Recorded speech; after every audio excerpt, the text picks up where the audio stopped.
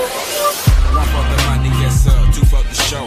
A couple of years ago, on Headland and below. What's the starter? Something good. Where me and my nigga rode the martyr through the hood, just trying to find that hook up. Now every day we looked up at the ceiling, watching ceiling fans go round, trying to catch that feeling off instrumental. Had my pencil and plus my paper. We caught the 86 locked on your head to Decatur, writing rhymes, trying to find our spot off in that light off in that spot. Knowing that we can rock, doing the hole in the wall clubs. This shit here must stop, like freeze. We making the crowd move, but we not making no G's, and that's ain't true. No 1, 2, dope niggas in the Cadillac, they call us. Went from Flakers, balls, putting us up on the map. It's like Little Rock to banging. Niggas say motherfuck that flaking. They pay it, we stayin' lagging vocals, locales done. Made it with them big boys up in this industry outcast. And them niggas they making big noise, over 1 million sold to this day. Niggas they take it like they 96, gon' be that year that all y'all players haters can fight me around this bitch. Your mama and your cousins too, rolling down the strip on gold, coming up slamming Cadillac cold. Me and you, your mama and your cousins too, rolling down the strip on gold, coming up slamming Cadillac cold. Back in the day when I was younger, hunger, looking to fill me belly with that rallies. Bullshit, off like it was supposed to be. Full of the chick I was, stone like them white boys, smoking them white girls before them blunts got croaked. Chunky asses getting thrown like Hail Marys, and they looking like Halle Berry, so fine, intertwined. But we ain't sipping wine, we just chilling on the rabbit villain. And I'm so high, smoking freely. Me, Lil B, Rick Moan and Suge, and my little brother James. Things changing the hood where I live at. Your rats know, mama, I want to sing, but mama, I want to trick. And mama, I'm sucking dicks now. We moving on up in the world like elevators. Me and the crew, we pimps like 82. Me and you like Tony. Yeah. Like this, East Point, and we gone. You, your mama and your cousins too, rolling down the strip on gold, coming up slamming Cadillac cold. Me and you, your mama and your cousins too, rolling down the strip on gold, coming up slamming Cadillac cold. Got stopped at the mall the other day, heard a call from It could make you show up. I know you see this glow up. As BBL busy. BBL busy. I'm going in, no pity. Play me some Pippin, man. These niggas got me fucked up. These niggas got me fucked up. These niggas got me fucked up. These niggas got me fucked up. These niggas got me fucked up. These niggas got me fucked up. These niggas got me fucked up. These niggas got me fucked up. These niggas got me fucked up. These niggas got me fucked up. These niggas got me fucked up. These niggas got me fucked up. These niggas got me fucked up. These niggas got me fucked up. These niggas got me fucked up. These niggas got me fucked up. Niggas got me fucked up. Up down for my crown, man. If I go out, I go out on the head, man. Lame ass niggas start shit like some bastards. When I catch a mug and slipping, I'm a blast ya. Half of the fools get high before a drive-by. I don't need a truck to let you know that I'm on it now. You a glass of the elevator scope bar. Move the trigger back, watch the bullets smack your throat, dog. Niggas start shit, it's a nigga who's a coward. Only start shit, cause he think he got some power. Shower your ass with the fool with my hollow voice. When I start to blast, bitch, I bet your ass and get the point. Point me a phone right there at your door, fool. And he from the hood, fuck that, ain't nobody cool. You saying till us ass niggas know they ain't down. You the bitch your ass, bitch, and I'm back to going down. Niggas got me fucked up, these niggas got me fucked up, these niggas got me fucked up, these niggas got me fucked up, these niggas got me fucked up, these niggas got me fucked up, these niggas got me fucked up, these niggas got me fucked up. Now everybody wanna play the hard man, talking about a big stare, money and a bankroll. I know they get my friends best to the panther. I'll serve ya, I'll be downtown for your goddamn murder. Jerga, nigga buying common pistol to his head. When I pull the trigger, better dollar than the chick. Dead on arrival with this deep boy at the club, tryna fuck with back in his back head on the club. 88 caliber, however, and close range is very, very fatal, man. You know the brain train from his dick. I'm a motherfucking soldier. When you come up missing, motherfucker, I'd have told ya. Hold ya, nuts up, go and get your pop gun. You must be a fool if you think a nigga gonna run from your ass. I'ma put the cat back in your truck. Niggas should've known, dog. Like they don't give a fuck. These niggas got me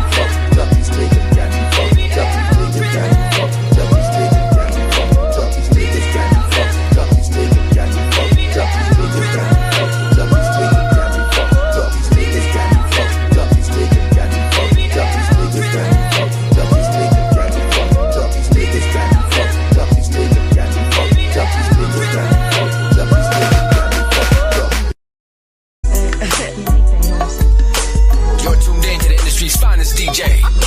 Oh, God, it's so good. No, I can't be no Batman, cause I be robbing. I don't want no lock dance, bitch, give me 90. Why you laughing and playing, ho, get around me. You know I am the man, Mr. Miyagi. Yeah, I got hoes from Japan, they call me Poppy. I beat that pussy so good and leave it throbbing. Cause I be slanging this wood, they wanna chop it. No, I can't cuff on the shorty, don't do no copping. You would think it's 808, the way this beat knocking. For the boy shit, when they hit, they go to poppin'. She a lunch lady, cause the Joe she giving sloppy stuff and dick all in her reels and she keep begging me to stop it. They waiting for my mixtape, they telling me to drop it, but I gotta get my shit straight before I drop it. I be cutting up, might pull the plug right out the socket. I cut them like some paper with these scissors, then I rock it. Now I got the key to the city, so I'ma lock it. You stressed out, you just worry about how I got it. I keep hundreds and fifties all in my profit. My life a movie, it's sad, you gotta watch it. Reach inside my pants and pull these bands out my pocket. I'ma make a mess in the city, they gotta mop it. Automatic stick come with titties, ain't gotta cock it. Got a Dixie, a pussy, and I'ma pop it. No, I can't be no Batman, cause I be robbing. I don't want no lock dance, bitch, give me 90. Why you laughing and playing, ho, get around me. You know I am the man, Mr. Miyagi. Yeah, I got hoes from Japan, they call me Poppy. I beat that pussy so good and leave it throbbing. Cause I be slanging this wood, they wanna chop it. No, I can't cuff on the shorty, don't do no copping. She gon' keep her hands in my pants cause she a freak. I told her that I'm celibate, ain't fucking by the week. Psych, bitch, I lie, you can ride me to this beat. I hit her in the Benz, we fucking all in the street. She told me to recline, so I had to let back the seat. Fell out and she sucked it, I nut all over her meat. It's gonna be so hard to see when she open and blink. Like Halloween, I just tricked her out of her tree. No, I can't be no Batman, cause I be robbing. I don't want no lock dance, bitch, give me 90. Why you laughing and playing, ho, get around me. You know I am the man, Mr. Miyagi. Yeah, I got hoes from Japan, they call me Poppy. I beat that pussy so good and leave it throbbing. Cause I be slanging this wood, they wanna chop it. No, I can't cuff on the shorty, don't do no copping. You're tuned in to the industry's finest DJ. DJ.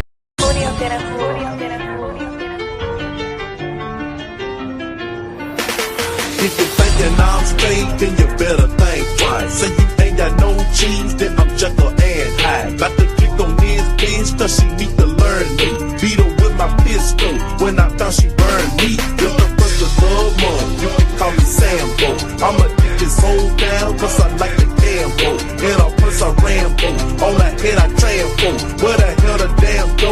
Oh, silly asshole, you know we don't go. And I like to chew snow, sipping yak.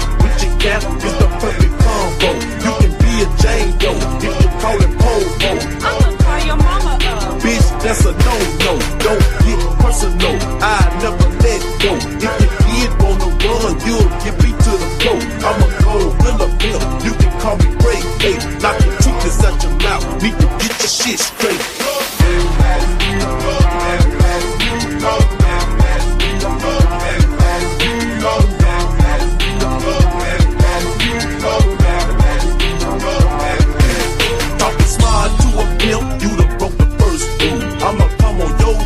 I'ma act a damn fool. When your boss walk in, I'ma play it all cool. If he steppin' high biz, I'ma slap his ass. All that loud talking hope need to go and settle down. For your friend, I can pick your ass up off the ground. I got love for your purse, meaning that I love you. Married to this cheese purse, and I'm screaming I do. No money for a Mac, mean drama for a hoe. Paramedics told you through the trauma center go. Bumpin' dip, broke a leg, but I got my tryna put a struggle up, so she got her eyes swole. Bang, you Taco Bell, but a pimp eat steak. Cornbread, collard greens, chicken leaves on my plate. Always late for a date, and she always cheap. She can hate my funky guts, but she love in my pit.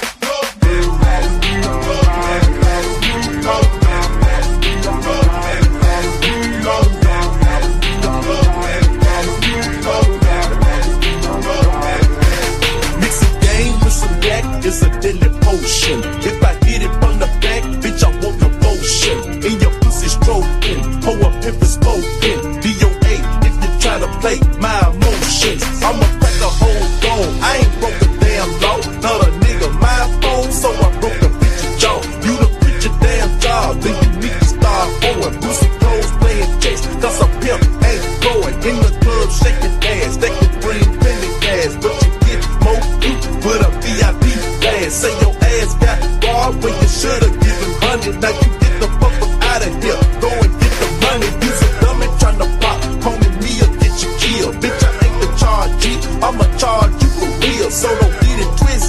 I'm the pimp, you the piece. Need to bring the loot.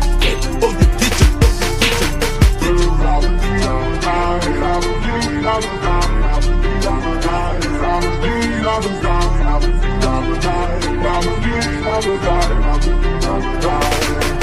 My shot got a wet, bet that's all neck, girl, that's ready, ready. Gave me all neck, how be heavy, ready. Might just sound my ex-girl on Malcolm and Eddie, already. Your ass might just go and get upset, don't be petty, already. You smoke zest, so you stress, boy, that's Reggie, already. Got cadets in my set, who up next, boy, ready. She wants sex, I profess my finesse, ready for the bullshit. For the bullshit, for the dumb shit, for the go dumb shit. Get your gun shit, for the bullshit, for the bullshit. With the dumb shit, don't get the bullshit. He ain't lamb chops on the block when you was broke. Even I was poor, I was out here eating goat. Mary had a little lamb, but my mama need a coat. Yeah, I had a Shirley and a Gucci link at 4 years old. I'm too sick, now go tell about the shit. Go to my teller, got me like go to my teller, got me kicked up in the pit. I'm too swift, don't tell about this shit. I'm too swift, don't tell about that shit. Go to my teller, got me kicked up in the pit. I'm too swift, don't tell about this shit. Just think of kid, imagine all the shit I did. I was just a kid, I just fucked this feminist. I ain't feminine, why don't you get my dick a kiss? You tryna get my dick a kid, riding on my strip again. Flying through my window tint, hit it lick again. Got these niggas sick again, hit it lick again. We gon' freak, we gon' hold. She on me, she on me, she on go. She on green, she on green, she on go. I'm too G, she agree, I'ma go. Try to keep it low, try to make me go. Tricking on me, no go, go. Tricking on me, you go. I'm too swift, no tell about the shit. I'm too swift, now go tell about the shit. Go to my teller, got me drink like go to my teller, got me kicked up in the pit. I'm too swift, don't tell about this shit. I'm too swift, don't tell about that shit. Go to my teller, got me kicked up in the pit. I'm too swift, don't tell about this shit.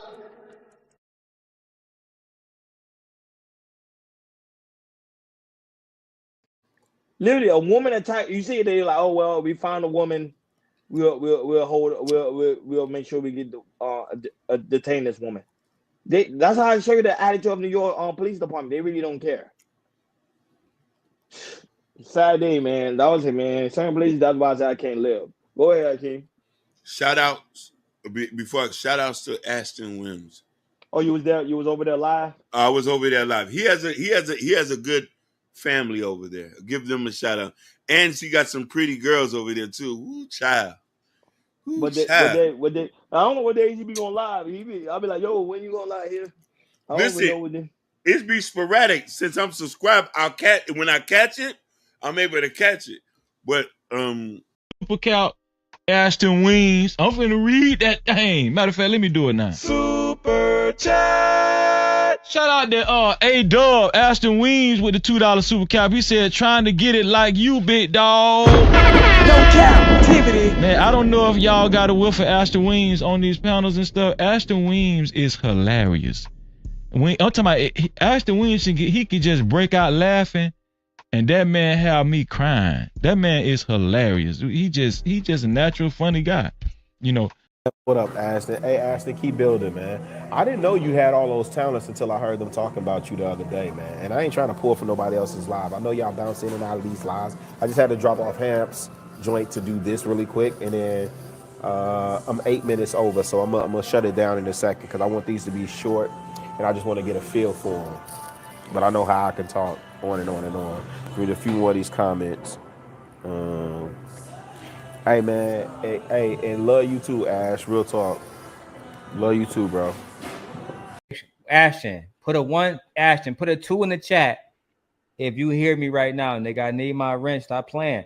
There be people over there playing games. They don't be timing me out. You be doing a good job over there. And I will say, out of all the people that I saw talking shit, Ash never talked shit about me. So I respect niggas that stay in their lane and play their own role, man. All right, I'll. I'm like, Hey, I'm asking Ashton. if it in your shoes, probably. Literally keep to myself. There's a couple people apparently that I will hop up and pull up because they are real, genuine, organic people.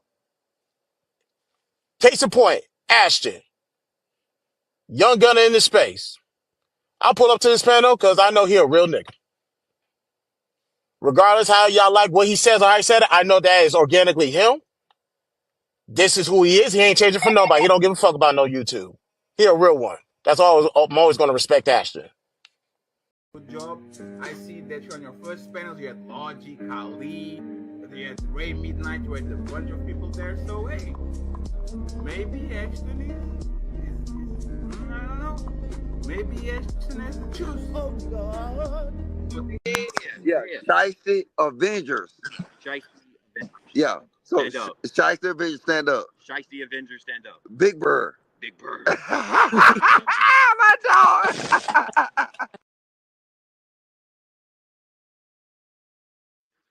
Mic check, mic check. 1 2 1 2. Everybody, let me know if I'm boying in the comments tonight.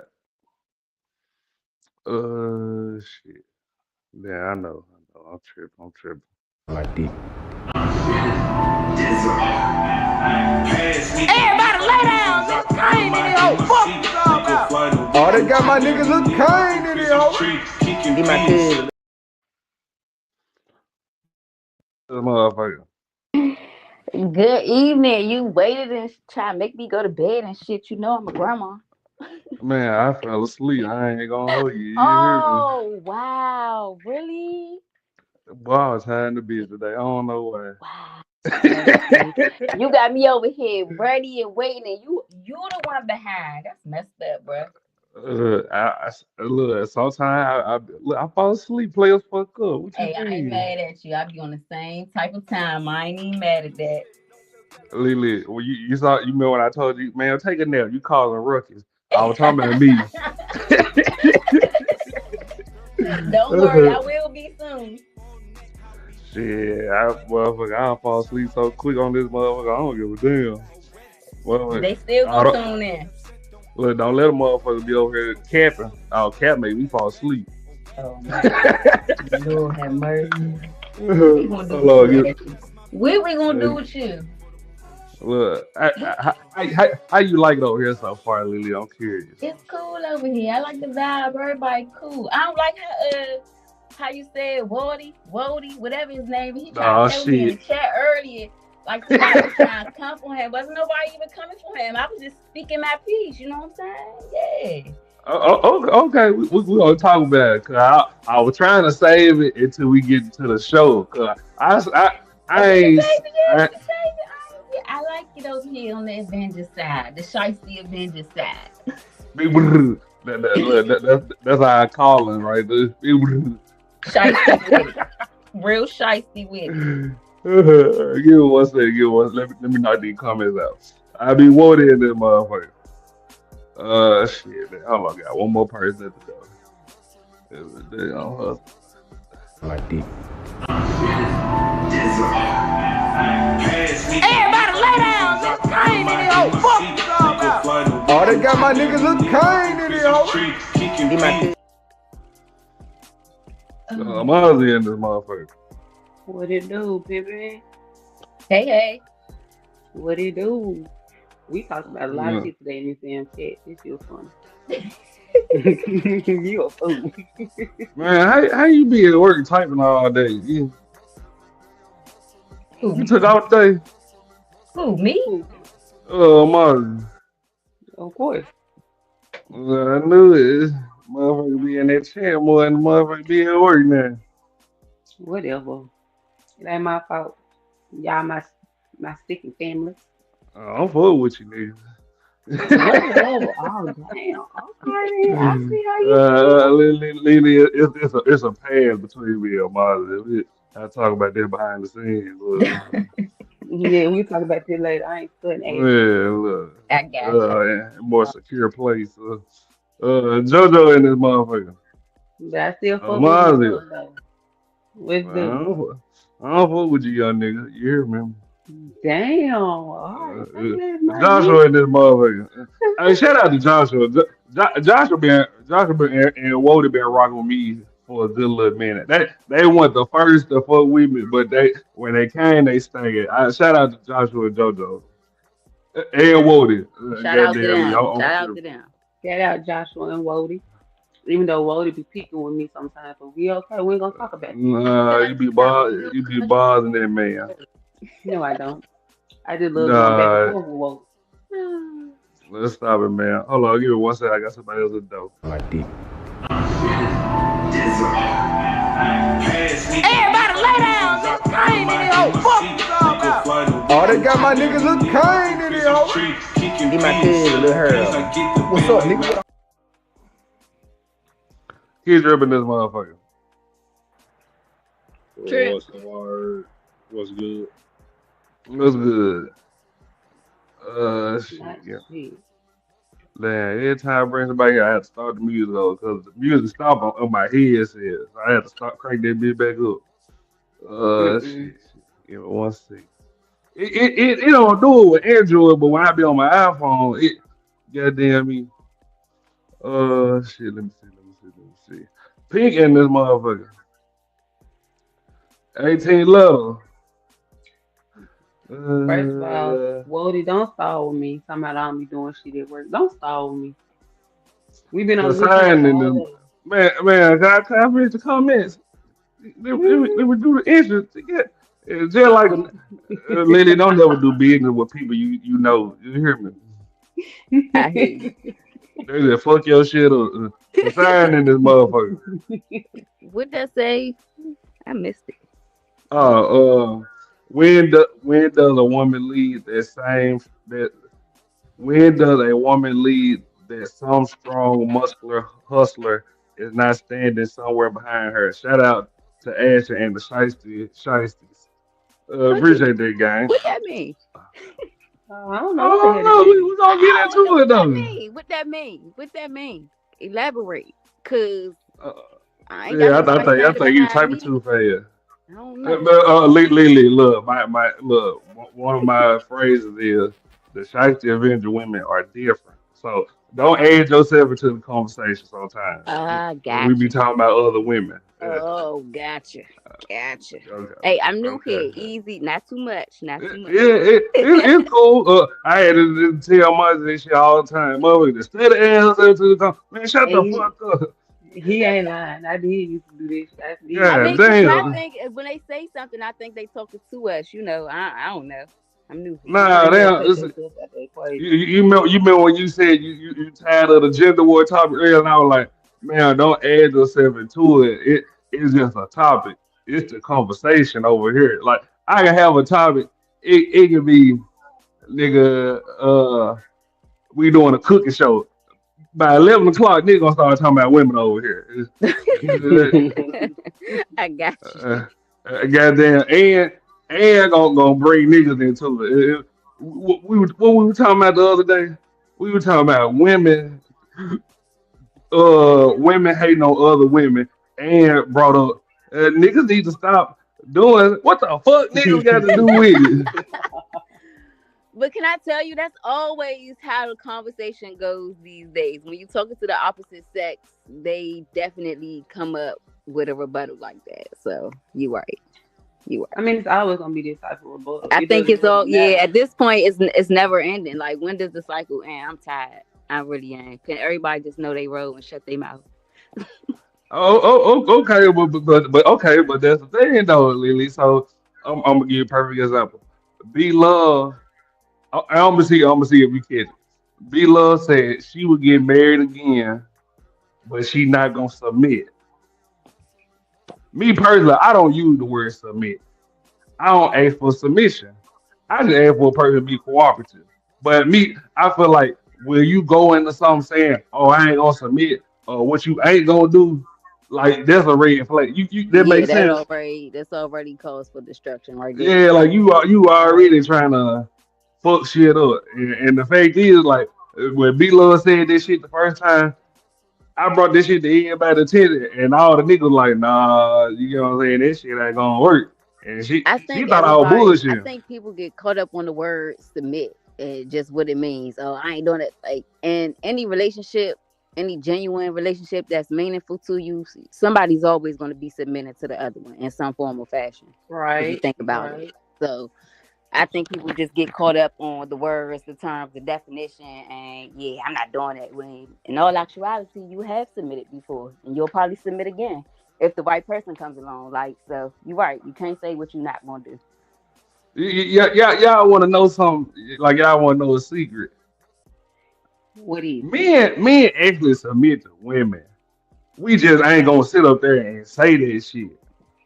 Y'all be so focused on the words and definitions. That would be fucking y'all up. Drip in my line.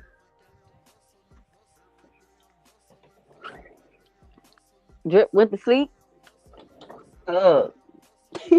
Watch a Mozzie up here finna run the living room, wake him up. Baby, what is Nah, that? he not even. Nah, I cannot run the living room. I cannot run the living room this time. Thank you so very much. Nah, first of all, bro, I ain't even here. I mean, at the house. No, you can't go back on mute. Fish your mic, you illegal alien.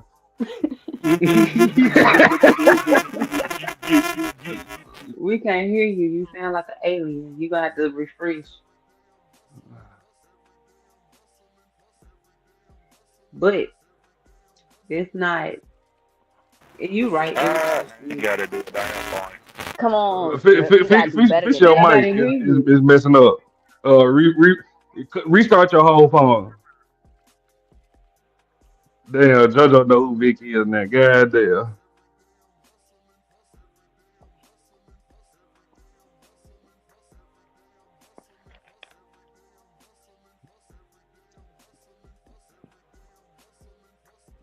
They come talking all day. You know, what was on mic out? Nah, he ain't What been you mean? talking all day. There might be no food all damn day. You probably ain't been talking to your ass. Okay, yeah, Mozzie, I'm just checking out your profile pic. You cute, okay? Cause I got y'all up on my TV and stuff. Girl, you cute. Hey, girl. Hey, girl. Oh God, I used to had to show up on my TV when I used cam up. And it's Yeah, crazy that's how I can because see I the did. chat since I can't join the chat. It be lying like that, don't it? Yeah, man. Mm-hmm. Go ahead. Yeah. But anyway, so yeah, back to what I was saying. We submit. We just don't tell y'all we submit. Yeah, we listen to y'all more than y'all think we do. Well, fuck y'all up here, or y'all be wanting us to verbally come out and say, like me, I ain't gonna apologize. I throw you some money, I eat it from the back, but I ain't gonna apologize. You know what I'm saying? What the fuck? Y'all be so worried. Y'all be so worried about a nigga apologizing that y'all don't understand. Like a nigga has under what they call it, unwritten apologize to y'all ass. It ain't unwritten. Why is Cause it that though? don't always mean you sorry. You just want a nigga to shut up. How the That's fuck all. it don't? I done put some money in your hand. I done ate it from the back. Nigga, that's apology. What the fuck? Oh, okay, Your mama okay. didn't apologize all the time. She say, you hungry, and your broke ass stomach touching your back. You got your ass up, and you ate whatever she cooked. But see, there's a difference between your mama and your other, and your significant other. That's two different things. Your Yeah. significant other is supposed to actually, the same way a man want a female to admit when she wrong, a man should admit when he's wrong. Nah, not really. I just want to see it. Oh, see, here you go. Here you See, go. it don't Y'all work be like got that. double standards, man. I swear. How the fuck? I How the swear. fuck is double saying? I just said I eat it from the back. I don't want to hear it. I don't want say that apology. See, y'all just learn. I'm surprised y'all ain't called me a narcissist What yet. if she don't want you to eat What's it from good, the back? What Jerome? if she don't want your money? She just wants you to verbally say that you are sorry and that That you have understanding of where you fucked up at and you won't do it again. Oh Hey, well. that's too much. Oh my God. Talk about pride. It ain't pride. It's just It damn is. nigga. Fuck you. That's pride, Ashton. That's It pride. really, it really ain't pride. It's just damn. You still gonna want to hear. You still gonna want the money. Don't take two out of the three. Jesus Christ. I feel you. Why high? Agree with Ashton. Men should stop apologizing to women for everything because they never say I'm sorry. Y'all put in the comments that boy good. Women don't be saying they sorry though. They do what Ashton do. That's true. That is true. They do what Ashton do. So You see, also too, you gotta understand, women, we do this shit too. We give y'all the rope and let y'all hang y'all damn selves. yep, that's for Y'all ain't sure. that smart. Y'all ain't that smart. I'm just let y'all know that No, Who right. is y'all smart? aren't that smart. Exactly. Nah, Y'all are y'all, predictable. If anything, y'all are predictable. Exactly. y'all think we not smart. I'm put I'll put y'all on game on the show. I mean, I hey, need y'all do it. Y'all put it on the show. no book a session like Kevin Samuels. But hold on real quick. Everybody lay down. This Kane in here. Oh, fuck you all about. Oh, they got my niggas Lil Kane in here. Get my cousin Lil Harold. 18 letter in this motherfucker. What it do, big brother? 18. What's up? What's going on? What's going on, Mozzie? What's going on, Lily? Ashton? What it do? News. How you doing today? What's good, 18 letter? Nothing much, nothing much. I'm doing all right. I can't call it. What about y'all? I'm doing well. So 18 letter. You be apologizing in your relationship, so you from the back. What you do? Like if it was like if I was wrong about something, we'll talk about it. But This nigga here. yeah. Look at here. Every time I close my eyes, I wake up feeling so horny. Nigga. Y'all gonna stop doing him like that.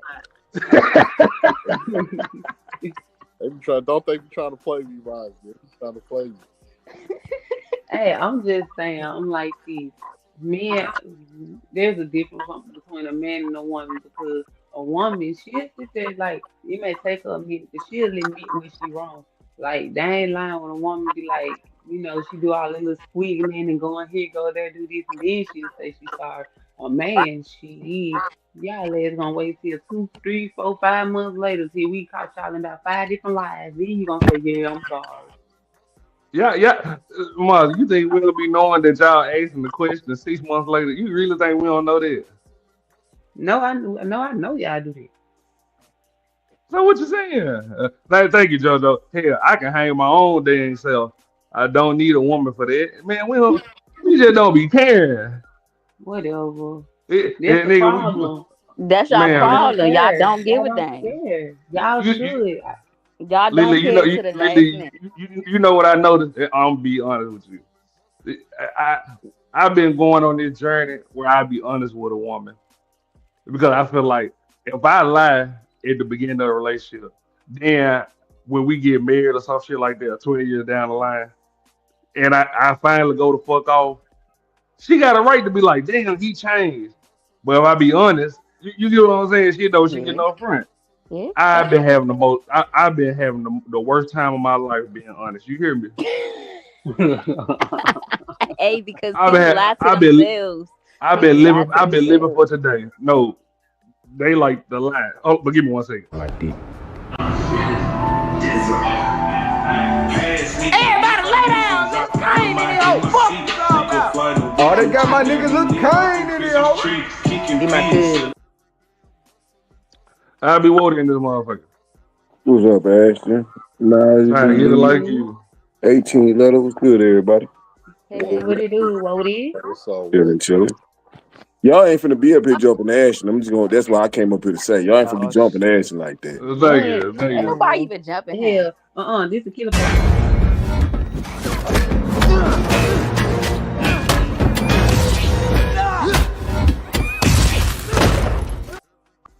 The beam that was a Mozzie who flew across the room.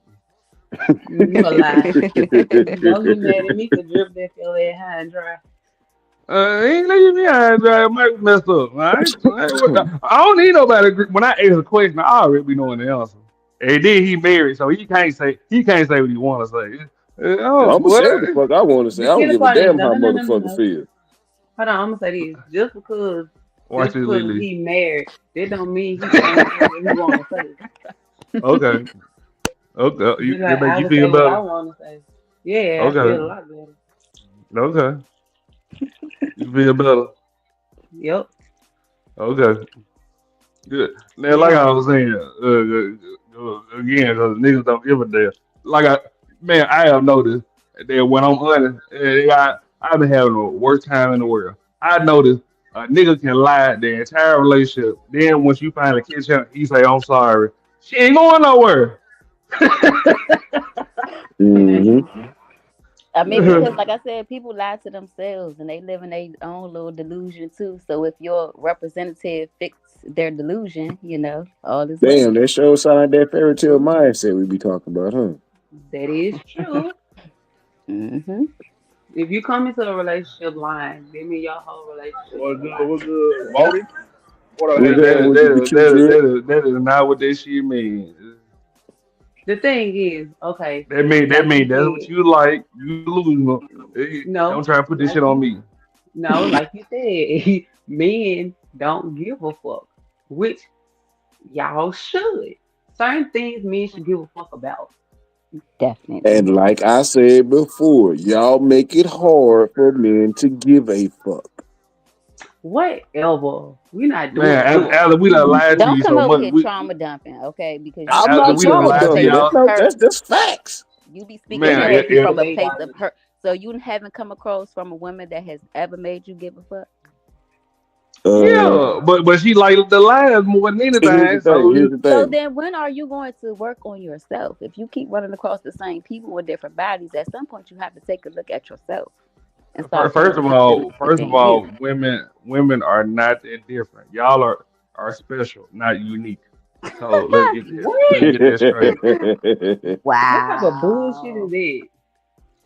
Man, you want honesty? I'm giving you. See, see, I'm see, doing it right see, see now. what we I'm saying? doing it right now. Go ahead. I'm waiting. Finish. I I just Answer. can't feel tell bullshit. shit, It hurt them man. feelings when we honest. We being honest right now, completely honest. Y'all just saying what the fuck? It's on you. I can't You need believe to you fix said yourself. that. I can't Uh, believe you were saying. I my ain't been my in a husband would relationship with none of never. y'all, so can't none of y'all hurt my feelings. She try I'm me, like, man. shit, whatever. You can't hurt my feelings. Look, boy, shit. Hold on, give me with the dope. Oh shit. Give me 1 second. Actually, if you do what I think you about to do, I'm like, ooh. Lily, gonna What? let just wait and see. Mm-hmm. What? Everybody lay down. This Kane in here. Oh, fuck you all about. Oh, they got my niggas look kind in here, Be my cousin. This is my cousin, Lil Hair. Yeah, I'm in this motherfucker. What's that with you? Hey everybody. Hey, how y'all doing? How Hey. you What's doing, up, Em? Em? Hey, M. You hear them? Yeah, I said, can y'all hear me? Yeah, we hear you, Yeah. man. Oh, Yeah, okay. we can hear you. Yeah, I said, hey, how's everybody doing? We good. Try and get it Okay, like how are you, man. you? You say, yo, wait, no, honey. All I'm doing is just relaxing. I be seeing all them mink coats in your pictures. And you dress like Oh you want to my do I ain't nail won't be the salon. one to gosh. say nothing, but motherfucker be fly as hell, ain't she? You fly Gucci hat, Gucci socks. Bruh. Stop it, Come Keep on, man. doing your Ashton. thing, sis. Why Keep you doing putting your my thing. business out there like that? I'm sorry. I'm only joking. Thank you. I appreciate y'all. Since he said something, that motherfucking team long hair don't care like a motherfucker, boy. Okay. The Abby is pretty. It's given. Thank you. What y'all in here So chatting about tonight? yeah, we basically talking about right now. The title is, let me make sure I get it Hey, right Poseidon. Go ahead. I'm now. listening. Is it time? Is it time to let women lead? But right now we on how we have women do not like honesty. Like me personally, I have noticed when I've been trying this honesty role. And I'm gonna give you a scenario. I've been trying this honesty role when I get trying to get in a relationship because I feel like I lie to get in a relationship. Like I say stuff that women want to hear, and I feel like maybe down the line, 10 years, once I'm tired of their fantasy world and making her just lying for comfort. When I get sick of it, me personally, I get when it get hot, I get mad. I don't got time. I just snap. So if I snap that one time I ain't in the mood, she actually got the right to say, "Oh, he changed," and leave my ugly ass. But you get what I'm saying? I do give her. I am reasonable, but I have noticed women like men. A man can lie the first 12 years of meeting her, and then when she finally catch him in a lie, he can say, "I'm sorry," and she ain't going no damn nowhere. So, okay, so I do feel like a lot of women don't know how to take constructive criticism, but I also feel like that it's not what you say, it's how you say it, and I'm big on that. You know, The tone police. Okay. not I mean because because listen, you could tell somebody like, listen, I'm unhappy. Okay, so I'm just using this as an example.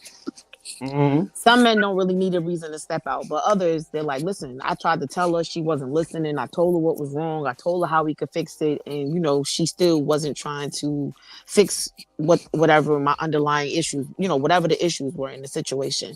She ignored me. Right, So right. I went to seek comfort elsewhere. I went to seek peace elsewhere, whatever it is. And I think that like I said, some women don't know how to take constructive criticism. And then too, in a relationship, I think it's about compromise. I mean, it's a constant, it's constant compromise. And I'm not talking about you compromising your core morals and values. I'm talking about you compromising so that, both of you are comfortable in your situation. Because that saying, happy wife, happy life, and all of that. I think that that should go both ways. Like happy husband, happy home, happy husband, or man, your man should just be happy. Happy spouse, happy life. Yeah, I Right. like that that. man Like is God's plan. your man should be just as happy as you are. Like, how do you expect a man the same way you can't expect a woman to be overexposed and overstimulated and tired and working 12 hours and 6 days a Hey, no, week. I heard Ace in the fly at your mouth. Oh, I'm saying, well, 8 hours. But listen, if you have children, like for me, I work 8 hours and I still come home and don't get to wind down until later on in the evening because when I get home, I'm helping with homework. I gotta help. You know what I'm saying? I have to help get them together for the next day. I gotta make Gotta sure cook they, dinner, yeah, you gotta bath, cook. all that. All of that. So Right. that all As plays you a as part. you should. I can't cook. I I don't know remember how to a do Listen, woman, math. and that's a okay. You woman's don't job is have never to. done. All I'm saying is that if I work, if so, in order for me to be this, this vessel that creates peace in the home that we all reside in, and so it got to be a little give and take. That's all I'm saying. So, like the same way that I want to be happy because your home is supposed to be a sanctuary. It's supposed to be a happy place. It's supposed to be where you unwind and you unload and you leave the world at the door Mm-hmm. when you come in the Oh, house. okay. You know what I'm saying? So like the same way that's something that I would like. That's the same thing that my spouse is entitled to as well. Because you can't, like I said, you're not going to be able to perform in conditions where you fight the world and they got to come home and fight your spouse too. I agree. Right. You know Right. what I'm saying? Yeah. So it's like, I think that people have to realize when a relationship takes constant work, it's a job that the performance is always up for review. And you just Right. have to keep that in mind. And then you also have to understand, like, you are things that you're gonna have to tweak. You're gonna have to tweak certain things, you're gonna have to pivot. You have to Right. always be ready to pivot. Some people just get so accustomed to things being one way for so long. And then when things change or when your partner starts to change, you feel like they changing on you. Nah, people grow. Yeah. And people grow sometimes in relationships. And if you're not willing to grow as well, either you're gonna get left behind or you're gonna feel like, oh, they changed on me. And you Or can't you're look gonna at it start to like that. resent Start that person. resenting them or something. You're I, gonna start resenting that person. yeah. You know what I Uh, mean? but, So but but but but but to be fair, y'all do change up on us. So, a little What Wody? You still there? Change up like very. how? Okay, let me just say this. I've heard like a lot of my male friends, they be like, after they get, this is why some men don't want to get married, because they're like, after they get married, things change. Like, and I'm like, well, what you mean? I'm like, well, what changed? Because the only thing that changed was that you guys had a ceremony. You got you got the paper to solidify it. She took on your last name. So what's changed? You know what I'm saying? Like, what changed with the dynamic? Women be changing. Switch flip. I'll Here say comes this the real quick, attitude, the talking back, the disagreements. And to be fair, I don't think Wody and 18 letter hard to please.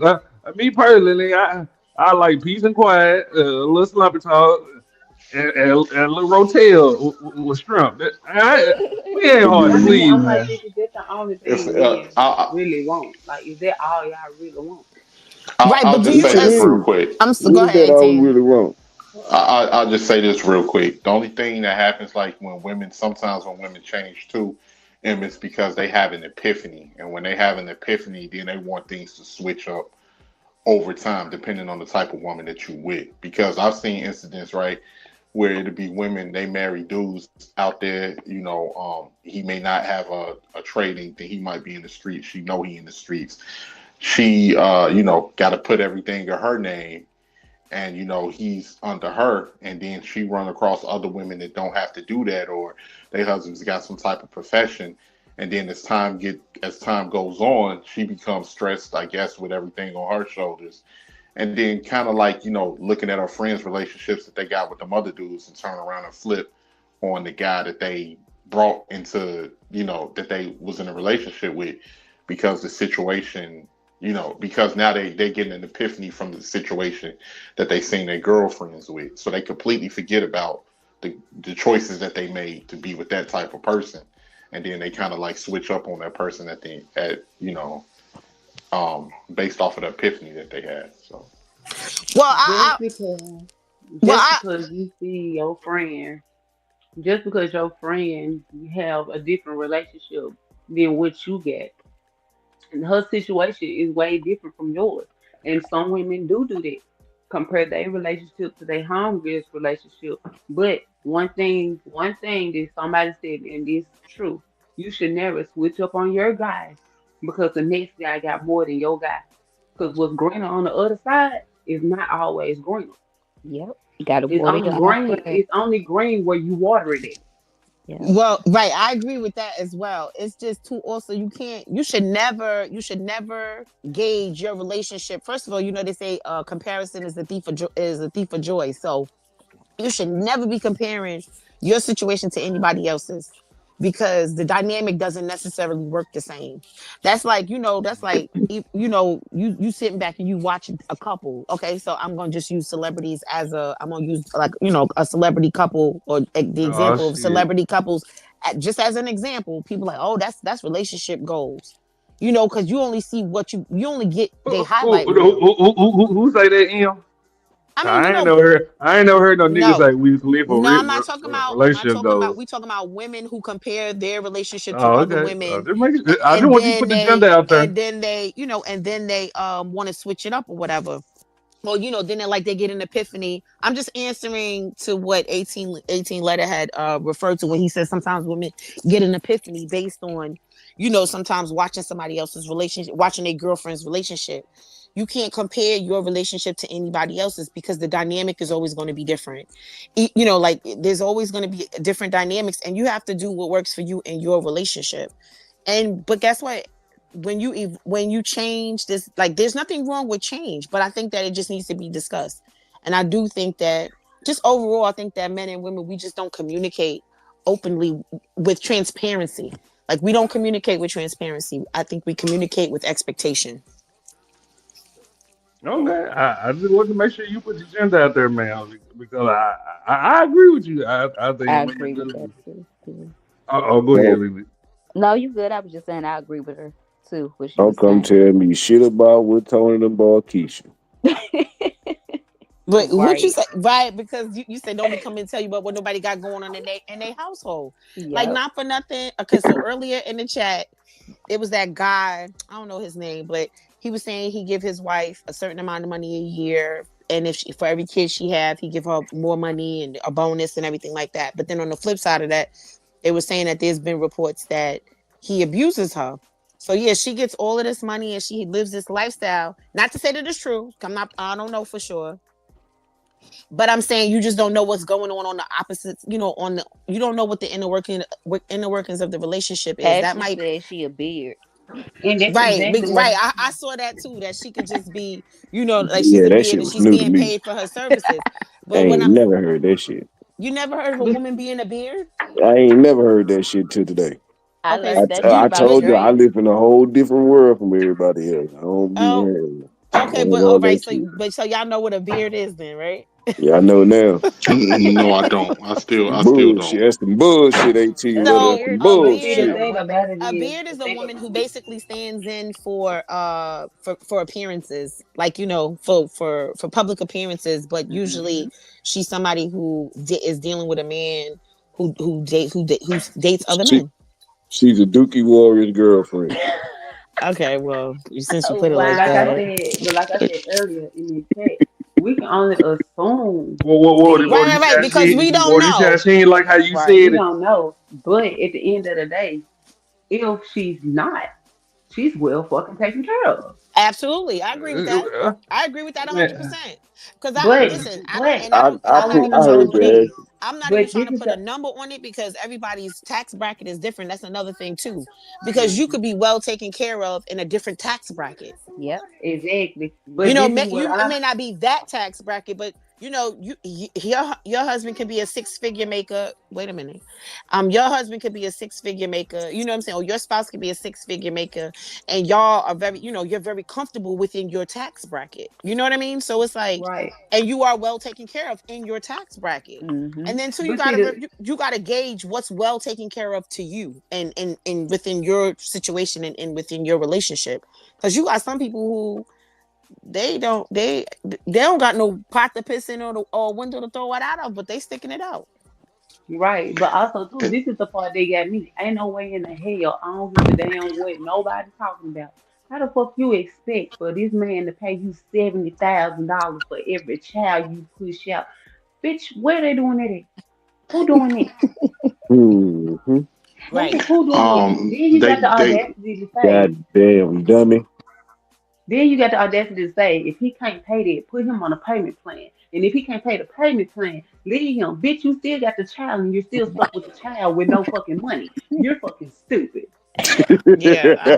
That's definition of Goddamn stupid dummy. You acting fucking right dumb. there.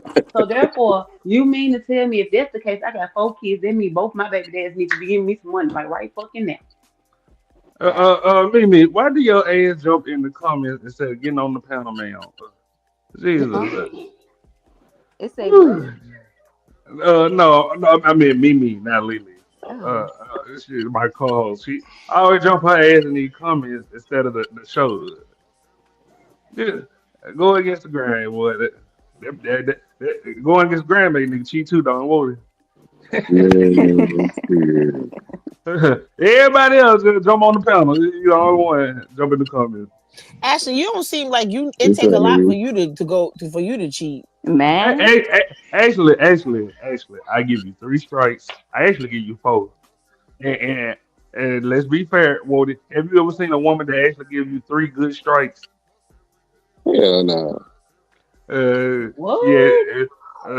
yes. Let's not go In there. order You for a know woman that. to cheat, like you got a real deal fuck up. Like you got a real deal Yeah, mess up most for a women. No. woman Nah, to I don't cheat know. on I don't you. know what kind of. Listen, I can't speak for all women, but I know majority of women we put up with a lot of stuff before we finally get the fuck Exactly. I'm going. telling you. Exactly. And we Have mentally first. have the stuff y'all put up with is self-inflicted. Man. Yep. Bullshit. Hell no. Bullshit. Hell no. Bullshit. Bullshit. Nah, like the little boy said, bullshit. Half the shit that y'all put up with is self-inflicted. It could have easily No, been it's avoided. not. Excuse me. If Okay. it was self-inflicted, then Okay. I Let, need it. let me. No. Run I need that it. shit, Since you Ashton. want to Run that spew this shit. type of regurgitated bullshit, I No, need you no, to that ain't regurgitated. And I'm finna tell you why. I'm finna finish. please, please, please. What make me cheat? I give you 3 strikes, and then before I walk out the door to go cheat, I look at you like, what's his name? Oh, everybody hate Chris on Abbott Elementary. How you look in the camera? That's how I look at you. So you got a chance to apologize before I walk out the door. And you know how women get ego big.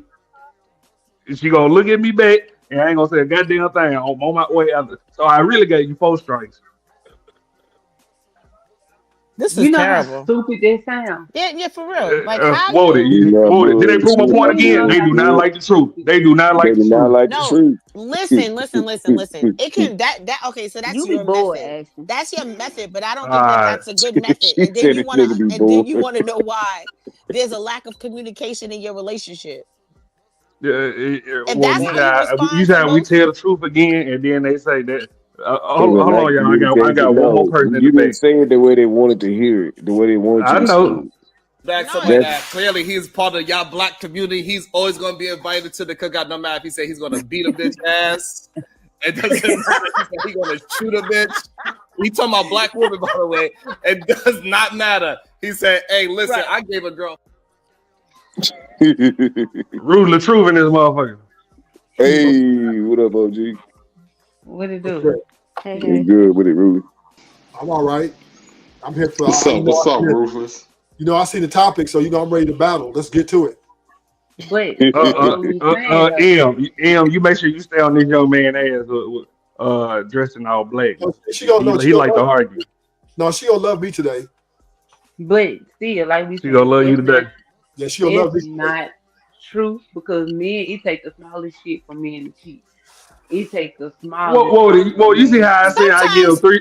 wait, Well, you listen, see sometimes I how would I say listen, I give them sometimes 3 men straight, and cheat. they still trying to Listen, reverse what I sometimes said.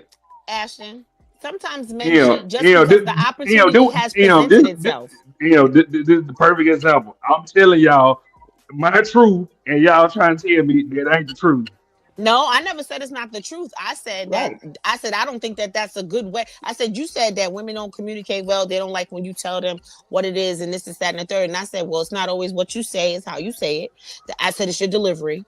You can say whatever you want, but I think you got to check your delivery. But the way that you expressed how you Man, usually, the man, way that don't that make you sense. expressed, I can no, say no, what I no, want to the say. way that you expressed how you usually give your warnings, like you give her a look, like Like you what give does her that a mean? look, bitch, you got one last time before I walk out this door and do some bullshit. That's because you But already we, want to but do the oh, bullshit anyway. no, but this is the thing. We come back.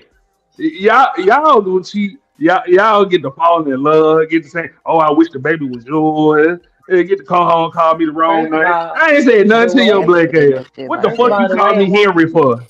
First of Let me tell you all, the something, way a woman cheats. Ashton. First You of are all, traumatized, beloved. Yes, you need I to think go we need to get a heal. therapist up here, like a real certified, you know what I'm saying, therapist, and we need to get her up here or him up here. So maybe you just need to sit across from somebody and you got to work some stuff out because Yes, you really need to that's heal, crazy. Ashton. Whoa, you see what I'm talking because about? That's why we don't. That's why the house be so silent, cause That's y'all why don't we don't listen. say Boy, shit these folks right be there, right quiet. there. That's why men don't talk to y'all That's asses. why we don't nah, but listen. Right the see, fuck I don't there. know. nah, That's I why don't we have don't that that's talk to problem. y'all asses. I don't have that problem. I never had a problem with We rather go communication. shoot pool to talk to the So, fellas. and Fuck for this the shit. record, I ain't never met one that left me and didn't want to come back. Facts. Oh, fact. Fact.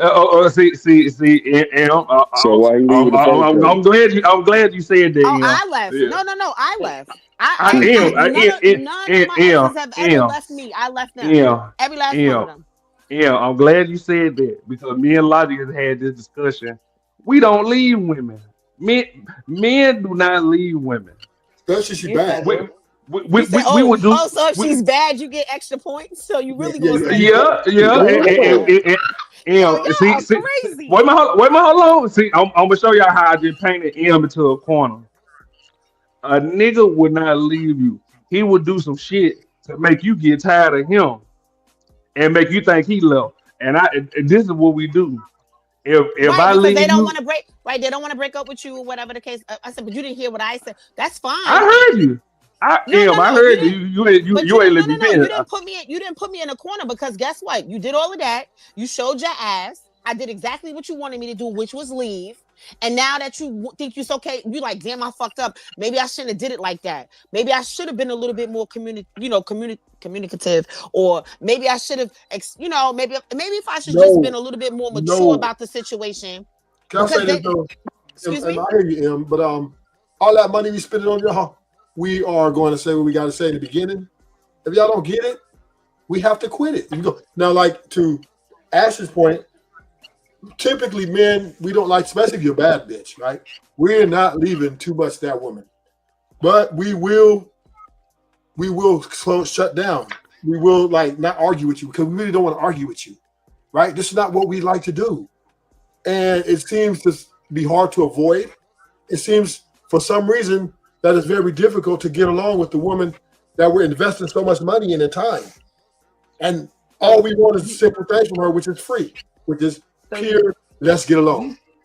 So you think it's easy for a woman to walk away from a man that she invested so much money Yes, in? yes, it's very easy. No, Women, it's very not because Yeah, a woman. No, it's not because a woman leave in steps. First, she leaves mentally, then she leaves emotionally, then she leaves physically. So, Like she give you steps. She give you the opportunity to correct yourself, but to see, here's correct the the thing, right? bullshit. Lovely, is but in the whole time, the man ain't, think they need to be corrected. ain't nobody perfect, right? So there never will be complete correction. So if she leaves, right, because you're not perfect, then she was being disingenuous in the beginning. Because she's not perfect. Well, Okay, so nobody is I perfect. mean, So to even to even have the assumption that somebody is perfect or that you're looking for this perfect partner, that's all bullcrap. And then I mean exactly. that just goes to show, that just proved my point that I said earlier when I said that relationships are hard work, and there's always going to be points of there's always going to be a point where you have to reflect on your relationship, and you have to look to see, okay, well, this needs to be improved, or maybe this, you always have to be ready to pivot. You can't be in a relationship and expect for things not to change and not to evolve. That's what people do. That's what they're supposed to do. And sometimes when you've been with somebody for a long period of time, when you feeling like the person changed on you, it's not that. It's that they have evolved, and it's your job as the partner to that person. You have to evolve as well. Now and you have to, and then too, you got to always take it. You got to look at it too like this. Sometimes people grow apart because now So, you've got different. You guys are not. You don't have the same goals anymore. but here's your sentiments, right? But here's the one problem I have. Most men acquiesce to their women's happiness. That's Not, true, but that's okay. So you missed it because you came in. No, evolving. you came in a little late, and I was saying, Yeah. I said that if women the same kind of piece, pretty much, I'm just summing up what I said in a nutshell. Okay. If women want the same kind of peace, when we come home, our home is our sanctuary. It's also important for our spouse to be just as happy. It's not always about happy wife, happy life. We're not getting that reciprocation. That's the problem. I'm not saying you, but I'm saying on a majority scale, the women are putting their dreams, the things that they love, right? Everything, getting the eyelashes, the hair done, the dresses, going out, girls. That we don't even like. The stuff that they desire before the man that they building with. So once again, like it's just a matter of reciprocation. Wait. So y'all because you just got through saying that you'll stick with a bitch who's the bad bitch, right? You'll stick with her longer, especially if she look good. Don't you think it takes maintenance to look good? We ain't say longer. We No. He said, y'all, yes, You said, oh, and sometimes somebody said, oh, and sometimes we'll stay longer if she a bad bitch. Hello? I know we no. shut down. Yeah, it'll take a little long. We shut down, but we stick around. Let me add a clarification to that. What I mean by that is the average man typically not going to get a really attractive woman on a large majority scale. So he's pretty much going to try to work that out until the last moment possible. He's going to do everything in his power. Because if you ugly, you sneeze wrong. You hear me? Thank you, Mimi. That's not always true. That's not always true because a woman could do anything under the sun for a man, and the man will still go out there and cheat on a female that don't even give him, that ain't been through shit with him. So, and the thing is, a man will go and cheat on a female that's there with him through thick and thin for a bitch that won't even give him $2. So now, to your point, right? We do understand the nature of man through history, right? Men have always, since the beginning of time, dealt with multiple women. And you women, for some strange delusional reason, are trying to be able to tame something that can't be tamed for the most majority of men. So it's almost like trying to put a circle in a square and pound it, right? And then when it happens, you get mad. Listen, every woman knows this, and I'm gonna land it. Every woman knows pretty much every man's going to go sleep with another woman. They know it, but they try, especially if she's a bad bitch. She doesn't think she's worthy of that. She thinks that, how could he sleep with somebody on me? I'm a bad bitch. Look, how could he? But that doesn't take away from his imperfection or his desire that sometimes overtakes his and it happens. And she knows it. And guess what? Most women take the guy back. 98% of women will take that guy back if his D game is on point and he's a really attractive guy, right? They'll be like, oh, no, okay, we're going to work it out.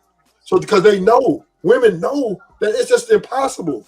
It is virtually impossible that when a man meets you, he's never ever going to sleep with another woman while he's with you. That's almost impossible. And y'all know this. I'm not saying, but it's not a woman's job to keep you from sleeping with somebody else. It's your job to keep yourself from sleeping with other people. Like what? No. Yeah, because you act like we encourage you to go out and sleep with other women. Like Okay, I will say it is in a man's nature to deal with more than one woman. Okay. Let's say I agree with you on that point. Yeah. Just because it's your nature to do so doesn't mean that you have to go out and do so. Okay, so but don't you know it is very hard to fight your nature. It is your nature. That's why. Listen, this is why I said earlier. I said sometimes men don't even cheat because that's their intention. They cheat because the opportunity presents itself. Yes. Y'all didn't hear me say that? Yes. Yeah. But sometimes they'll do it just because it's something to do. Right. Yes. Right. Because they motherfucking bored, or they happen to be somewhere where it's a bitch ready to give it up, and they with that. One thing I can say about women, I'm gonna give y'all a little bit of credit. Y'all very smart and y'all understand men. So when you're going into a relationship with a man, you understand this is possible. Or you're trying to do the impossible, right? So this is the problem, right? Is you're asking a man to take all of his options and sacrifice them for you, and then on the other end, right? You're not even doing a return on his investment, right? We're like trying to get you not to wear those eyelashes, but you don't care. I'll do it because my body, my choice, right? So we ain't doing it for you. So you guys are generalizing because I'm one of those females that don't wear eyelashes. I don't like eyelashes. They make my face. If it don't apply, let it fly, right? If it don't apply, let it fly. That's right. But that's when speaking in general, I'm not speaking. Y'all hear me? Yeah. We can hear you. Want to put some in? Yeah, I'm going to throw a little 2 cents in there. All right, so first thing first, this is just my point of view on it. Y'all keep speaking on men, and I see a lot of women do that. They'd be like, men cheat because of this, men cheat because of that. But y'all don't want to talk about the fact that half the men that cheated on you are the men that y'all go out and pick. And when y'all pick these folks, y'all be like, oh, he wasn't like that. No, that person most definitely showed you his true colors. Or them red flags, you just thought you could change that nigga because most women got this womenology or fairy taleology where they don't live in reality. Like Ashton was saying, he said his truth. Whether y'all agree with it or not, in y'all mind, hey, this is what it's supposed to be. Most women want most men to be they Prince Charming in their story.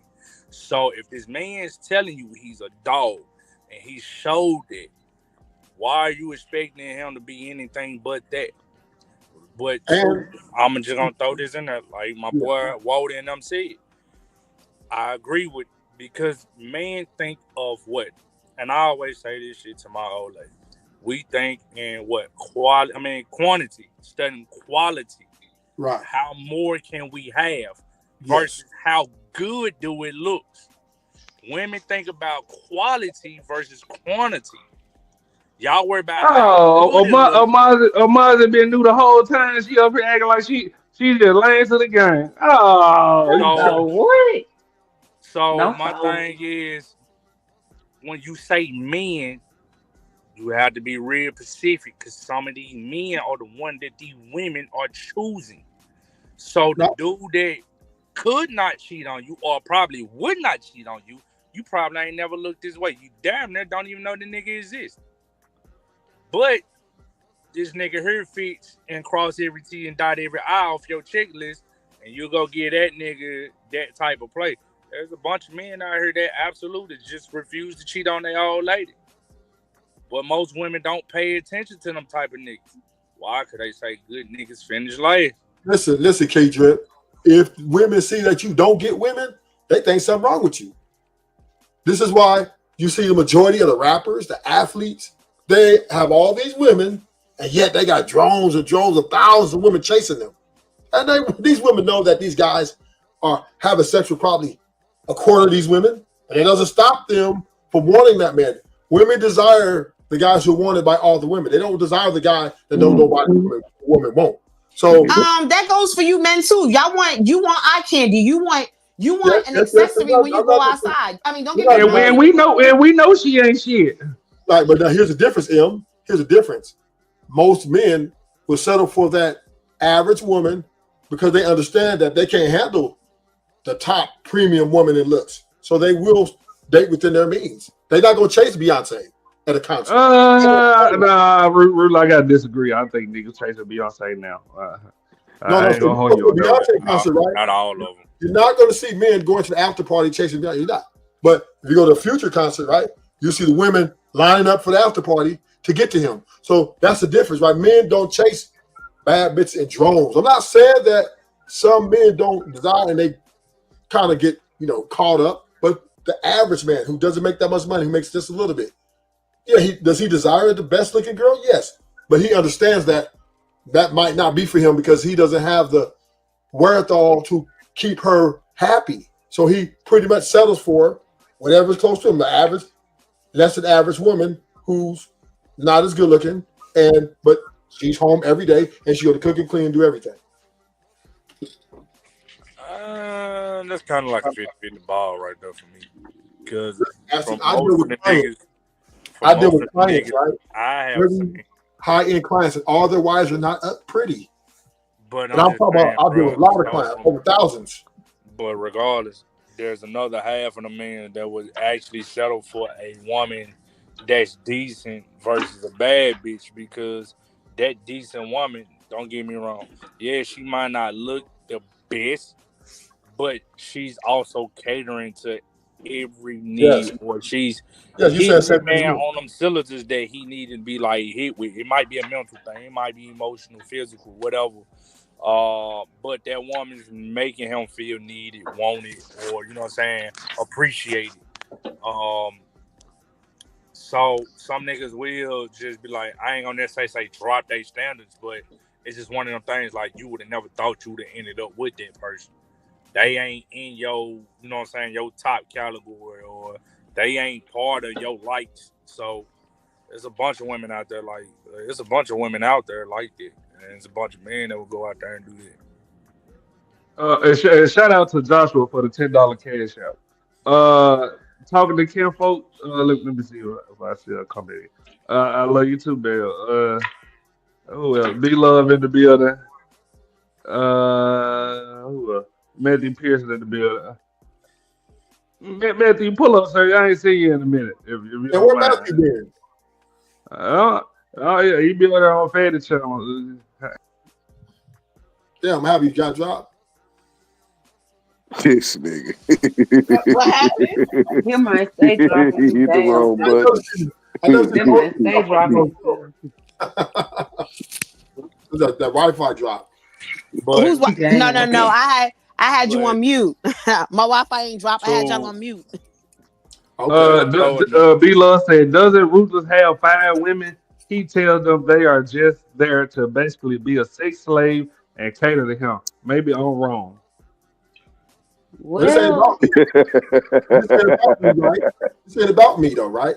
This ain't about me. This is about the general public, right? This is general speakings, right? And why? What's wrong with Ruthless having 5 women? Is it you pocket watching? I got your back, Ruthless. Your 45. Yeah, that man busy.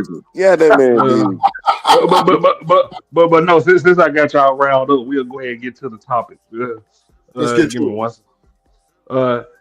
Is it time to let women lead? What y'all think? Watch every man on the panel say hell no. Every man, is you betting on that? I'm going to. Well, hold on, hold on. See, this is what happened when you lead. You got to put your money where your mouth is. Are you betting 1,000 on that, Omazi? I'm Yeah, pretty every man gonna fucking say hell sure. no. I'm pretty fucking sure. Somebody, You pretty sure? I'm gonna say how many men are here? 1, 2, 3, 4, 5. 3 out of 5 went. 3 out of 5 minutes gonna say hell no. They're gonna say fuck no. I mean, what ain't that a little back pedal you see? Nah, that Mhm. ain't no backfield. It ain't no backfield. Cause the thing about it is, okay, just like we had this whole conversation the other day about why what's her face shouldn't be president. So guess what? A lot of men feel like What a was her name? woman shouldn't Kamala. lead. Yeah, Cameron nobody Thomas. don't care about it now. But anyway, You think she should lead? hey, we ain't talking about this. I'm just No. saying. That really was the topic about. I ain't gonna hold you. I Well, just I give you a little sneak mean, preview. all right. So when I said okay, I feel like a woman should lead. At least give a woman a chance to lead. It just A, shouldn't be her. a chance? Why? Because okay, men been leading the United States for Why? how long? So why not? That's your answer. Why? So Give it a exactly. Why bad. why not let a woman do it? You don't know what a woman Em, can do until she Em, tries. is that how you want your country ran?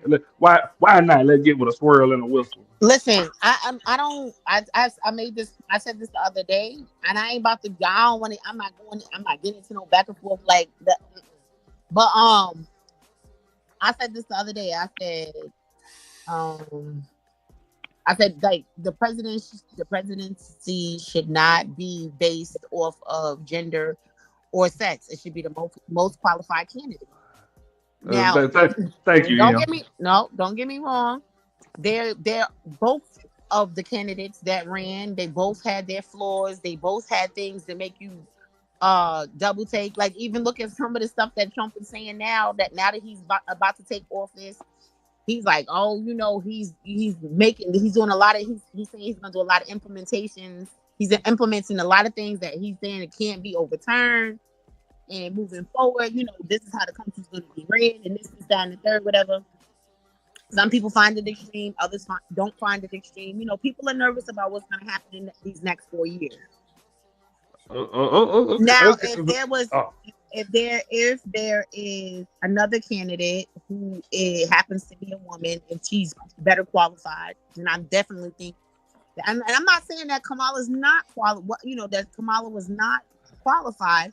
I'm saying that both candidates were made you have your reservations, like for more than one reason, or for more than just the obvious reasons. So my thing is like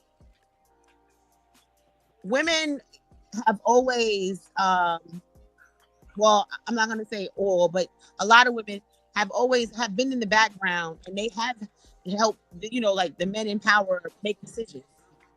You just don't see it. It's not out in the open, so it's a little bit more acceptable. Okay. So, Because remember when Clinton was president, they used to say that Hillary was really the president. no, I don't remember that. I don't Yes, remember that at that all. used to be that Don't was the recall. inside joke. I'm sorry. I don't recall. You said you don't. Yeah. Okay. That man is stupid. 18 Love, Ruthless, Key Drip. What do y'all feel like it's time for a woman to lead? I think you want to go 18 letter. Yeah, I'll go ahead real quick. All right. Well, first and foremost, I would say leading what?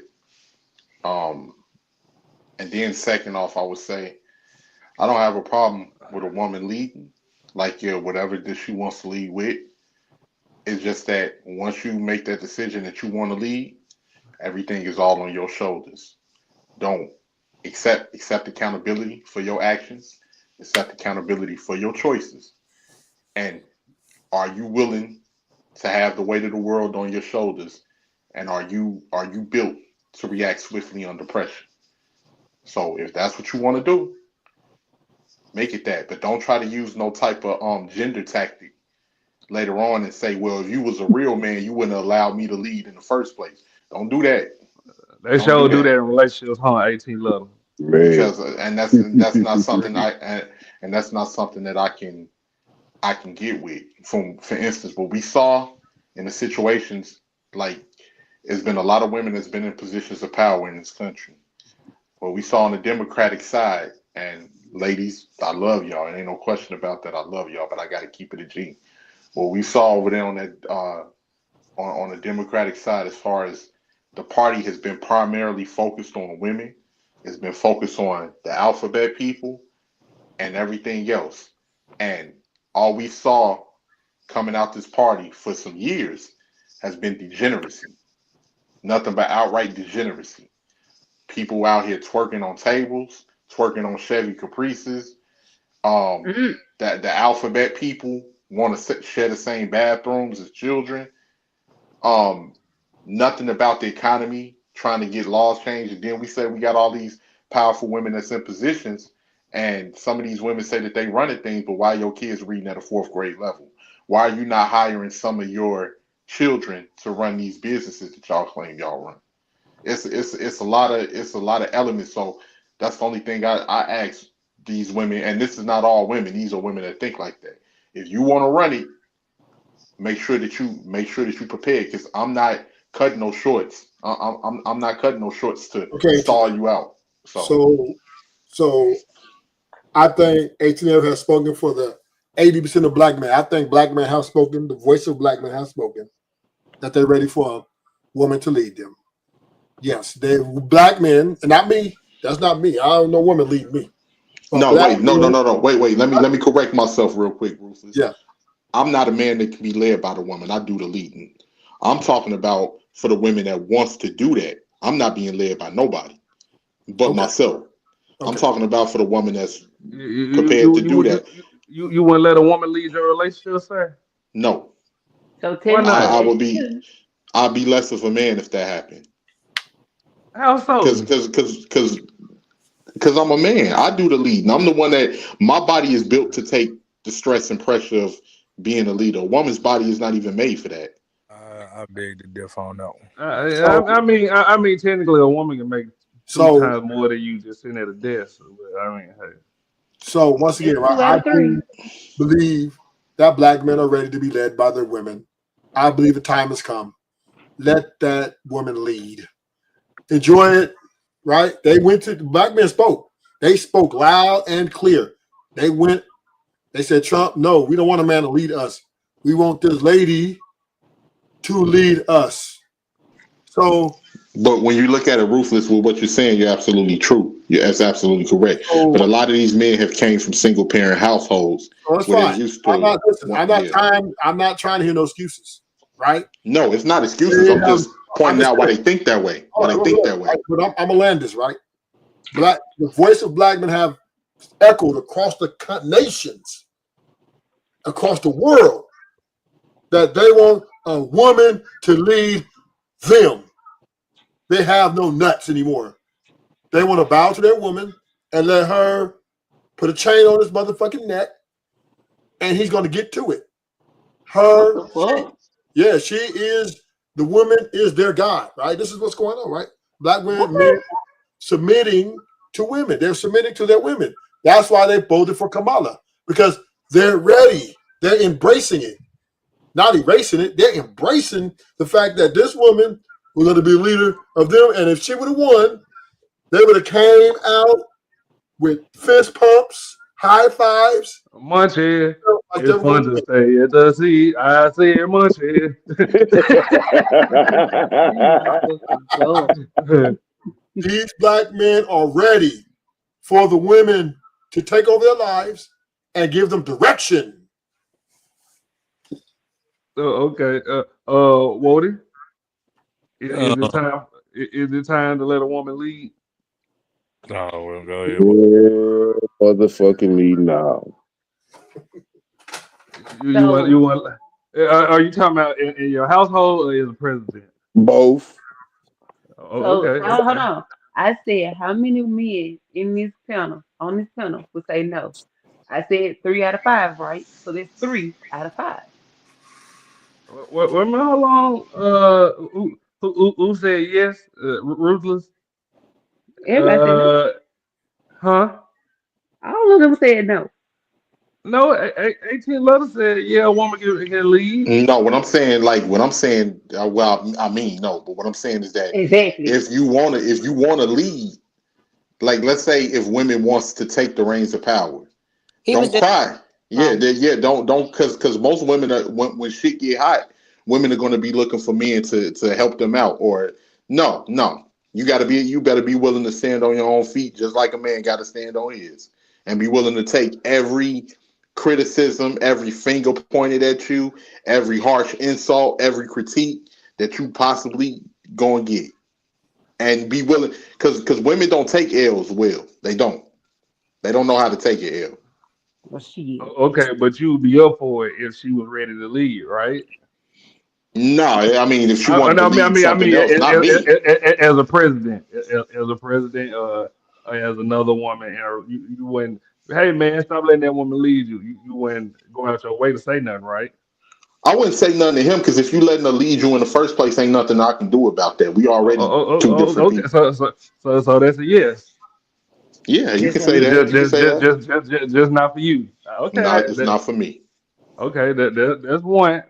Ruthless. You saying yes for the well. election? I think first of all, let's just say this. I think that comparing women leading in relationships and women leading the country, I don't think It's two that. different things.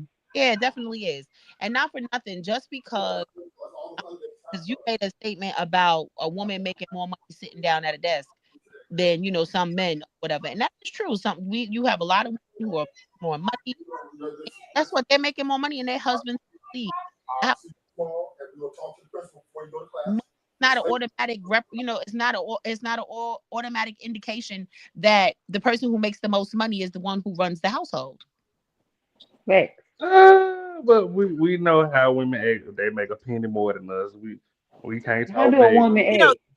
you guys are very, very you like to generalize and you like to bunch women and these like Yeah, we ain't talking about you, man.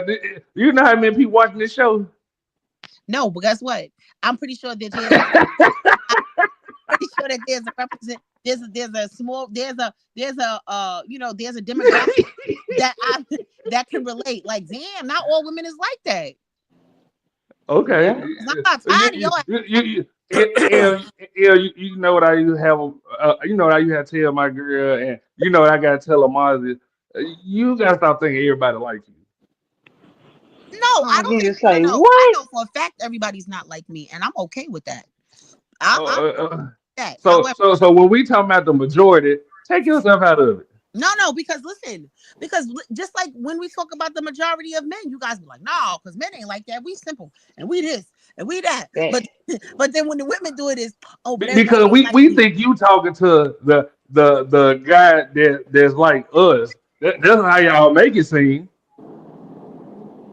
No, I think that, like I said, when I speak, I Well, speak. when I see No, you but you with have the to. Gucci on, I Oh, think of a woman talking to a man like Ruthless. They wear Gucci too.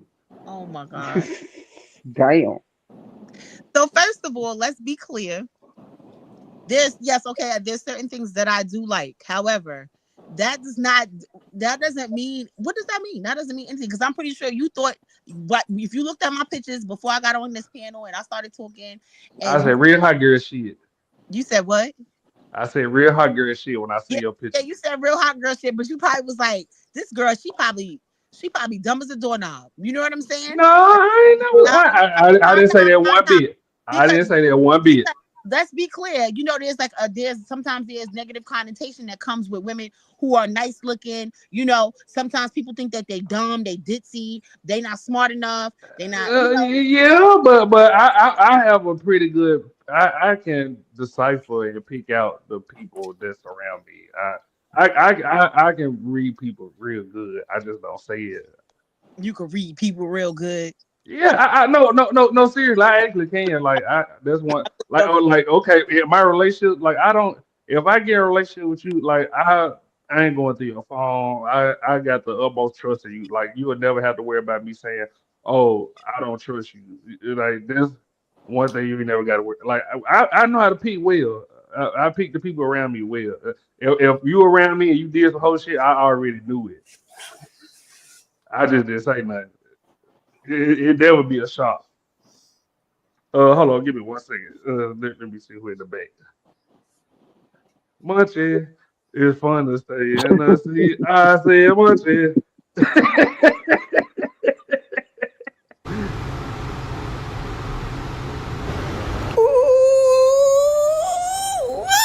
I clean the hell. Hey man, I smell it, can I inhale it? What's up, guy? What y'all got going on? I'm trying to get like y'all. Hey, this my nigga that be shooting shit I was telling y'all about. This that Motown suit. Chicago Rilla in this motherfucker. What it do, Rilla? Rilla, what's the word? What's bracking? What's bracking? Vice Lord. Be Lokes and Billy's, nigga. I'm neutron. I'm All neutron. right. Then Mr. Drip, what was you trying to say? Shout out to all the squares and the L7s, man. Shout out to all the squares. You know. Talk your shit. What you got to say? Nah, I only pulled up. You know, listen, he know who I pulled up from. Talking shit. I know what you're gonna do. Fuck. Trying to hear what Drip Listen, man. Listen. You know, listen, it's a good conversation. You know, it's funny. Rufus, you were saying I think and I've heard brothers say this, right? Like I ain't letting no woman lead me in terms of the presidency, right? And I don't know if I only caught some of it, so I don't know if y'all talking about specifically a woman lead you in relationships, or if we still talking about common both. So you know, listen, man, this notion that, you know, a woman is leading a man in a relationship, like that shit is crazy. I'm positive there are some relationships like that. I don't think that's by and large. I think most people, wrong, Willa. Wrong. I think I know you're gonna tell me why I'm wrong, and I'm gonna tell you from the people that I see and from living 50 years on this earth, you know, there are relationships where the woman, you know, is leading majority. Majority. And this is where I disagree, right? You've been in marriage purgatory. How you know? Go ahead, Rufus. You've been in marriage purgatory. How you know? This raggedy nigga. I think most couples, you know what I'm saying, are just trying to figure it out, man. They trying to get by. They trying to get to where they need to go. No, they're not. No, they're not. Hey, Rilla, you gotta let them get it out. Man, Rufus, you gotta let them get it out. Shit. You right. Hey, Rilla, not to cut you off, Rilla. I just wanted to ask Rufus, why you got that damn evil villain laugh? You laugh like a diabolical. This why these women need to lead y'all, because y'all can't stay tagged on.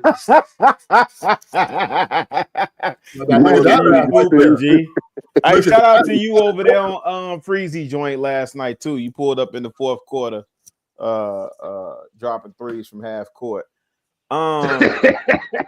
I think most people are really trying to figure it out, man. I think we put too much stock in if a woman is leading a man. Like, does a woman have influence over her man? Absolutely. Like, that bugs me out when niggas is like, yeah, you know, like your woman is just literally there just to suck fucking clean and feed you, and she don't do nothing else. She don't provide no insight. She don't provide no insight. She don't have no opinion. She don't serve as an inspiration for you or no type of muse, no nothing. Like, you just King Kong off in this bit. That's crazy to me. Now, as it relates, you right about that. As it relates to this continued conversation. First of all, Ruthless, Trump won, so get over it. Right? That's the president for the next 4 years. So let's figure out what's going on with that, right? And then listen, this idea that a president represents you, That shit crazy. So, somebody please tell me when Reagan represented you, or when Baby Bush and Daddy Bush represented you, or when Nixon represented you. Somebody tell me that. Now, we do all this screaming about identity politics and identity politics is wrong. That shit, you don't even realize. Oh, I'm gonna land it. I promise. You don't even realize you do the same thing. I only voted for Trump because he a man, or I only voted for Obama because he black. It's the same thing. There's a woman ready to lead. It don't matter. They already leading. Like, they don't need our permission to lead. Who you think Melody Hobson is? Who you think Fawn Weaver is? You understand what I'm saying? Like, women are already leading. Powerful black women. Who is Pinky Cole? They already lead. They don't need permission to lead. They already lead. Who leading your house, Rilla? Man, stop that. What you care for? What it matter to you? You finna pay a bill over here? Hold on, wait a minute. I'm gonna say this. I just want to say this.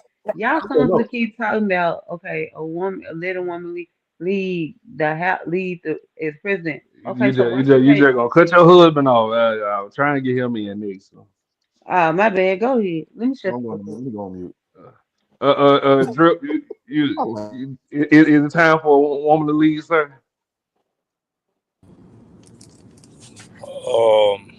I agree with 1800 to a certain extent. As far as it goes, I mean, I ain't gonna get deep into the whole politics because that ain't my cup of tea. But as far as it goes to a relationship, like just me, for example, I actually don't mind my woman helping out. Like, she take lead, she can take lead. You know what I'm saying? Shit, sometimes I might need her to take lead because it might be a point in time to where I ain't in that position, like, mentally to handle it. You know what I'm saying? Because a lot of men don't want to sit here and talk about their mental health, but shit, you might be off your fucking rockers one day and I ain't thinking straight. I need her to be able to take over, or, you know what I'm saying, substitute tag in where I can't, you know what I'm saying, get the job done. But like 18 did say, a lot of women can't handle that pressure. But for me, and she knows, I tell her, man, if you gonna take lead, man, you got to stand on business when you do it, because it ain't no excuse. Like he said, can't make no excuses. Can't point it at this gender, that gender. Can't point it at that race, this race.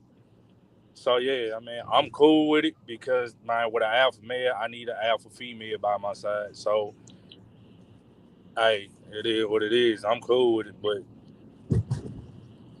that's just my point of view. I ain't really got much to say on it.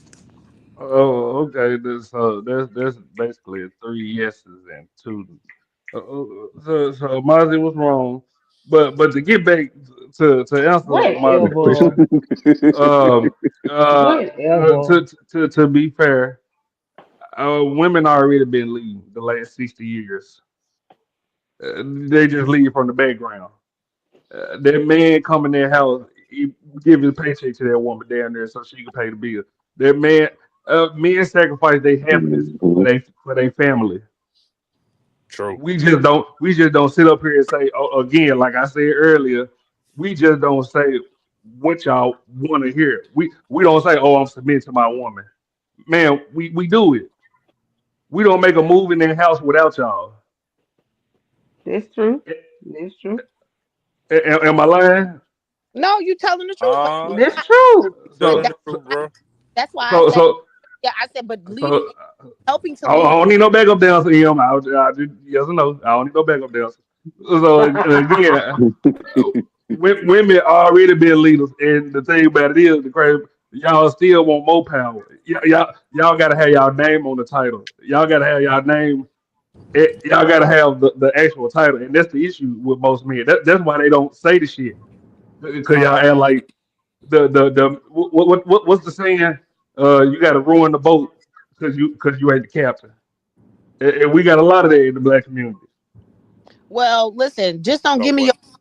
this after after this was a we thing. That's all I'm saying. Because if that's the case, then yeah, you are gonna hear my mouth, and I don't give a damn. That's why we don't talk. Once No, we you start could talking, talk. You could talk, but don't try to diminish my role either.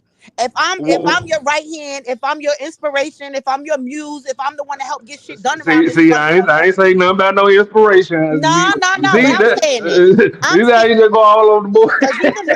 Because I'm just putting some funk on it because you just said that, but you said it in like in layman's terms because you didn't want to put too much pizzazz. But I'm gonna add some razzle dazzle to that motherfucker. No, I said what I said. See, and See that? see, See, somebody in the comments said the same thing I said see, about Hillary Clinton and Bill Clinton. See what I'm saying? but Uh-huh. but but She but doing but her but hair snapping photo. yeah, you know what I'm saying? See, that what make me shut down. I See, said what I I mean, said, this and you just came in here and said some I answer agree extra with shit and Ashton said saying that. I Hey, got she from the Poughkeepsie, New York, Ashton. She from Poughkeepsie. Who is that? I really think she from Buffalo. She ain't And y'all from leave New Bill York. out of this shit. He got some head because Hillary was in Hold on, wait a sucking minute. dick. Sound like I'm trying Schenectady. to Sound like hold up. Schenectady. I'm not from. Listen, I ain't from Poughkeepsie. I'm from. I am. Poughkeepsie is upstate New York. I'm more New York, Central New York. Like how about the five boroughs and Long Island, New York? Yeah, That's the son. New Yeah, York I'm a son. part of. Yeah, Okay. son. Baby, what was you trying to say? Who? Word is Nah, bond, B. wasn't doing shit but agreeing with Yeah, what B. Ashton was saying. Thing is, the problem is, I was gonna mostly say I think it's more of a pride thing amongst men to where they woman can't leave. Now the thing is, yes, I'm gonna allow you to leave, but your role is still to check in with your head of the household. Yeah, you might be my side. At the end of the day, I'm the captain, you the co-captain. I'm president, you vice president, however you want to put it. You still gotta run it through your man. Just because you are leading doesn't mean you just dictate how everything goes. That's true.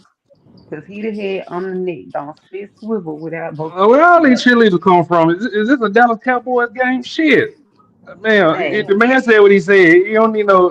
He don't need you in the back. I mean, I Beyonce and wasn't disagreeing. Disney Child it up. Now I'm glad that y'all the Knicks and this what you say, the uh inspiration and shit. Let's get down to the nitty gritty. Since y'all think women can lead so good, Kamala Okay. Harris, $20 million in debt, Mm. spent 450,000 a day doing this little run for president. Fuck, she eat that Papa Do's. Yeah, she did that shit. She the dumbass. And now she in debt uh, looking stupid. She stupid. She did tw- this shit. But they wanted that bitch to be Now y'all president. know it was a Hold team. on. Now wait. Y'all know it was a team, right? There was a finance team. There was a we marketing team. know. There was We an know, $10 but advisor. a pack of facts. But really, the ultimate this the point, issue. everything begins and ends at the top with the leader. So I'll concede that point, but I'm just saying. Go ahead. Rilla, $20 million in debt. That's crazy. That's crazy You know how big. much was raised? 1 1 billion. billion. Yeah, that's crazy. Yeah, It's no. That's crazy that you absolutely say. crazy. I It's saw say it's crazy. crazy that you absolutely say that because I sent this actually to my girl that Kamala paid Beyonce 10 mil to public support her, 5 mil to Megan Thee Stallion, 3 mil to who's it Lenzo, 1.8 to Eminem. And she was dumb as fuck. This same thing I told him when he sent it. She dumb as fuck. She You dumb as paid fuck. all these celebrities that much money just to support her during this campaign. What? Wait, do y'all think? Let me ask y'all this: do you think celebrities getting paid to campaign for political candidates is new? Hell no. No. Like, Hell you don't no. think Hell you don't no. think Hillary didn't pay, or who else usually stump? You think when Diddy did that vote or die campaign, you don't think he got paid? Hell, But yeah, that's the all issue, of them got paid. Rilla. How the fuck we didn't hear about how much they got paid, but we hear Kamala and she in Oh, debt. listen, I think what somebody said this when they act when okay when they took office 4 years ago, right? somebody said that Joe Biden wouldn't make it, in that if they position her, because she's VP, so she would be the logical choice or whatever. They said that she would be set up like for the downfall. Now, I'm not big on conspiracy theories, but to your point, the way this information is leaking out, and there's no real need for us to know who was paid what when we haven't known who was getting paid what. That just sounds real suspect to me. I agree with that, especially being that I just feel like they nitpick when it is a woman or when it's a minority, because even when you go back to before Biden and them got into office, when Obama was in office, they made a big deal about Michelle Obama's wardrobe and how much money she spent on her wardrobe. Yep, they sure did. They sure And did. it just but nobody talks about how much money Jackie Kennedy spent on her wardrobe, or Water, you see this? You see that, Water? See now this is the problem with being a leader. Why are you comparing yourself to those white people? I'm not comparing. I'm saying that everything is under a microscopic views When it's a black woman. Yes. it's a black woman, whether she's you the wife of the prove my president point. or she's running for president. But when you see what I'm saying? Do you get where I'm getting at? When men the leader, you see how y'all swear y'all know so much, and we sit up here telling y'all it's not true. And now y'all sitting up here wondering why all the white people got away with it, but the black woman couldn't. Now y'all see that black people built under a microscope when they out in front. Of course, but she was kind of thrust into that position. They went over her head, huh, really? It probably did, but then that means you need to stop speaking in riddles and just say it. Man, this is what happens when you become the leader. People get to making up shit, or they come out with the right shit. You can't do everything white people do. Man, them folk up here, he knows. These folk up here, these black folk, these politicians, these mayors, that think they could run the good old boys play that these white folk been running up here in politics. They learning real quick that fat meat is in fact greasy.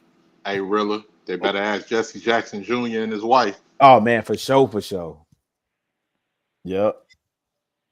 But what's her name? She finna find out too over there in Dalton. She definitely finna find out. Oh yeah, the Superman. Yeah, Tiffany.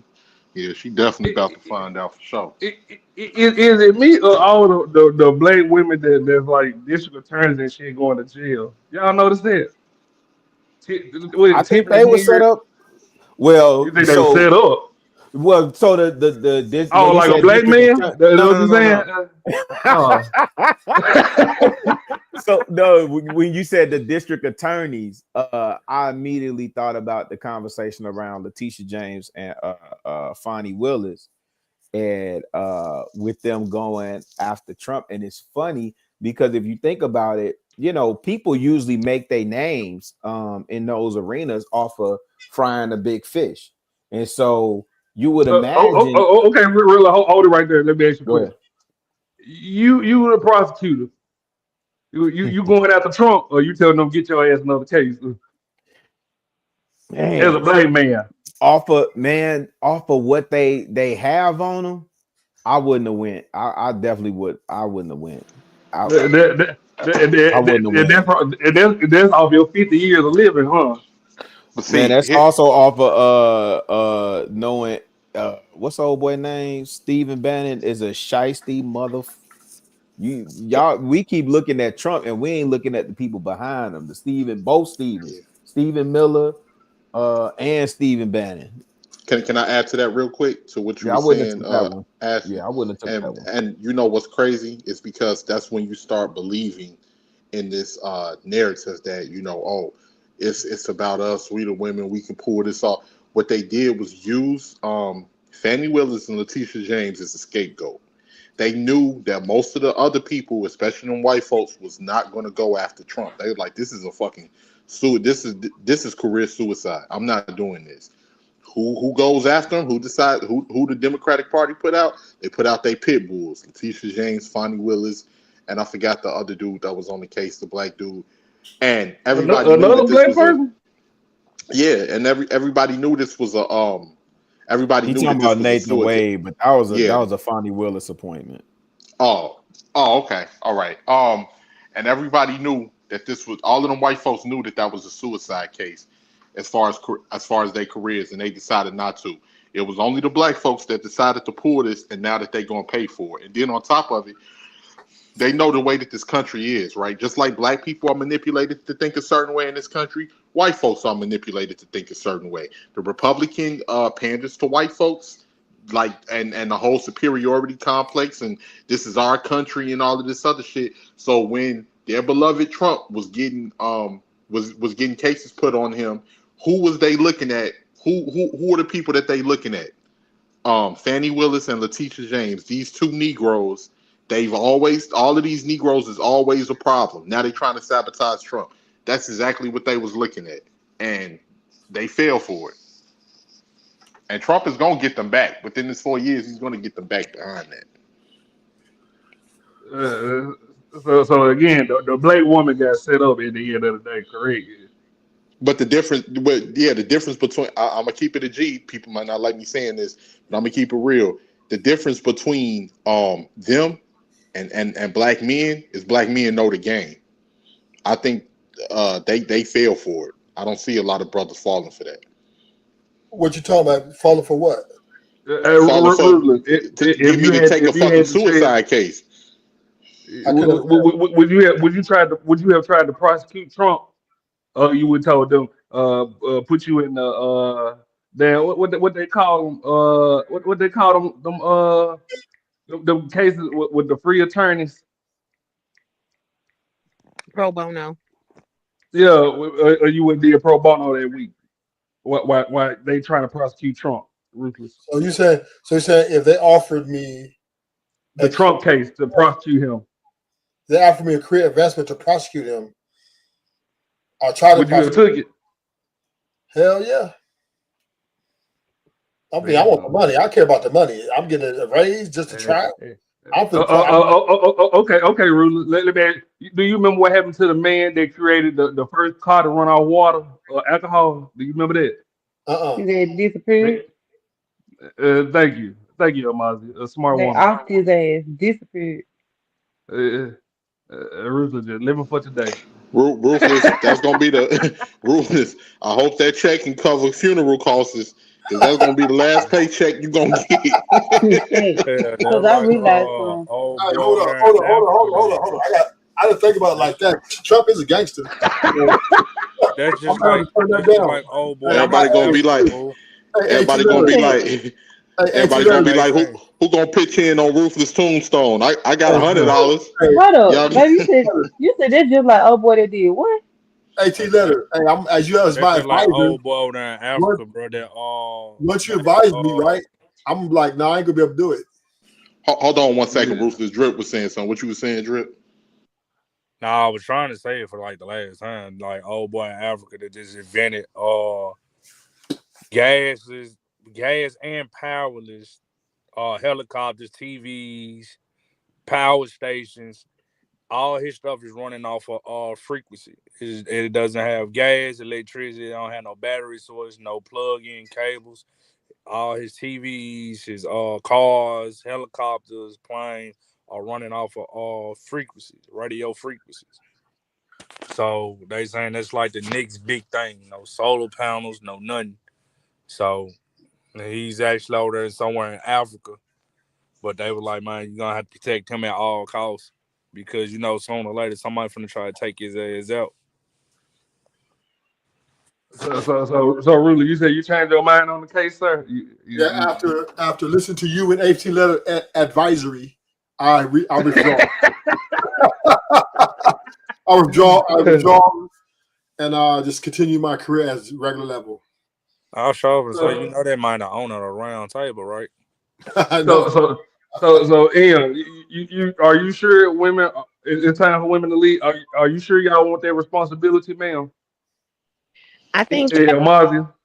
Listen, I'm not going to say that we aren't ready for the responsibility, but we have to build the same type of teams that we have to build the behind the scenes teams, the ones that are going to help, that are not going to be drilling holes Oh, in. you need help. You need Of help. course, who said nobody can run this Uh, by themselves? Trump don't even run this country by himself. you see the transfer to the white man now. No, Ma'am, I just said do you remember what happened to Martin Luther King? Do you remember that? listen. Martin Luther King was assassinated because he started talking about economics. That's why they assassinated him. Go ahead, Go ahead, They Do didn't you remember what assassinate. happened to No, Do you remember what happened to Malcolm X? Get your hand out of my pocket. Who want to die like that? But When's the last time you heard? I do feel like, I mean, a woman, I feel like a woman Yeah. can lead. I mean, You think she so? can. Yes, I feel like she can. It's just the fact of how many people gonna trust her to lead. So here's what I have to say to that, right? A woman would make a terrible leader. And I'm not saying that women aren't smart, aren't like beautiful, but we understand that you guys lean a lot on your emotions and feelings. And a leader has to be balanced. And most women are not. And I mean, it's just a women are better suited around the land with the swimming pool, sipping on tea, just getting all kind of resources. That's what they do. You But know, the you know what you sound like. You sound like you trying to say a woman should be seen and not heard. well, I ain't gonna say that. I mean, just imagine you going to you flying missiles when you on your period. I impeach your ass. Listen, if we get pistols together, 5 men, we get guns together, we all got wives. We're not finna tell y'all strap up. We're gonna tell y'all go in the house, lock the doors. We finna go handle business. We're gonna stand on business. That's what we do. That's our duty. This is what we're built for. I'm not gonna have you try to equal to me. Hey, baby, hit the gun, and we all gonna go shoot up everybody, right? And It's just we have she, different positions. That's our lead.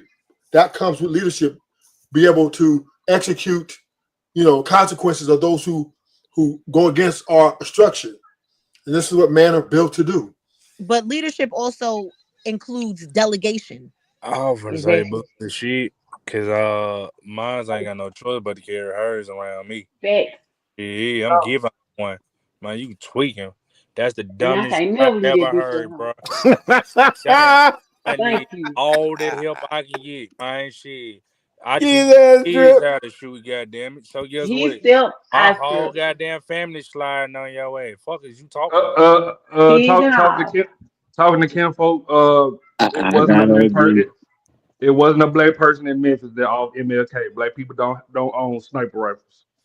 First of all, you What? know what I'm saying. Excuse me, sir. I'm sorry, My sir. Excuse first the fuck of all, out of you. Sorry, sir. That's In not Memphis, true. hold on. In Memphis, they own a sniper rifle, and it was on top of a building. Niggas are scared of heights. They let you know it's a white man. Yeah. Boy, you stupid. You're my so ignorant. that nigga didn't. Man, first of all, Martin Luther King didn't even die by that motherfucker. He actually I was survived. going to say He that died wait in the by a hospital. pillow, suffocation. He Yes, died from a pillow. by a pillow in the Yep, hospital.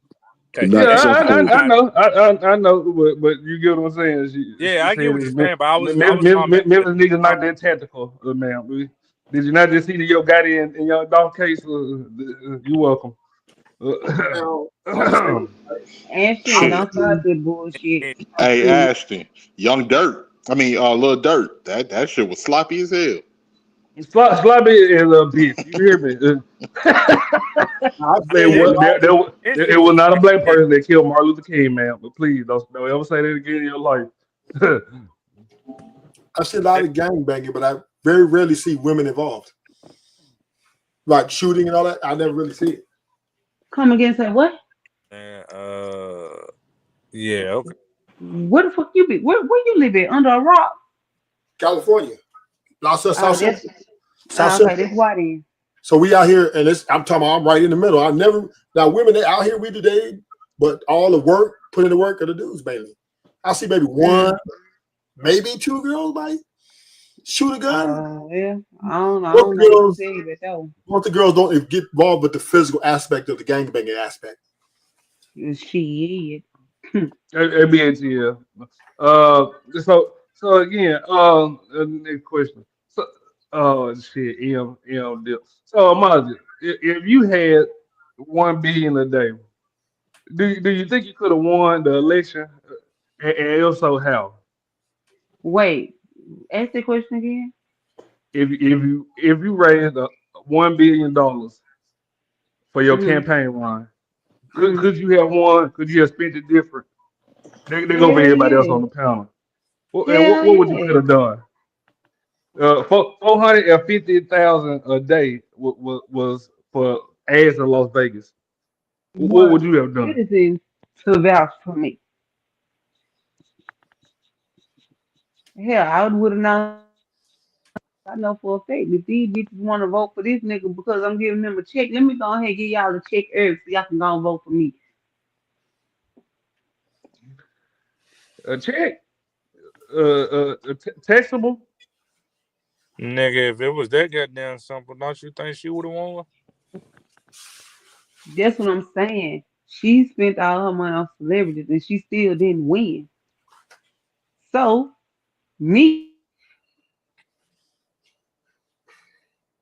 She do got a point. So you would have gave everybody a check. and I would have, and they would vote for me all because I gave them. Nah, I think they playing with a backfire. What the fuck wrong with my headphones? Anybody else could have spent the $1 billion the different way and Well, won the election. They so think. so here's the thing, right? Ultimately you run elections to win, right? Where they spent that money in particular on celebrities and entertainment is really a slap in the face to black folk. Like niggas should be more offended than anything with all this stuff, all these issues.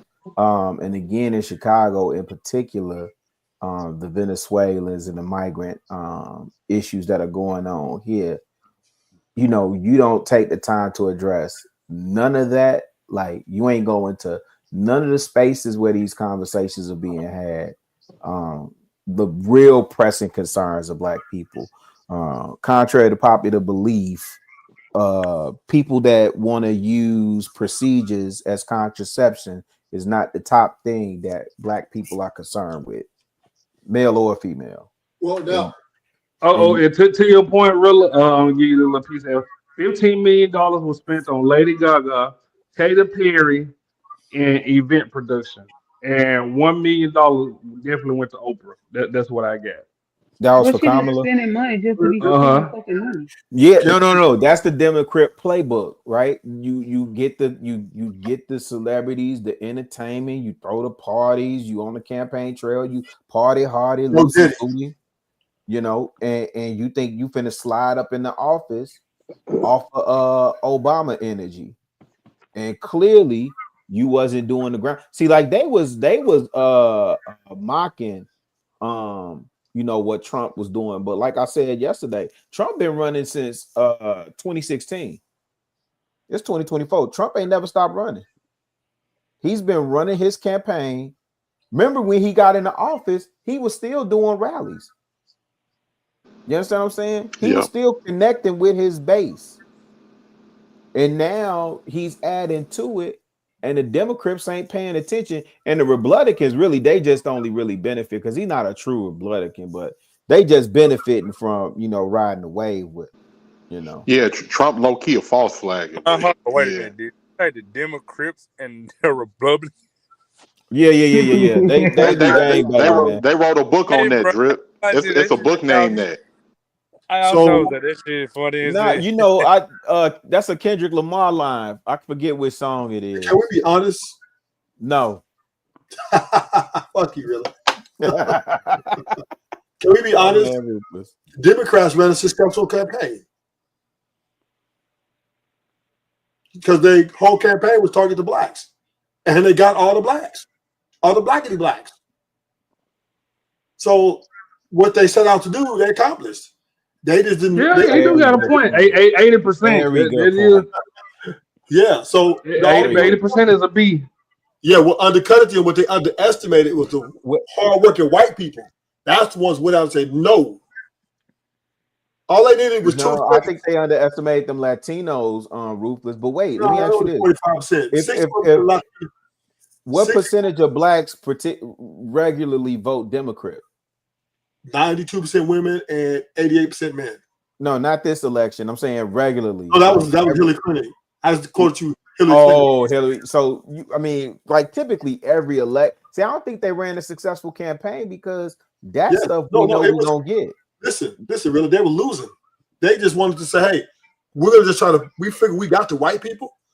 If we can get the minorities right, we can win this election. And they did it. They bagged the majority of all the minorities. Yeah, I don't think so. Listen, I gotta be fair. Ruler do got a point. To get 80%. Listen, they that's a lot. If you get that, but go They back. They did not bag a majority of the majority of minorities. Let me get voted for Republican. They voted for Republican majority. The only minority that voted majority Democrat was black folks. Stop it. Let me get the stats. Let me pull the stats for you. I got it right here. I knew niggas like you were gonna come up here without no stats. Damn. Them already. God damn. Okay, Yeah, 'cause I knew it. I know how my black people are. I know my black people. Say it one more time, Ruthless. I know my black people. Okay, here we go. God damn, and you wonder why I identify as another race. I'm tired of you niggas. If that listen, I was on a call one time on you on a panel. It was months ago. I think it was like maybe a year ago. Some nigga was telling me how he was oppressed. The nigga he slipped up and said, "Oh, I'm in San Francisco." I said, "You in San Francisco?" I said, "Oh, so you live in $1 million home. You probably got 5 or 6 bedrooms, and I bet you got a European vehicle outside." He said, "Man, how you know that?" I said, "I know niggas, man. I know niggas." Okay, so let me read the stats. Give me 1 second, Rule. I got one more person at the door. Give me 1 second. Like deep. Everybody lay down. This Kane in here. Oh, fuck you all about.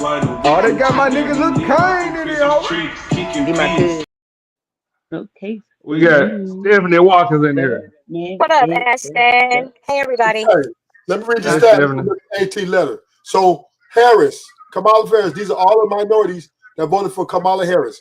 73% black men, 88% black women, 51% Latino men, Latina women, 60%, and all others, 57%. Trump only got of Latino men, 45%, Latino women, 36%, and all others, 36%. So Kamala wiped out all the minorities. He killed the minorities. They killed him in minorities. The white people put Trump in office, literally. Literally. So the final electoral college count was what, 312 to 226? Yeah. And then the popular vote was like 77 to 71 million. Yeah, because because Trump won all the little small hard-working states, so that added up quick. Right. So this is what I'm saying, and I don't disagree with you. Like I mean, we may be just playing in the minutia of it, but the black vote typically gonna go Democrat regardless. The blue collar, hard, like the working class white folk predominantly are gonna vote Republican. It's only your liberal inner city white folk that's gonna really vote Democrat. But I think it was a game of margins, because if you think about it, that 22% was an increase for Trump. You understand what I'm saying? Once again, the white people put Biden in office. Oh, no. Full stop. Wait. No, full stop. Hey, full stop. really? Can I add to this real quick? I just want to say maybe they campaigned so hard against blacks because they thought that they thought it was going to be more, and they knew that they couldn't afford for that to happen because they knew that they needed that whole solid voting block to get through. Yeah, that still wouldn't make sense though, because to Ruthless' point, like the white male voted Republican, and then his woman voted with him. The Yes. Hispanics, I thought it was a little bit more. I thought they voted a little bit more Republican. I thought it was close to because somebody was telling me 50-50, but I thought the Democrats did edge that out. Nonetheless, I think that was an underestimated group. I think that well, let me say this: the straight, heterosexual, independent thinking male, regardless of color, was underestimated and underrepresented and under-targeted by the Democrats. The Republicans already knew what time it was. So once again, the minorities, the Democrats wiped out Trump in that area, period, right? They totally dominated that. Yes. What the Democrats underestimated, that they didn't think their own people was going to turn on them. Well, let me ask you this, Ruthless. Mhm. Do you think that those, because again, it's a game of inches. If you really look at it, like, you know, you kind of know who's going to vote and what. So the game plan really is to go after the undecideds and the ones where you think you can make some headway. You don't think snatching, increasing his favorability amongst black males to 22%? You don't think that's something? Who, Trump? Yeah. You don't think that helped? I mean, every little bit counts, but he knew, right, when he said he wasn't going to tax overtime, and he knows all those white people working in them factories. Absolutely. Yep. Right. So he's genius to say that. So therefore, he was attacking the hard working class, while the Democrats were trying to attack the minority because they thought that they had the hard working class in their back pocket already.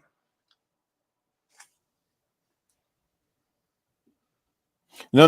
I listen again. I think we just mining it out like through the details, but your point still stands. Like the white folk definitely put him in office.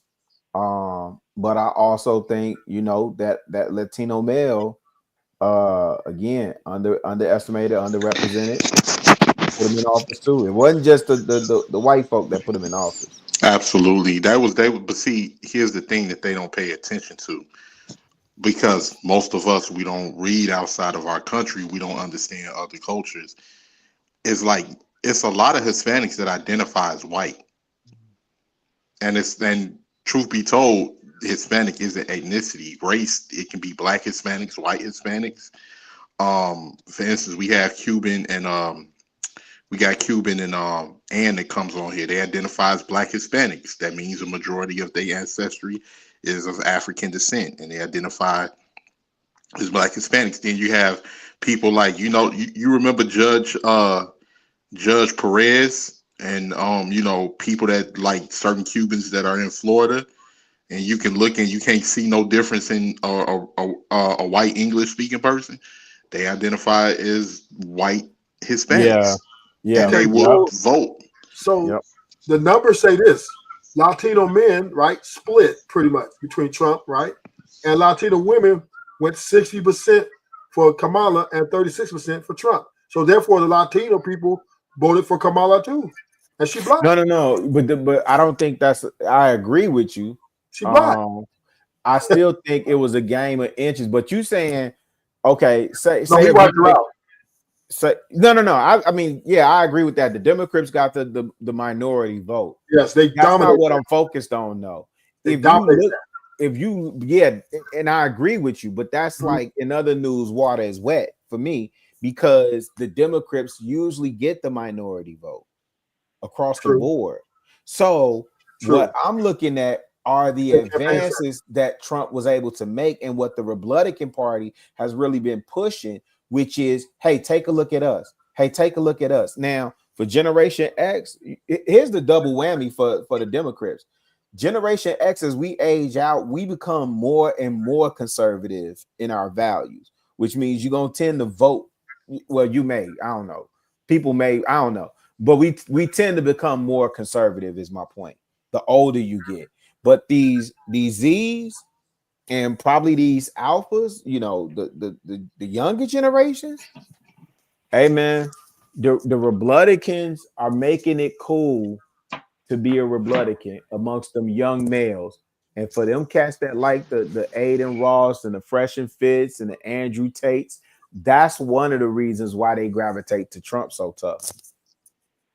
And the Democrats is going especially the way let me say this, Ruthless. The way old boy that Casanet dude freaked out with being contacted to do like an interview with what's her name? Kamala.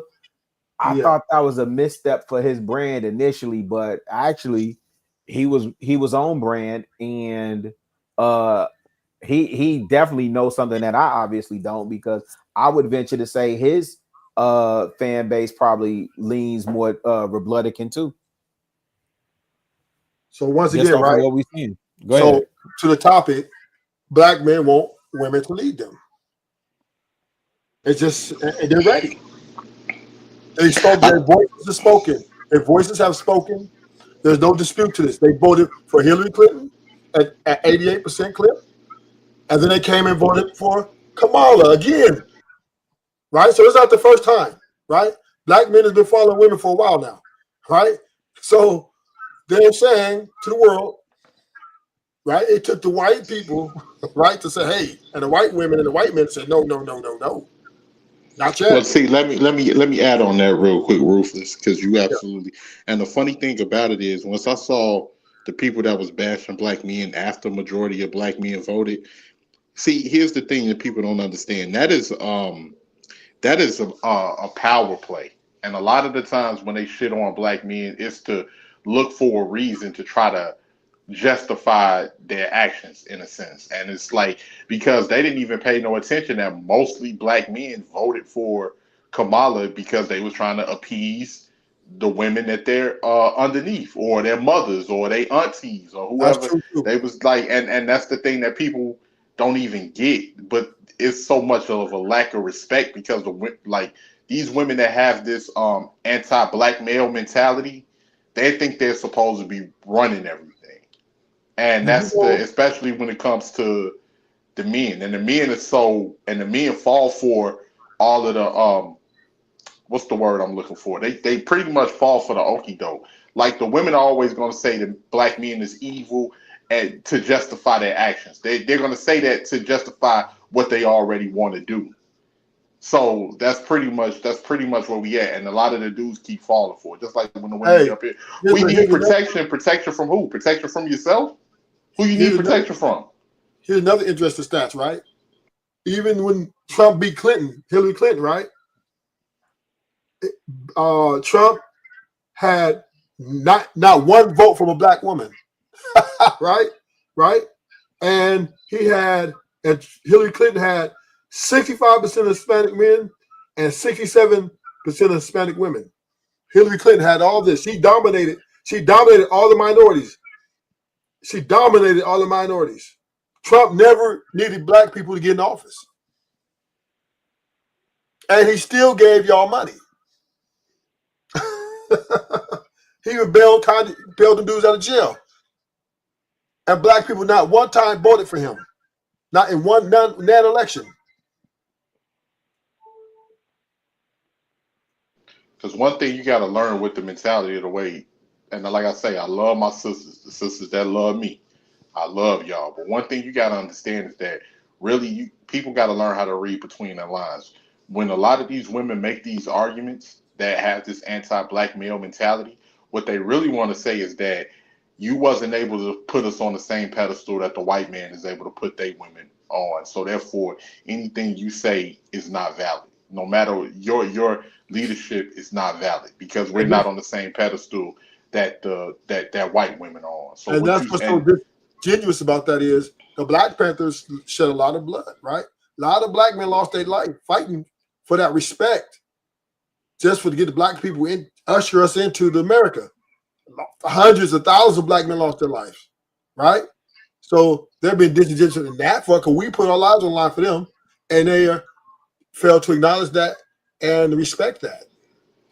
Yeah, and then too, some of these women like it, and people ain't gonna want to say it, but I'm gonna go ahead and say it. Some of these women, they want these white boys. They secretly want them white boys. They be creeping around with them white boys while they trying to talk about and look at the thing with Kamala that gets me. Had that been reversed and that been a black man with a white wife, he wouldn't even made it this far. Nobody even talked about Kamala's husband during this whole campaign. Damn, she got a Nobody spoke husband. about him. A white man. She married to a Really? white man. Man, Yeah. white as hell. Nobody, nobody even talked about that.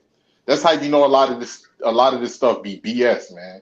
And it's a lot of manipulative tactics and a lot of shaming to try to get black because a lot of black women feel like black men should be behind them. They feel that you're less than some of these women that think that way. They think no different than a white racist man. They think that you're less than them. They see you through the lens of a white racist man. They think the white man ice is colder. And some of them, and when they try to say that loyalty shit, and I'm talking, like I say, these are a particular group of women. When they try to say that loyalty shit, it ain't got nothing to do with loyalty. It's because they don't have the options that they want. Because they'll go over there with these other groups, these like especially these white men, they'll sleep with you, do all types of kinky shit with you. But when it's time to have them white children, baby, you go back to where you to where you came from. And I'm gonna have my white babies over here because I got to pass down this legacy. And that's the thing. They talk about black men, but it's a lot of sisters that's going over there doing all types of weird kinky shit with these white men and coming back and not saying a goddamn thing. So rulers. I know you date internationally. How you feel about they not black people not bringing up Kamala's husband white? Everything for the women were about Roe versus Wade because that really didn't matter. They wanted Kamala to push the Roe versus Wade verdict back in their favor, so that's why they really didn't care. And the black men just followed the black woman just to make her happy. Hey, Ruthless, can we just add a point on this Roe v. Wade, right? The people really need to understand that all the courts, and I'm not saying this to be funny, but what the courts did was send it back to the states, the Supreme Court. That's essentially what they did. So your fight is at the state level, which is again why I say you should be hyper focused on local elections and politics. You should know what's going on. But this is the thing you have to understand, Rilla. People like power, especially women don't like to lose power. Yeah, they can still get the rope anywhere they want to get the deletions, right? But they want the power of the federal government, what makes them more powerful. So it's like a shot it's like a shot. Oh man, you shot me in my shoulder and took that out, right? That part was a powerful piece, a pawn that they used to do things. Now it's not there at their expense no more. They want it back. They want that power back. I read a stat the other day, and people not gonna like this, but I read a stat the other day that said pregnancies resulting from forced entry is 5%. And when we had this conversation about procedures, especially procedures that are used as contraceptives, right?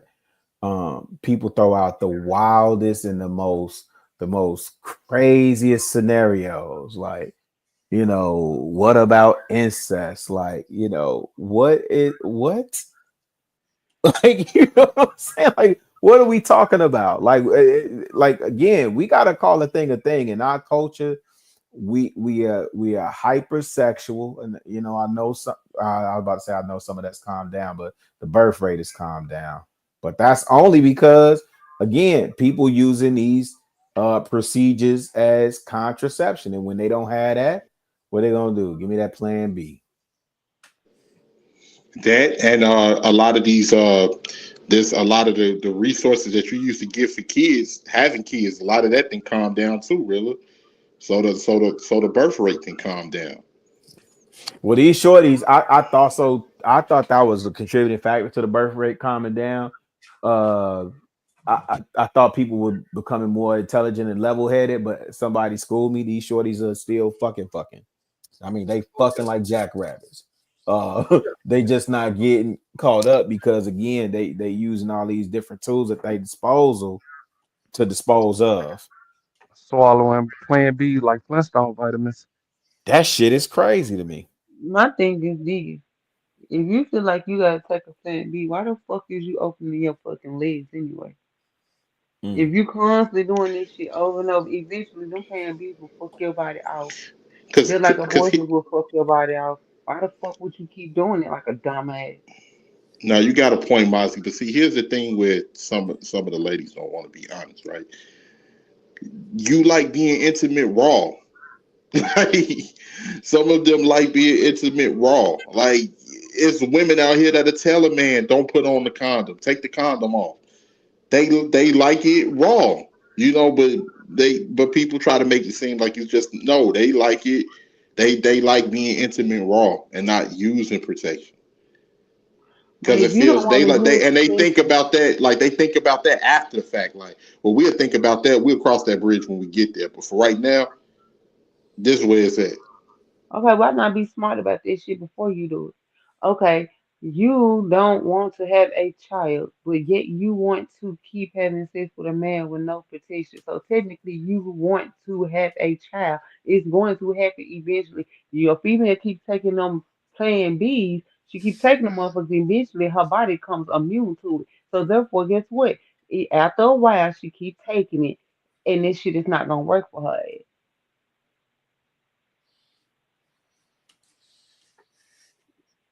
So I feel like whoever comes to keep popping and playing B's like that, you fucking stupid. They sexually Yeah, liberated. They can do what they and want. And What you like I say? say, you gotta know that's the thing. We gotta know who we dealing with. Like I say, because I don't want to make it seem like this is about black women. I'm talking about this particular sector of women that think like this. We gotta know they thought process and they pattern to understand and know when they lying. Because a lot of this shit be lies and hidden agendas that they try to hide behind and try to say, oh, our men are abandoning us, and a lot of this shit is to make it look like the men are doing all of this shit because they're in control, when in reality they're just trying to justify this shit that they're doing to keep control and to keep power over a lot of shit. And Okay, so that's pretty much what it is. but just like with a plan, just like they're playing B shit. Okay, you keep popping on plan B, bitch. That's not gonna keep a man. That is not gonna keep a man, and especially if you end up pregnant, that really ain't gonna keep a man. So you doing the shit, you hurting yourself in the long run, and you making yourself look stupid. But let's be real, right? Some girls just want the looks of the guy, right? Oh, his aesthetics. They want their baby. They want to have a pretty baby. Sometimes they just want the guy for birth purposes. Have a pretty child. That happening too. That goes back to what we was talking about when we was talking about dude trying to pay dude supposed to pay 70 some $1,000 for a baby. You stupid because you still gonna end up with that child. Just because you have a child, okay, you have a pretty baby. Okay, guess what? That don't mean that daddy gonna help you with it. You still okay, looks ain't gonna pay for that baby. Just because that baby pretty, that don't mean he's gonna give you some pampers. Some females ain't using their fucking head when it comes down to this. See, Like this is what you have to understand, Shotty Lovely. The human race has to go forward as well, right? People want to be part of the procreation, right? Because if everybody stops having babies, discipline, all that, the universe the people are going to disappear, right? It won't be no generations. So, yeah, it has to happen, right? This is what a part of reproduction, right? It's to keep the human race moving, right? Babies are born to take over the future of America and the future of other countries. So you don't want to stop having kids that much. But what we do want to do is just be more of a unit. Let's call it what it is. Hey, it is what it is. We want the kids that we have in the count. Because truth be told, we already dying out. Because this generation ain't making it to even see age. Well, Because that's fine. a lot of these kids are being born to fucking degenerate ass parents.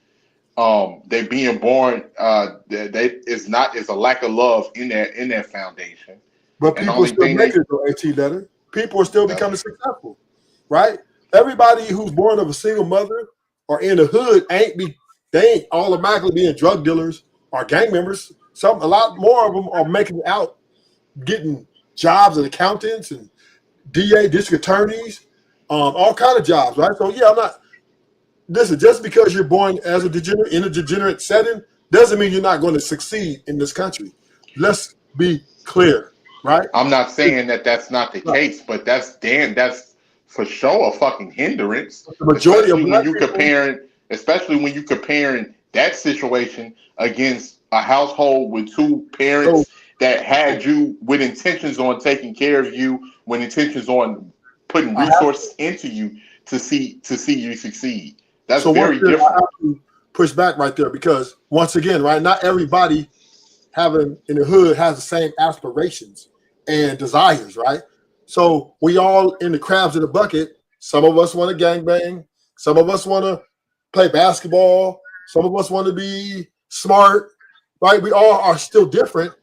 No, So no, it I doesn't get matter you. if you have. It doesn't matter if Let you me have add two this real quick, parents. Ruthless. Let me add this right because you're right. You're right, right?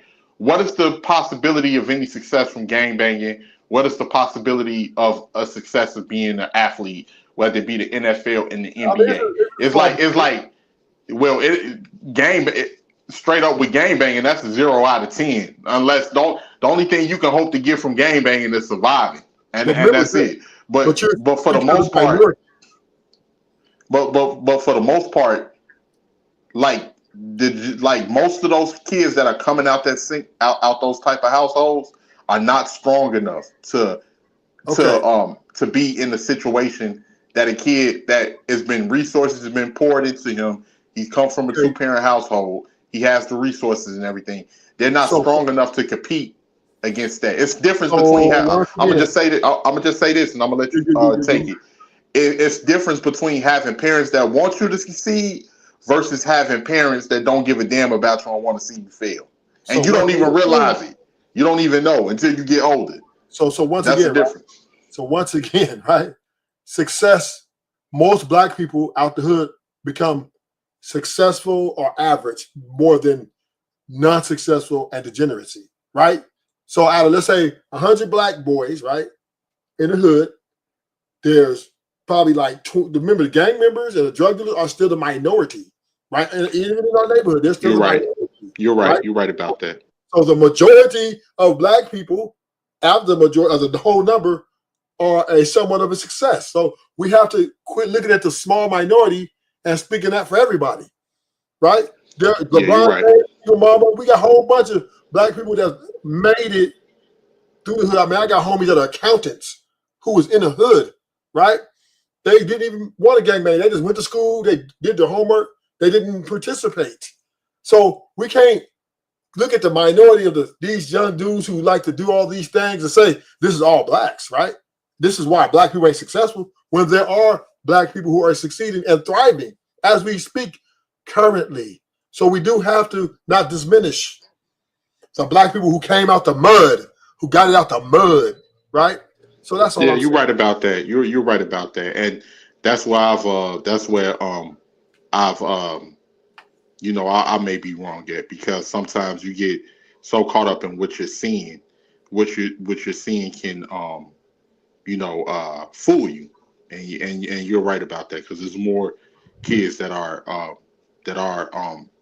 not being involved or coming up short based off of those circumstances versus the kids that are. So you're right about that. And this is how a lot of black men got to struggle, and it's even harder for us to make it to the top because people judge us the minority. No, I'm different. I'm here to win, right? I don't want to go gangbang. I don't want to do that. I want to be a CEO or I want to run my own business legitimately. There are a lot of black people like Chicago Rilla. There's a lot of people like that. So we got to champion them. That's what we have to start doing, number one. Two, I agree. Black man, we got to stop. We got to have some balls, right? We got to have balls, man. We can't be voting for Democrats who shame us every fucking election, right? They don't want to intellectualize us. They have no fucking plan for us. They just sexualize us to death and say, vote. If you're black, you vote Democrat, right? That's the type of slogans they use. So that means they have no respect. And yet we still feed into it. Okay, master. Okay, master. We still voting, even though they literally shaming you. Look at when they come out. So what you got to say to the black people? Well, if you black, you vote Democrat. That's the most profound thing they got to say to us. So that shows you their respect for us as a people. That we just put a few big booty bras up here. Have a concert. Come on in, Megan. Shake it as hard as you can. That's gonna bring the dudes. And what did the dudes do? Oh yeah, I can't. Oh, I'm born. Kabbalah. So I'm just really ashamed of black men right now because all the shit we talking about what we want from our women, but yet we're not even holding the standard of excellence for our women to look up to and say, "Damn, that is excellent." I disagree with that. I think black men that are doing what they're supposed to be doing based off of what we got to work with, I think those men are doing fine. Now, if you want to say like the men that are probably practically might be, scared of their own women or different things like that, yeah, but I can definitely agree with you as far as the disappointment because I remember it was a dude that said that, man, and I ain't gonna lie, I got pissed off, but now I understood what he said when he was like, man, ain't nobody worried about black men. Black men scared of their own women. Ain't nobody worried about them. And now I'm like, What black man scared of that damn woman? A bullshit. yeah, I guess like talking about like especially the black men that come from single parent households, they eat like they walk on eggshells. I mean, I didn't even seen it on some not Ashton's panel, but on some of these other panels where the women can just go off and talk all types of shit to the dude, and the other dude's gonna back her up over like it'd be like and knowing that she in the wrong. So like I've seen that a lot. So I definitely and then as far as with the resources and different shit like that, all of the resources are pretty much directed towards the women in the community, and a lot of the boys don't get anything. Well, so I think out of this time I've been knowing Ruthless, I feel like that's probably one of the first times I really heard exactly what you were saying. I gotta say, I 1000% agree. I understand you when you say, I'm disappointed in black men. I'm disappointed though on both sides though, Ruthless, because again, even with the 22%, I don't hear brothers saying what they expect, what they anticipate, what they're demanding from their president. And I'm talking about even if you voted Kamala, you should still have an expectation of Trump to deliver something based on the things that you agree on. But let me just give you your flowers though, real talk, because you're expressing like a disappointment with brothers who are number one not standing on their square, number two who are not leading from the front. But here's the truth, Ruthless, and you and I both know this: everybody not built to lead, and everybody ain't going. Everybody ain't gonna make it, G. Just is what it is. Everybody ain't gonna make it. But the dudes that you disappointed in, those are the dudes that are suited to follow. And you just gotta give them something to follow. I'm on mute. I do agree with you because the problem with us black men, we are very divided on how we should deal with our women, right? Some want to simp to the day they die. Some want to praise their women to worship the ground she walk on. Others want to exude leadership. Others want to have structure, right? Some of them want to have a 50-50, right? Some want to have dictatorship. So black men particularly are so everywhere about how we want to deal with our women that we don't have one concise method. See, when the white boys got together, they said, look, they looked at their wives. I don't know what the fuck you talking about. Trump, we're voting for Trump. I don't give a fuck what you talking about. And white women said, hey, let's do it. Let's do it. And that just kind of best go. Typically, black people shame white boys for being weak, but when it's time to put their interests first, they stepped up for it and they made their voices clear. This is what we're doing. We're voting for the sanctity of our financial freedom. So until we get our house in order, right, and quit using our economic success to talk down to each other or to shame each other because, oh, I got more money than you, you broke ass, all that. Until we stop doing dumb shit like that and confiscate some type of ideology that we can all agree on and start building our relations back, the communication, open up from the bottom to the top, until we do that, we will not see success. And I respect that you said that, Ruthless, and I got to give a shout out to you for what you were just saying, and I got to give a shout out to Rilla because I think black men that have self love and self respect, they're able to identify each other, and I think the tactic that I see, like I say, not all, you know, you have to say not all, but one thing I've seen from some of these women that have this anti-black man mentality is no different from back in the day. Remember, they would have to dehumanize us to justify their mistreatment of us.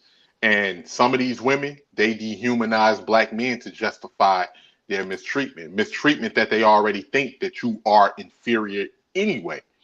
And that's just for the ones that's not for the ones that love us because we love them too. I'm talking about for a lot of women that have fallen for the okie doke, whether it be the media or feminism studies that they taught them that they're better than black men, or just their own inner self-hatred. Because we never talk about black women's self-hatred either. Like the jealousy of the biracial girls or the light-skinned girls or the white girls and different things like that, and trying to put that on or project that on to black men. Treat black men like garbage and then get mad if he go get a white girl or somebody else. We never ever talk about that. But for the most part, what I see a lot of black men doing, no different than what we seen in the 60s. If, you know, people marching with signs like I'm a human being, I'm a human being. I see a lot of black men trying to convince other people, even our own women, that we're human. Because we're trying to get like that type of, we're so used to hearing negative,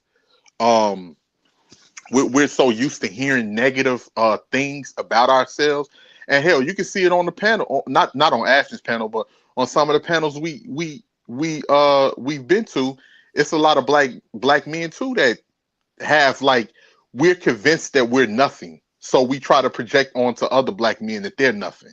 So it's kind of like remember that remember in the movie Juice when Bishop confronted Q. What did Bishops tell Q when he say, look, man, I ain't shit. I ain't never gonna be shit. And you less of a man than me. So when I decide that you ain't shit, pal, so be it. That's the way a lot of the men think. And you'll see men yearning for the validation of our women a lot of the times. That's why they so quick to put other black men down.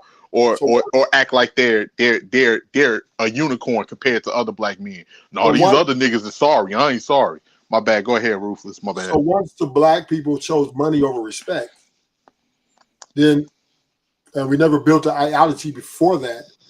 We then went our separate ways, right? And this is where is our downfall, because above all else, what means most to black people, and that we definitely hang our hats on, is economic triumph, right? Black man get money, he talking, you ain't shit, right? Black woman get money, I don't need a man, right? So everything, all this is derivative, because when we were fighting for respect with the civil rights movement, the Black Panthers, et cetera, et cetera, et cetera, we built camaraderie. We built an ideology that was, okay, at least we can hang our hats on this. And we're not going to let nobody push us over. Y'all going to respect this community. But then the white man threw some dollars here, threw a couple of dollars there, and we scrambled. So at this point, I find it very difficult to people let the ideology of being rich and famous or having economic success. I find that very hard to go away. Let me add this real quick, Ruthless. Because the thing is, the thing that disappoints me the most about this, because really he makes a lot of great points. And one thing I learned, man, talking to some of these people that's simple-minded, this shit is simpler than people. People complicate this shit more than it needs to be. The thing is, people want to forget that this country is against us. The country never stopped fucking being against us. Media never portrayed good images of black people, yet alone black men, ever, and it's not going to stop. It's just that as time progresses, it finds a different way to portray that negative image. That's all. If we stick with our families together, stick together, work amongst each other, and understand that we want our kids to we'll be able to weather the storm. The thing is, niggas keep thinking that we're gonna fight to be on an equal playing field when the country wasn't built for us. It was not made for us. We were still enslaved when the fucking Constitution was created. You know what I'm saying? And a lot of people don't understand that these people and they don't know other groups of people like that, especially white folks.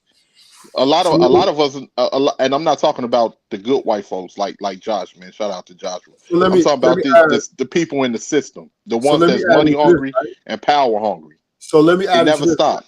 Let me add something to you. Let me give you some wisdom, right? The power of temptation is a motherfucker, right? And that is what will divide any group of people who have no sound ideology or no backbone to really build off of. Yeah, just like Eve in the garden, when she looked at the fruit, she knew that it was wrong, but she said she thought that it would make her wise and make her better, right? And that was a delusion, an illusion, right? So once again, the black man and woman, right, have suffered a strong case of illusion because money, the more money we have, the more worse we get towards each other. We have the most money we've ever had before in the history of this country, and we're more divided than ever. We can't even do a YouTube channel together and build off on each other for a long period of time. Then until we start chopping each other's heads off, right? Oh well, you peddle. Oh well, you ain't shit. You where your money at? Where your money at? You got bitches? No, nobody wants you. You know what I mean? We have been sensationalized. The white man see it clearly. The play on us. Just dangle a little bit of bone in front of them. They're gonna go all in. And black people, when they got that taste of that money, that nettle, they went all in. Fuck respect. Fuck the civil rights. Fuck segregation. Fuck all this. Get to the bag. And that's all we talk about. Get to the bag. Right? And every time we get to the bag, just more separation, more hatred. That's why I tell you, when you get your money in the hood, get the fuck out. Because if you stay there, the hood will take you down. Because they're jealous of you. Black people don't say, oh man, you do good. No. They want to take your shit. So the power of temptation is very strong and very whiff and bad to break. I don't see no solution to that. But all I can say is the black men who have standard and who have some sort of backbone, you know what I mean? Stand on it. And don't get driven by the waves.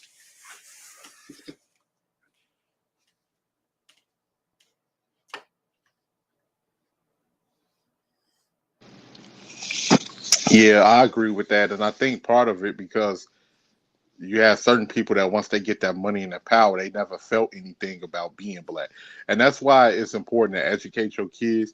And I got to give a shout out to Rilla because Rilla got a book selection out this world. Rilla, hey, Rilla, you got a book selection, and education is where it at. Now, hey, Rilla, I'm reading this book right now. Hold on, I got this book right now. I'm reading called "Code of the Street." You ever heard of it? By Elijah Who's the author? Anderson. Apparently the FBI used this dude's book. It's by a dude named Elijah Anderson. I bought it off of Amazon. It's called, let me just read the back of it real quick. It say, inner city black America is often stereotyped as a place of random violence. But in fact, violence in the inner city is regulated through an informal but well-known code of the street. This unwritten set of rules based largely on an individual's ability to command respect and is a powerful and pervasive form of etiquette, governing the way in which people learn to negotiate in public spaces. Elijah Anderson's insightful book delineates the code and examines it as a response to the lack of jobs that pay a livable wage, to the stigma of race, to the rampant drug use, to the alienation and lack of hope. Um, yeah, I forgot. They said the FBI studied this book for something to see the. I forgot what they said about it, but it's good. It's real good. It sounds like it. Hmm. Yeah, man. I think shout out to my uncle and my pops that kept books around the house, and then I was just a nosy kid that just always wanted to read.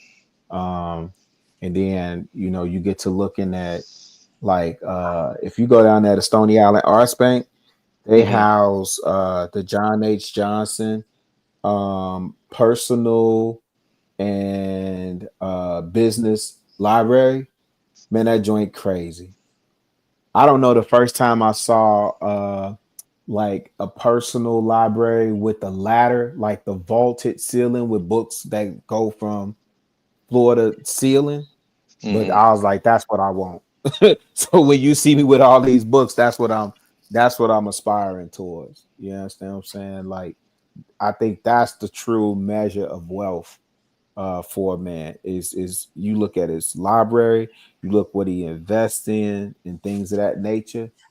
And Rufus, what's the scripture that talks about, your treasure is where your heart is or something like that? But what you set your attention on, that's what you can really tell about an individual.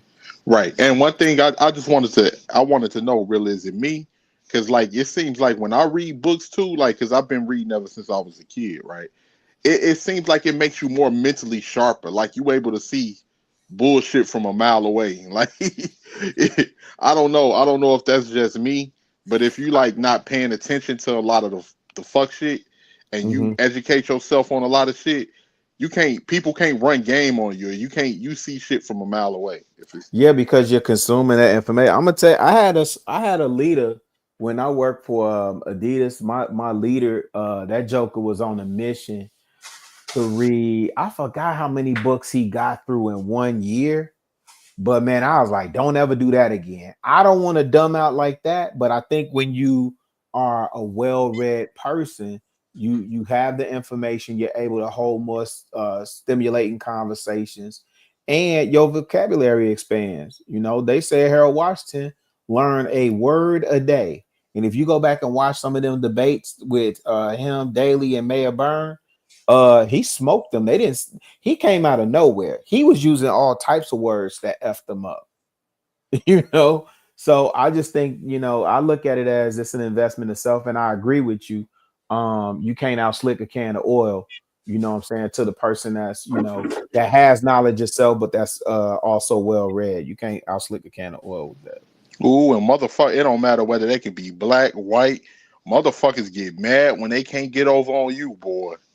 When they can't get when you see people for who they are and they know like I know what move you gonna make before you even make it because I just know how you think.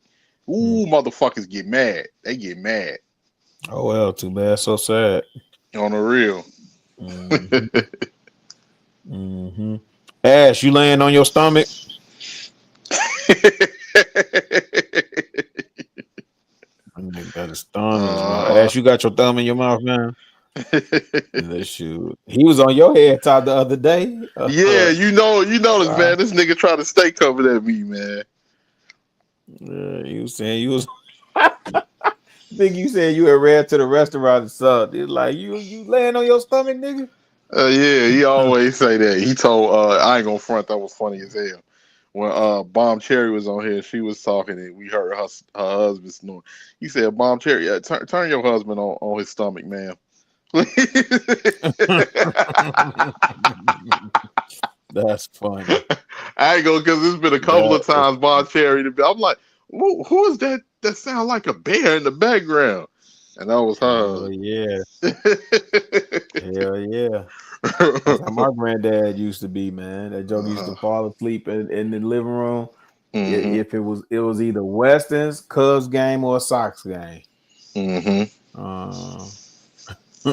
Man. Now, Ruthless definitely sleep on his nose. Ruthless did all that fussing and cussing to get to his point, finally get it out, and then fall asleep on his stomach. Oh, he on the toilet. He on the toilet. Man, I'm gonna keep it I know real you with you, messed really. up, I know coming up, man, I never thought I'd see the projects get torn down, man. Never. I didn't even. Well, I didn't know the inner workings of the city and all of that. I know they probably had been talking about that, but I was just like, man, just to see all of the projects gone by the time I was 16, I'm like, damn, man, they really tore Yeah, I down all was the in Atlanta projects. by then. Yeah, I was in Atlanta by then, but because Atlanta they was doing something. Well, the projects in Atlanta is not like the projects here. And you know what's No, they low crazy? When rises. we They low go to other rises down places, there. man. Yeah, you know, but every time we go somewhere, like, yeah, this ain't shit. This ain't nothing like Chicago. No, this ain't nothing So like I'll be sitting up Chicago. there, This ain't Carver Homes, Bowen Homes. What's the other one? Techwood. I'll be over Techwood. all around them joints. What I'm they like, man, this call ain't shit. Lake Meadows, Little Vietnam, Lake Man, I be Meadows. like, man, this ain't shit. What y'all country niggas down here talking about that? I will say, I ain't jumped out of my body too tough because it was one cat. We was over there on Campbellton Road. There was a cat from New York, and because them Southern cats, they talk slow. Man, he thought he was finna run script on them and move on they territory. But they said that boy, they sent him running down Campbellton Road butt naked with some socks on. That shit was Boy, crazy. don't be Took fucking his around. goat, made him strip. Mm-hmm. Yeah, don't get it twisted with them country boys. Mm-hmm. Cleveland Avenue was a fool too. I heard about I heard about Cleveland Ave. I heard about Cleveland Ave Man. down there. Yeah, I used to stay over there across from the golf course. It really wasn't. That's the crazy thing. The stuff like Atlanta acting bad to me. That was just niggas, man. You in the Mecca, nigga. This is Wakanda. This is Zamunda. You niggas just acting up just to act up, man. You know, I did hear that Atlanta gotta was get worse before they got the '96 Olympics. before the Olympics. Yeah. No, not to me, man. I'll tell you, I had a time in Atlanta. Okay. I had a time, nigga. You understand me? I had like being a slick nigga from the crib and being able to use your mouthpiece. I tell people all the time, nigga, I ain't come down there with a gang of money, nigga. I had a mouthpiece. My uncle was a Mac.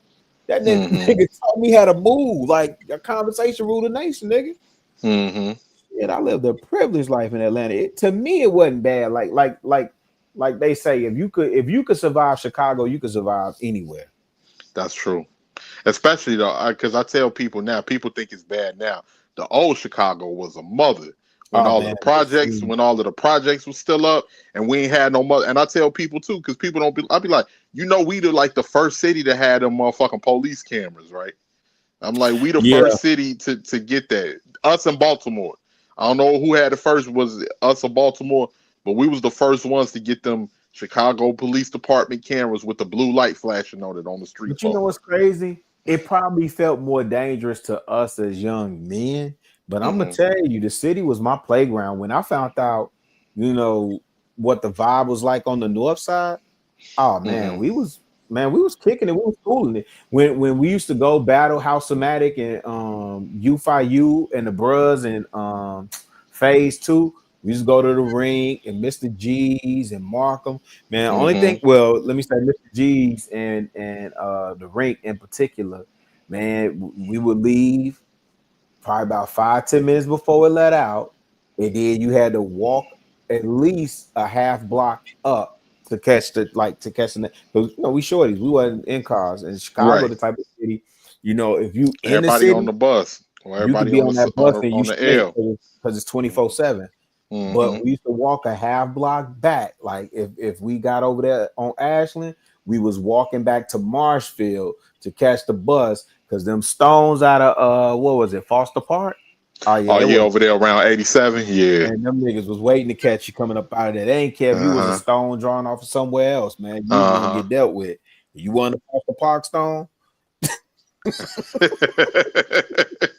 Yeah, nigga, it was a rap, nigga. Uh-huh. So rap for you. I remember going through my sister's hood because my sister grew up over there in Stone Terrace. Those was all her people. I must have went through that motherfucker one day. I'm like, man, this shit looked like training day. I'm like, one nigga got a black tank top on with a red belt, Bulls hat cocked to the left. I'm like, God damn. Yeah, I'm like, they out here deep. But see, and that's why I give all the respect. That's why I always shout out the neutrons, man, because you gotta think about it. If I was flagging and I went somewhere else, you know, if it's friendly territory, I could say, yo, I draw for Wooty Wooty Woo and I'm out of Crunch City. Or you know what I'm saying? I'm out of Snake Mountain, or you know, whatever, Wooty Woo, and they'll recognize it and you know, support the campaign. But if you a neutron, you a free pick.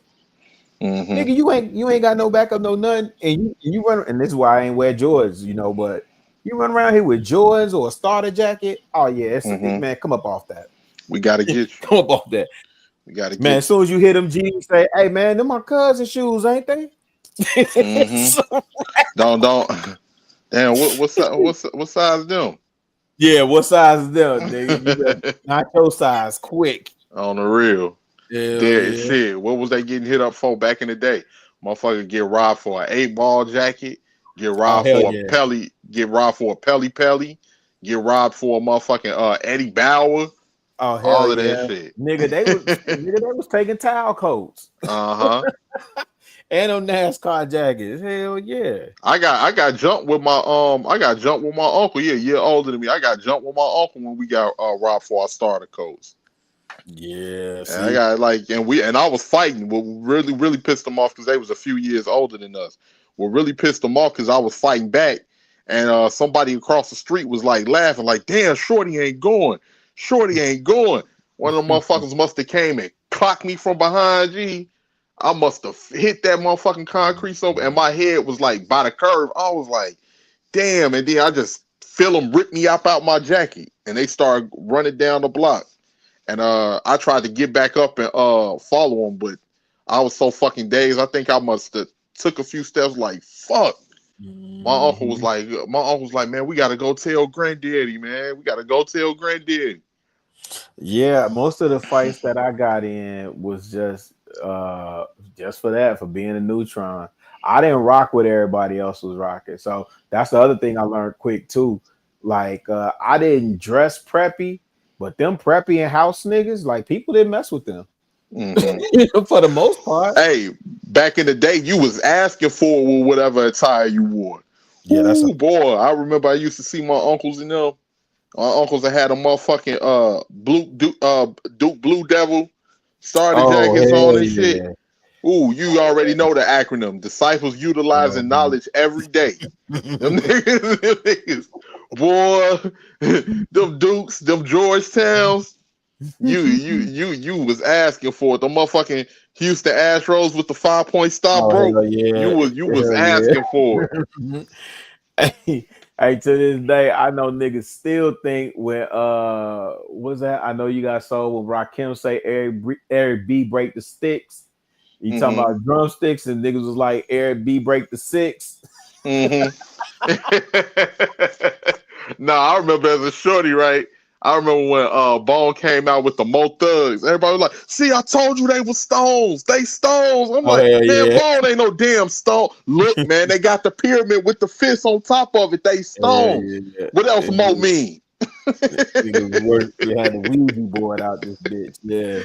Oh yeah, man. Yeah, I remember as it's like I was like, "Damn, I ain't realize how much Crucial Conflict was banging in their music, boy." They was Vice Lord. They was Vice Lord. Whatever happened to LEP, man? That nigga Count used to be cold as hell. Count was my motherfucking nigga, boy. Count was my boy. Hell, it's a Count was my boy. If you ever think about Chicago, the dark side of Chicago, Count. Think about Count.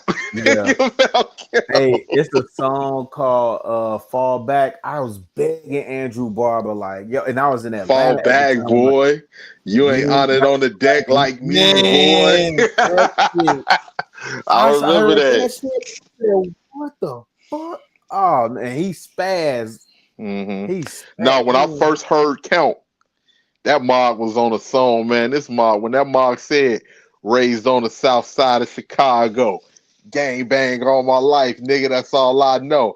I do a verbal hot when the beat's on. My teacher asked me what I want to be. Said the chief of the P Stones. I was like, who is this nigga? I was like, Bump who is J this too though. Bump nigga? J was cold with it. Bump, Slide Polaroid, Yeah, Bump, Bump was Slide cold with Polaroid, G Count, LEP. I thought Bo Deal. That's the original Chicago. it. That's the original street Chicago. Not all. It was another cat I was messing with. Cuban from Humble Park, Ace Mac. He was cold. It was a man. That's when we had our talent, man. Before all of this drill BS. Shit. Black AG. I don't know if you remember Black AG, but that's like when Pink House was on KKC. I don't know. No, I don't remember Black AG. I remember the Black Snipers AG though. had No Type of Drug Dealer, and what was the other one? No, I'm gonna take you back. I'm gonna take you back to somebody. I don't know. I bet you remember him too. Because they was coming out of I think they was coming out the Trey, 43rd and Federal, Midnight Thugs. You remember them? I don't remember that. I thought you was about to say OCU. No, Midnight Thugs. They was What year BDs was that? from Remember, 43rd and Federal. I left the crib in '95. Oh, okay. They was around like 96. They was around like Yeah, the 96. only way I knew about Count and Bump is like from what was leaking down there. So the way that I got my name, I was doing radio down in Atlanta, and my co-host was like, "Yeah, you can't go." Like I had my initials for my my government, and it was another well-known artist in Atlanta that was like, "No, they go by that same thing, so we can't have you being confused." And Bump J had just put out that Chicago Rilla mixtape. Okay. That's a go. Let's run with that. You know what I'm saying? And at that time, I was doing like grassroots marketing and stuff like that. So it just made sense. You know what I'm saying? Like just being from the crib and being a beast in the streets. I mean, I stayed in them damn streets. Get my goof ass up out of here, reminiscing and shit. That's how I be though. And that was definitely a different Chicago. I remember what Bump say. He say, we ain't built the same, man. Y'all broke how I end up a hook and I grew up around all folks. Hey, but Bump had the city unified though, man. Bump was the real deal, boy. Bump was the real deal. Hell yeah. And what's crazy is I wonder if he know. It was a lot of talk about him being Chicago's T.I. It was a lot. Yeah, it was a lot. I can see that. When I was down there, when I was in Atlanta and he was popping, they damn, what club was that? Because they was showing up, Goon Squad, showing up was in that bitch deep. Off of Briarcliff. I can't think of this club. It's right there by the Pink Pony. I could see it. It's a Wachovia Bank right there. Well, it ain't Wachovia no more, but it used to be. That time it was Wachovia Bank. Pink Pony was right there. Anyway, them motherfuckers was deep. And again, a lot of conversations, a lot of rooms I sat in. Because remember, Bump was he was signed to Atlantic, if I'm not mistaken. Yes. Yeah, he was under Leo at Atlantic. Yeah, so yeah, it was a lot of talk down there about him being Chicago's T.I. and they was just lyrically, stylistically, all that. And but the fact that he had the city unified and behind him like that, man, that nigga could have went, man. Yeah, I hated that Dinner Time mixtape was a monster, boy.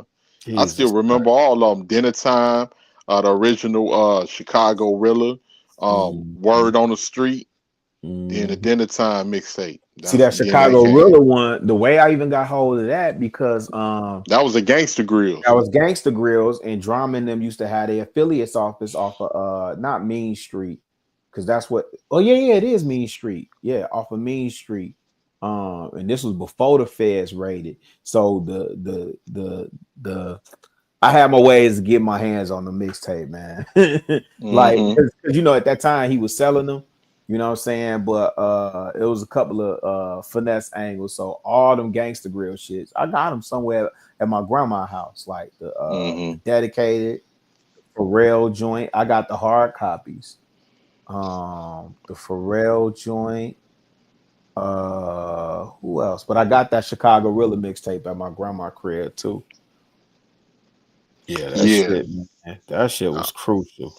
I was bumping that. I was bumping when Dinner Time came out because Dinner Time was his last mixtape that he dropped before he went to jail. I had the Dinner Which Time is mixtape. crazy. Now, what was the science on that, man? Because my He man was robbing telling me. banks. That's what I heard. I He mean, was I knew robbing that's what he banks. went for, but like, why? I think Bump blew through that damn money, really. I think Bump blew through that money.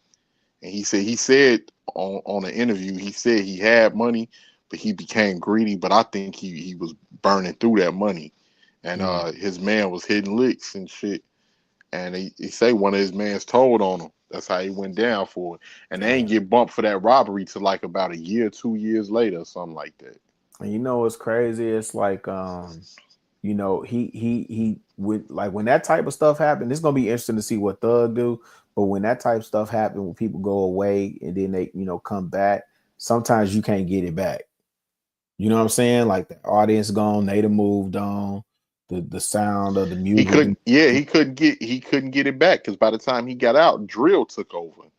The old Chicago, because he got locked up in 07. You know, what was that? I was 19 at the time. He ain't get back out to like what, 2016 or something like that, or 2000, like something like around there. Yeah. Like I'm damn near 30. Everybody else then moved on. That's so a you fact. lost that momentum. You were supposed to be the one to put Chicago on. He definitely They were supposed to see the Chicago with structure. Yeah. And all of that. They wasn't supposed to see these wild dreadhead little niggas Chicago. They supposed to get introduced through you, LEP, Bo Deal, Slide Pole. That's how they were supposed to get. Yeah. Counts, shit. That nigga, man. Count was nasty. Man, Count was nasty. Hey, remember when he went after Game? For this is Dirk, he went over that Herbo beat. I said, why you wanted this? What he say? Why you wanted this Dirk, blood? You must want to get murked, blood. Yep. He said, boy, you really want to know why they call this the nation's murder capital? Yeah, Game had to walk that shit back too. Nigga, don't be using my name in no song. Nigga, don't be using no LEP like you get a pass off in this bitch, nigga. He say, I remember on one song he had with Sly Polaroid, he say, 5 across the chest, blessing to the Blackstones, fighting on the bus, fighting with my ops on the bus who had blue and black on. Cool with the Lords, warm with the GDs, got violated for selling dope to the BDs. Count was cold with that shit. Count was cold with it. That's how I knew it. That took me back, boy, when I hit like, because they had a song. Bump said the same thing. They had a song called "Old Days." Him and Count and Bo Deal. He said he was like I was hustling when niggas was scared to go. He was like took Nation Packs, sold them, blew the money over at Evergreen Park and fucked around and caught a head to toe.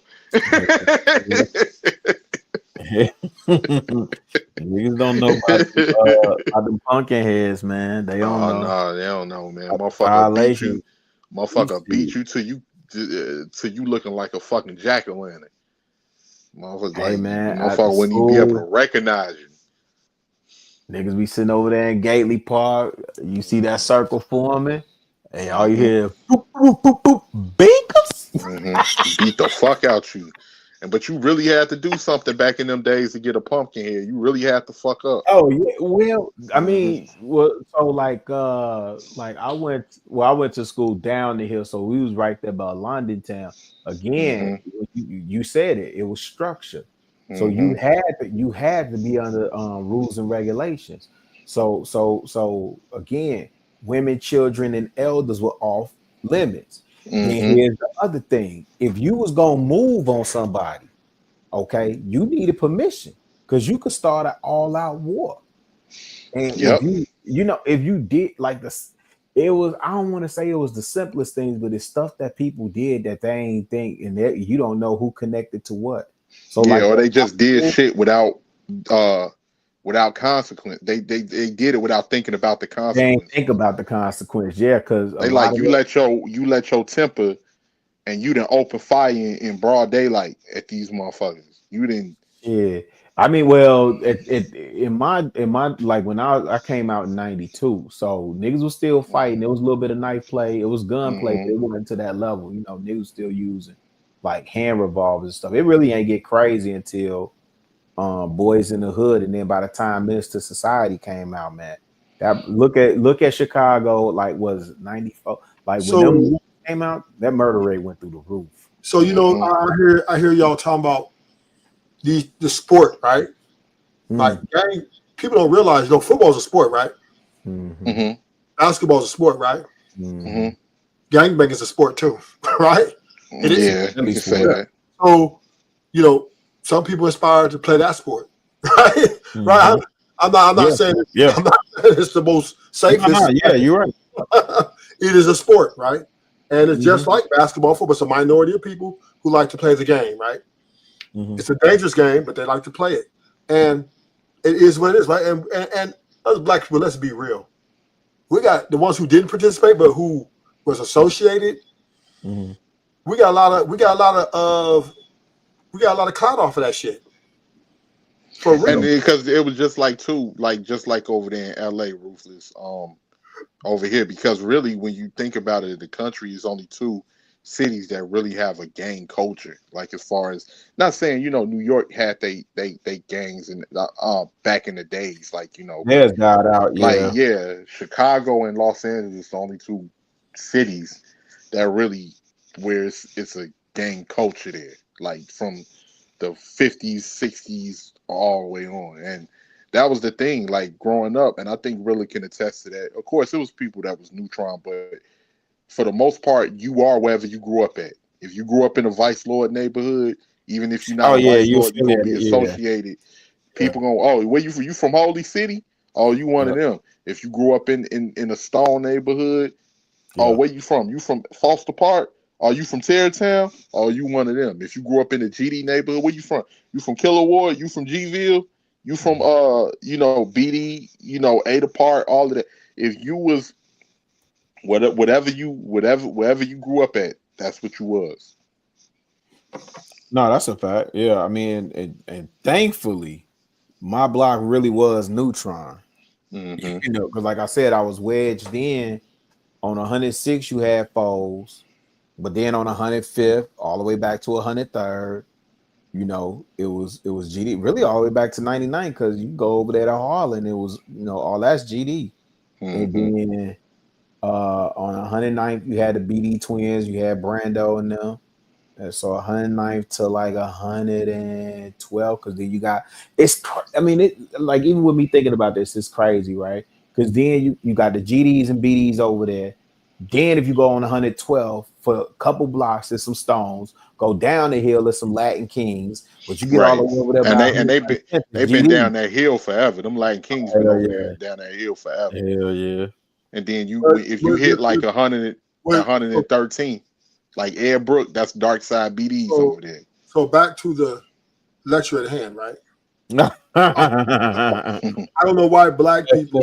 So I'm gonna let them understand. Yeah, I don't know why black people is ashamed of the mud they came out of. Right? As soon as they get a little money in their pocket, oh fuck the degenerates.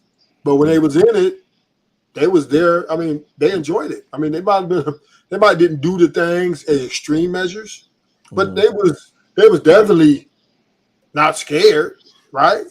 They was definitely had a little bit of cachet. Like, what's up? But see, that's one thing. That's one thing I'll never do, Rufus. I'll never look down on my folks because I grew up between 111 and 79.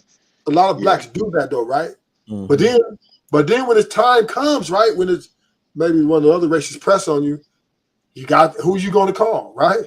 The Ghostbusters, right? And then they come in and you're going to go back to the hood.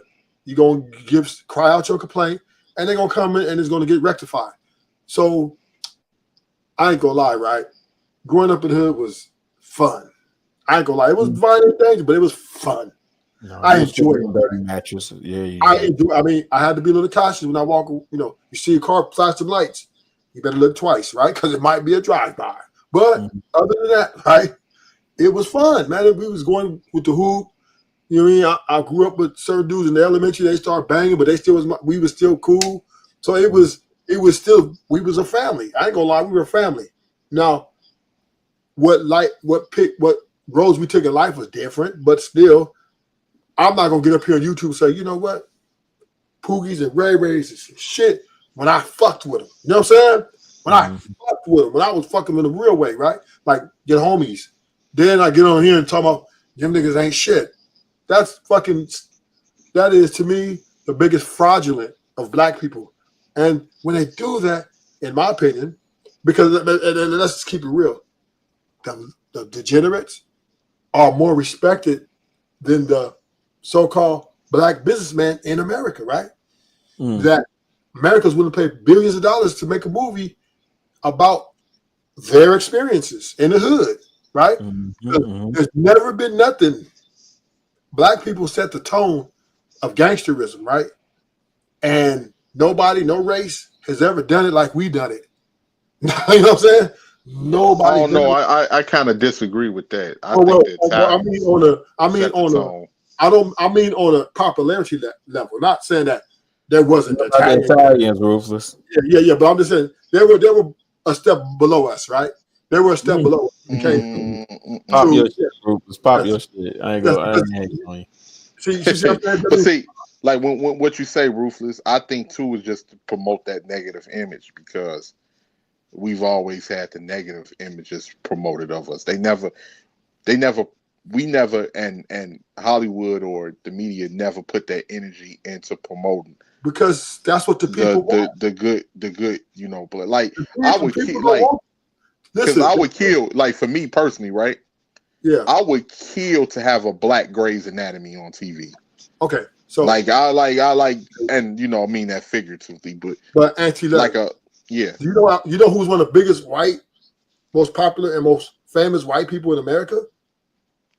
Al Capone, nigga. So it doesn't matter, right? People are enamored, people are astonished, and they're into it. It sparks of wow, this shit is fucking cool, right? Nobody wants to hear about a great addict nigga, right? Nobody wants to know about an accountant. Hey, let's make a movie about an accountant who just goes to work every day.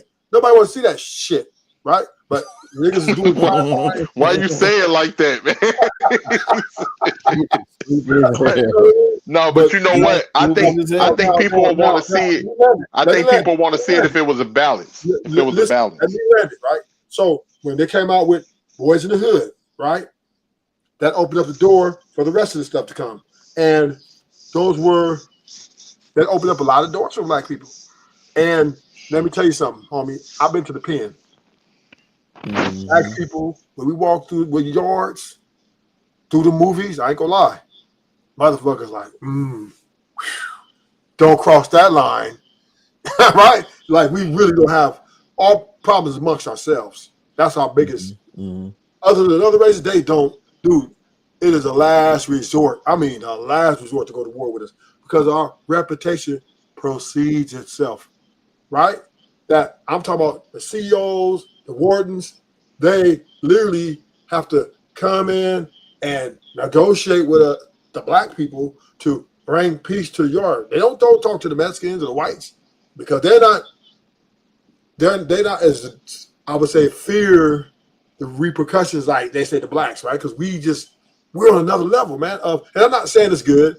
I'm not saying it's something to be proud of, but I'm saying, hey, couple squabbles when it's time to man up, it feels good to have that reputation behind you. But I heard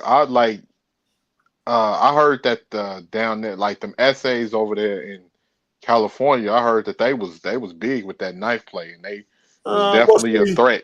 They was definitely a threat in the California penal system. Once again, the Serranos. They're so scared of us, though, right?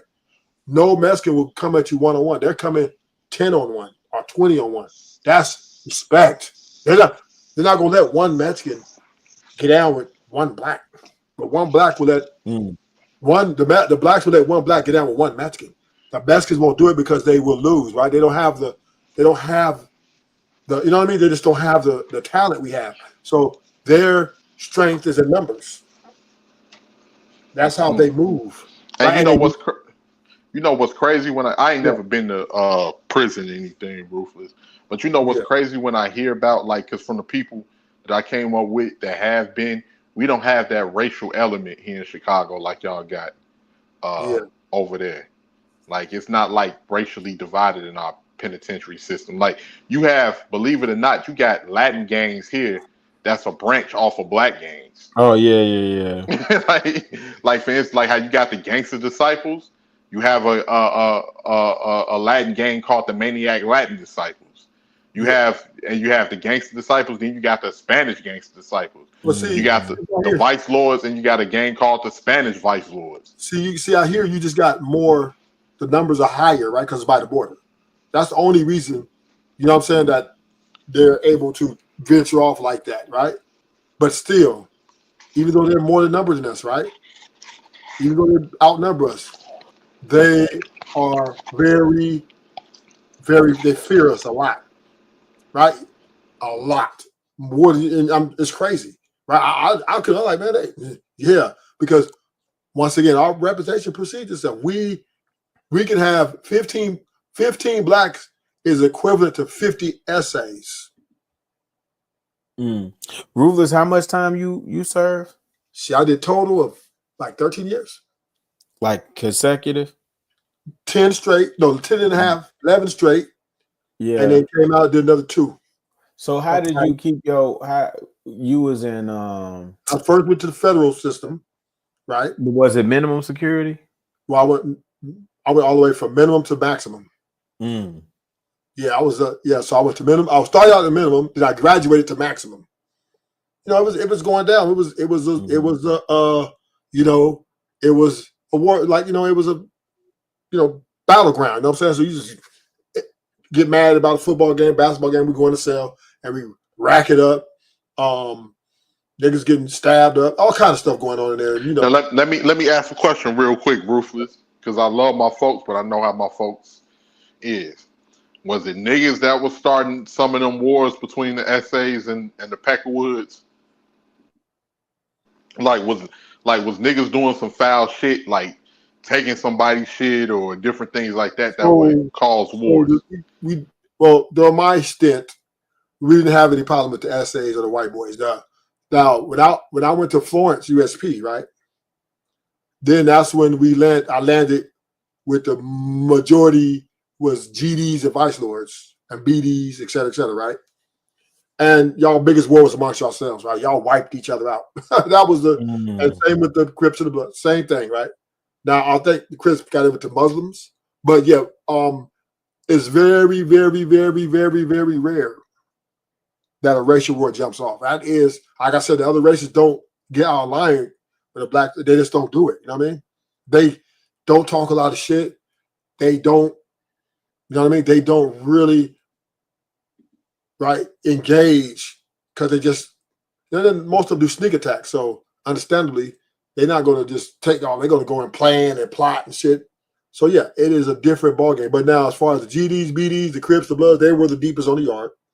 Then you have the DC. Now the DC boys were the renegades, right? Right. They had no structure. They had structure, but their structure was different than everybody else's structure. And they. Oh yeah, you talking about the DC blacks? Yes. DC. Yeah. I heard them boys was woof. I heard them boys was rough because they don't have gangs in DC like that. So they was like, they're kind of. They have structure, but their structure is different than all the other blacks, right? So they just war with all the other blacks. They always get ran off the yard because they get outnumbered, right? DC doesn't they don't have the big numbers, right? They like 10 or 12 of them, and it's, you got 400 GDs and vice lords, right? You got 600 Crips and Bloods, you know what I'm saying? So it's just, they're always outnumbered, but they start the most trouble. Yeah, so yeah, but it was I would say it was a great learning experience. I learned a lot, especially when it comes to respect. That if you didn't give it, it could cost you your life. And if somebody was trying to take it, you take theirs. That definitely, that mentality changed my scope on, the survival method. Talk is cheap, actions speak louder than words type of mentality. And that's how the code I've been living by since, right? And it's just very effective for me because you don't want to put yourself without talking, right? Because then there's a plan on you and then to get you. So yeah, I learned a lot about respect though. And if black people saw how they act in prison compared to out here, man, you would see because the prison is way more intense. Man, it's crazy because I'm pretty sure Rilla he got some stories, same thing as me. Like neither one of us, ain't nobody, me or Rilla or Hustler Musk ain't never been to prison. But man, the stories Rilla we used to hear about Cook County, boy. Hey man, Woo. I don't want shit to do with 26 in California. I don't want shit to do with 26 California or Stateville. I don't want shit to do with the Audi home. Like with y'all, like Ruthless, like because LA County Jail, I hear is very wild in there. It's the same with us. Cook County and Chicago's jail and everybody that come. Yeah, in there, when you get to the county jail, there's a lot of fighting, right? So a lot of enemies are fighting, lining each other up. Pretty much it. In LA County, we beef with we're separate. We have segregation, right, for the Mexicans and the blacks. So yeah, but the blacks pretty much line each other up, enemies, and we're at war with the Mexicans. Yeah, here it's not really at war. It's more in Chicago. It's not really race. It's more gang banging than it is race. Not You saying talking it about may not. amongst minorities or just because I think I don't think the racism exists like in the South, but them liberal whites, them motherfuckers will smile in your face. Oh yeah, they cutthroat. They cutthroat and go right behind your back. Hell yeah. Talking hella shit. Raggedy son of a bitch. Talking hella shit. Yeah. But see, I'm talking about like even with the black and Hispanic thing. It ain't race. Oh yeah. You're right. It ain't racism like that. You know what? One of the white boys that used to stay down there on 106 just passed, man. One of the homies was posting them. They was the last of the white families that was in the hunt. Well, in Roseland, really, in that area before blacks started moving in from Robert Taylor's and from the low end. But anyway, he was the only white boy I heard say like nigga and didn't get punched in the mouth, and he was a foe. Oh, see. But that's the thing we don't like to be. He just passed. We don't like to be honest about. It's certain motherfuckers that grow up around us, and whether we that's a lot of people say a lot of shit on the internet, but they get that pass, especially if they like that, and they grew up. They like, man, it's all I know is black folks. That's all I grew up around. You know what's crazy? Motherfuckers don't be. People don't really trip off of that. You know what's crazy? We out here in LA County, the blacks have a water fountain and the Mexicans have a water fountain. Blacks That's have crazy because you can attest to this. Real, like wasn't the Boricuas, Puerto Ricans was the wild and humble part. Man, like they were some of the most wildest. They were some of the most wildest gang bangers that you was gonna run across. My grandmother had a comforting store in Humble Park, so I used to go up there. But I can actually say I experienced segregation. You know what I'm saying? Like it's crazy. This is the 2000s, right? I walk in, they said that's the Mexican shower, that's the black shower. I'm like, what? 20? What? No fucking way. 2010, right? I couldn't believe this. The desk table belonged to them. This the black table. Like the civil rights movement, nigga. Like when the bus, back of the bus, same shit. I could not believe it. This happened in 2010. Is this real? It was real. I've never seen nothing like that.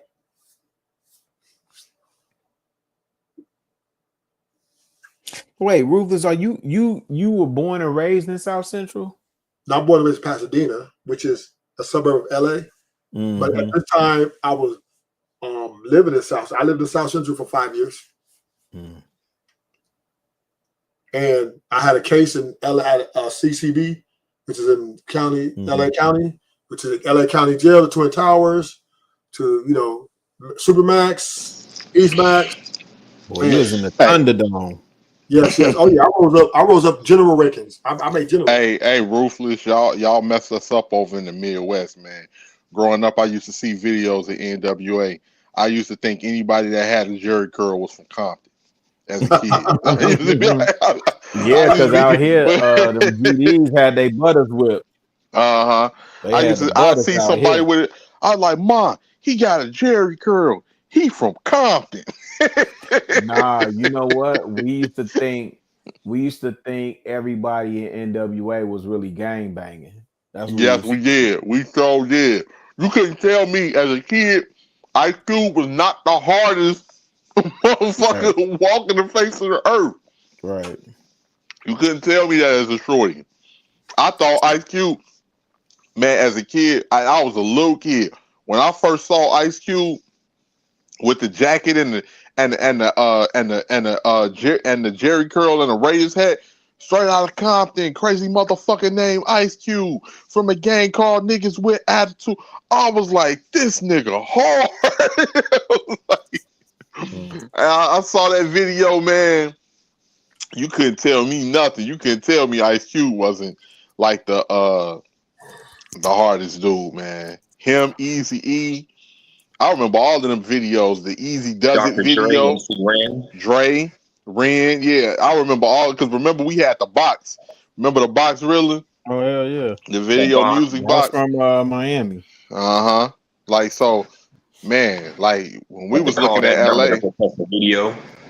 I don't know why my mama used to call them these, but in LA, Ruthless, y'all used to wear them Pendletons, right? Yeah. I didn't know them as Pendletons because my mama used to always call you like, yeah, they got them Compton banger shirts on. I was like, and I just grew up calling like, hey, that's a Compton banger shirt. I just grew up calling. If I see a Pendleton, I'm like, oh, this one of them damn Compton banger shirts, because my mama used to always call them that. So I used to be like, but it's a Pendleton. But yeah, man, we grew up seeing all of them videos. We really thought NWA, the only person that was really in the streets was Easy out their whole group.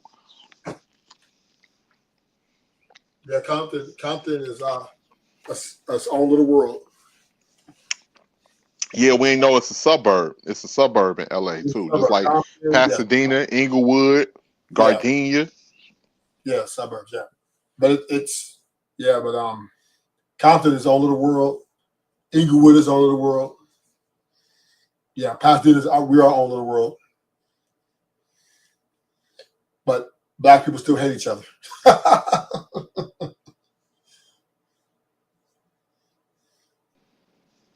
Yeah, man, I definitely have to visit LA, man. Yeah, I just told wifey I got a homeboy out there that keep asking when we coming out there. I told him it's on the list. It's on the list to get out there. I'm gonna come up in that joint with an all black khaki suit and a black LA hat. Yeah. Hey, and my boy, he originally from New York, right? So he like, damn, I can't wear no damn fitteds out here. Yeah, they got everything is in their hats. They hats represent hoods out there. That shit crazy. They hats represent hood, because we just thought it was red and blue. But they got them different sets and everything that be worn with each other. You don't have to too much worry about that, right? Because everybody knows everybody out there. All the gangbangers know each other. So if you wear a hat that represents a summer neighborhood or something, if they see your face, they don't know you're out of town automatically. So you ain't nobody gonna run up on you like that. Because I done seen interviews about y'all areas out there. Don't be sending people off, Ruthless, because if somebody wear Houston Astros hat in the wrong neighborhood, but they something can really happen. No, it don't go like that. You gotta understand about LA, how LA operates, right? Everybody knows everybody. You feel me? So if you're new, you will stand out. So if you wear a Houston hat, they're gonna look at your face. Because if you was used to that and you from that hood, they don't know, oh, that's what's that, get him. But now they look at you like 18th letter. They ain't gonna know your name, but they looking at you, they're like, oh, this thing ain't from around here. Now they gonna hit you up though, where you from? You say, oh, I'm from out of Kansas or whatever. They all right, well, walk them, and say a little peeps and keep it pushing, right? They ain't gonna fuck with you. Believe me. I know my neighborhood. Everybody knows everybody. If you're a hitter, you're well known throughout the city. And the hat doesn't necessarily mean anything unless you're the wrong one wearing, right? If you're the guy that's a hitter and wearing that hat, green light. So you can wear what you want. Just don't wear no shiny objects like gold or diamonds. Don't wear that. They will come get you. Oh yeah, they still use like that slang, like, oh yeah, we finna who ride. They still use.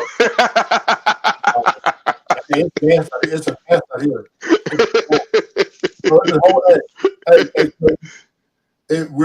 The gangbanging is advanced now. It's a whole nother level. Who ride? Nobody uses that.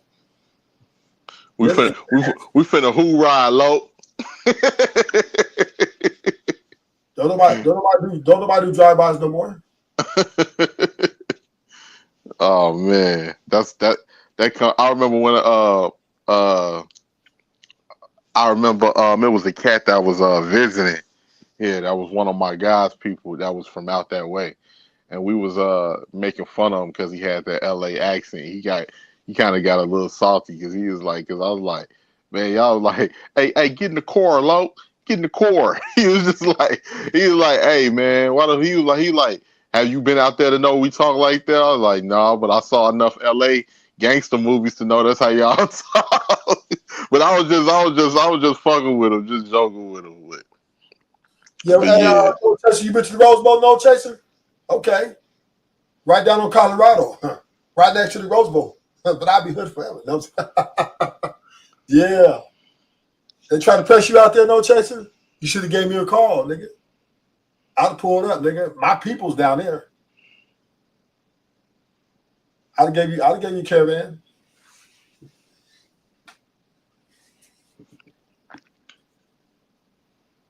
So the area that you grew up in, Ruthless, you grew up over there in the red area or blue area? Red. Okay.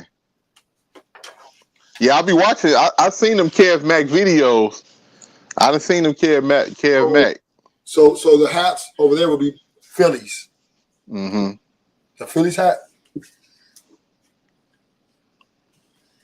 Yeah. So yeah, but once again, right? Everybody knows everybody. Now they're not going to just shoot you because you have a hat. They will pull up on you though to investigate you though. Mm-hmm. If you just wandering around, you know what I'm saying? If you just wandering around, but if you're in a car sightseeing, let me get out a few spots, take some pictures. They ain't finna pull up on you.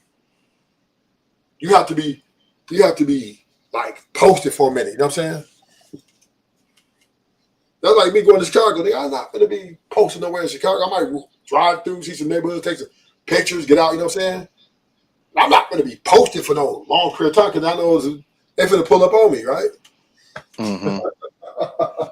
I remember like back in the day when I was living in Des Moines, it was a cat out there that was from LA. And I used to ask him because I was like I used to be looking like, I was like, man, because in Chicago, when you in the hood, you know you in the hood, you know. But I'm like, LA, I'm like, man, y'all got some nice ass areas, man. And he was like, and that'll be the hood, bro, and you wouldn't even know it.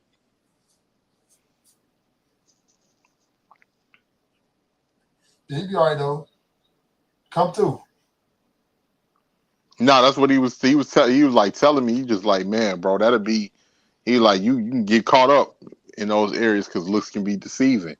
But I know, like in Chicago, when you in the ghetto, at least, well, they gentrifying everything now. But at least when I was coming up, you would know abandoned buildings. Like if it is grass, it's like brown and with dirt spots and shit. Have bent up fences. It depends on where you at. Now we got nice areas too. That's kind of like quasi hoods.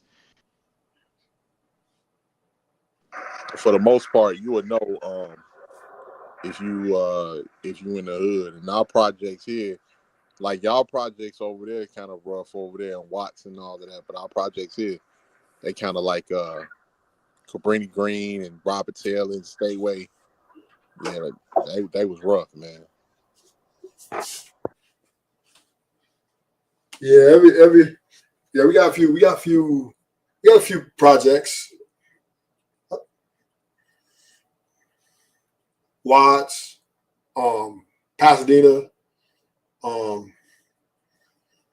South Central. I think South Central got the Jungles. So you got a few, not too many. Pablo's, but it's like it. You come out to LA during the daytime, you safe, man. Believe me. Nobody gonna fuck with you. 6 p.m. Make sure your ass out of there. Yeah, when the nightfall, make sure you're in your hotel on civilian soil. Right. That's the thing here. Like Chicago, a beautiful city, man. We get a bad rap, but we a beautiful city, man. 6 p.m. I'm in my civilian hotel. I'm in Chicago. I'm gonna go look at old block. You know what I mean? Oh, this is shit. Oh shit. You know what I mean? I want to see this shit. This is gonna be like 11 a.m. But you know what, like, right? Real big, like, cause I know down over there in LA, it ain't as many black folks as it used to be. Because here we getting to that point now, because we losing a lot of our population. But at one point, shit, in the 90s, like in the late 80s, early 90s, Chicago had over 1.3 million black folks in the city. Yeah, y'all got more black folks than we do. Yeah, we down to 760-some thousand now. That's just in the city. And then we got the suburbs, because we got like some of our suburbs is just like LA. Like we got Calumet City, we got Dalton, we got Harvey, we got God, what's that other one out west? Melwood, Maywood, Bellwood, like different suburbs like that where it's like a majority black. And then of course, you know, we right down the street from Gary, Indiana, where the Jacksons grew up at. Like a lot of people flock to the like it's only like 25 minutes. Gary ain't nothing but like 25 minutes to half an hour away from Chicago, where everybody go to see the Jackson's house. Jackson 5. Yeah. Over there on 2300 Jackson Street. And I got a street named after Jackson? No, well, the streets is named after the presidents. Oh, it just happens that they was raised on that street. So okay. A lot of people go over there to see their house and, you know, see the house that they was born and raised in and everything. And that ain't nothing but like, you know, right there, like a half an hour away from Chicago. So people go out there to Gary. And Gary, man, Gary was fucked up. You want to talk about a city that's, man, Gary was off the chain, man. Like it's not as bad as it used to be, but Gary, you ain't seen no hoods until you seen Gary, Indiana. I'm talking about it. That place looked like some of them areas looked like a war torn, like a bomb hit it or something. Yep, yeah, I've been to Gary many times, so he ain't lying about that. I mean, you talking about abandoned buildings, abandoned houses, overgrown grass, wood. Like it was like Gary, you like, God damn. And at one point, Gary was the murder capital in the early 90s. With a city less than 100,000, they was the murder capital, man.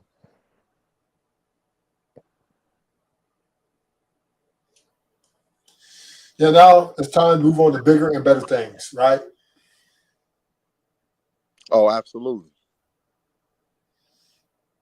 You know, now it's all about legacy and structure. Yeah, building a family, making sure you pour into your sons and your daughters, correcting the mistakes that you made, teaching them to trying to build them up for the world the best that you possibly can, and teaching them to have foresight so they can foresee a lot of the issues that may occur. That way they can avoid them, so they don't end up repeating a certain cycle or even falling victim to being influenced by the wrong type of people.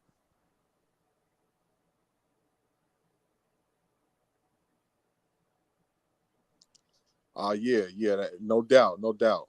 Yep, you can definitely get a house out there for 1,000. Gary gonna be gentrified soon.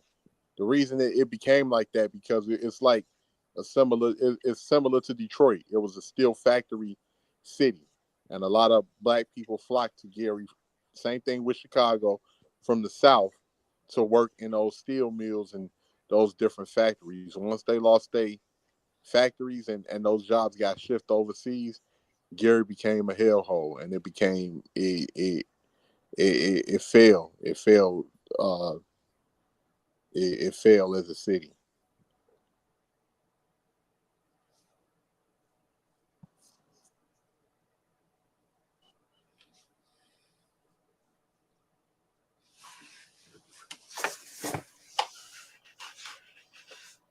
But you ever run into any celebrities out there, Ruthless, in LA?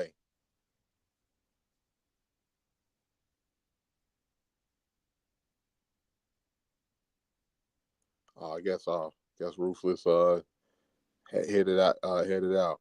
But Hustle and Muscle, what you been up to though, brother? How's everything? Feeling good. Feeling show like an hour ago.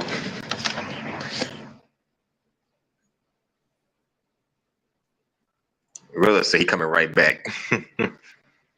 Oh, that's if Ashton up to let him in. I let who in? Oh, okay. Oh, no, that's Rilla. Rilla said he was coming right back and grabbing something to eat. Oh, okay. Yeah. Ashton, you up? Yeah. Oh, yeah. I just didn't hear no thing to Your ass hustle be and muscle. knocked out sleep every day. That's my fault, hustle and muscle. I didn't see you. You sure about that? On my soul, hustle and muscle. You rolled over off your stomach, sir? I did earlier. Shit. Let me see. Yep, I just did my own show earlier. That's why I'm just not getting in here. Oh shit, how it go? Yeah, we're pretty good. Told you I got my own channel now. People like y'all inspired me to do this. Yeah, I'm gonna have to come over there next time, Hustler. Join you on the panel. Yeah, you've been over there before. Yep. I appreciate you coming through, Jerome. Hey, Jerome funny as hell. You say who, Ashton? Jerome, college football. Oh yeah. Yeah, Dr. Jerome, definitely. Man, I thought about getting that college football. I heard it was the truth. Yeah, but I heard you can't switch your player over.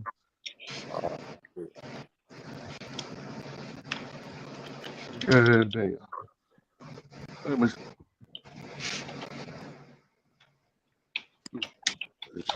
You been all right though, hustle and muscle? Yeah, I've been all right.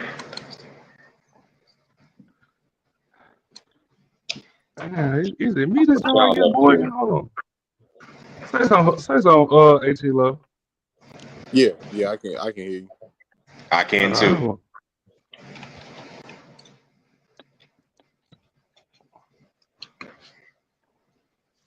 Oh shit.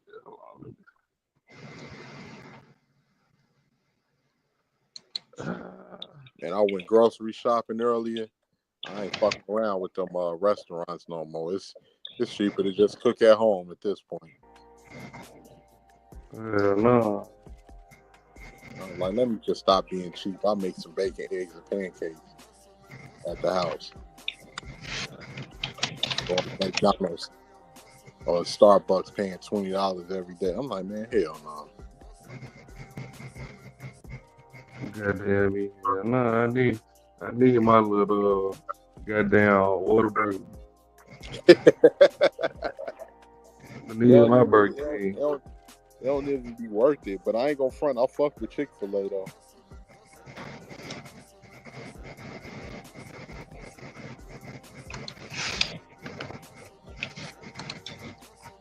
Damn, how long? I don't know why it sound like on board. Hold on, 1 second. Let me start this shit.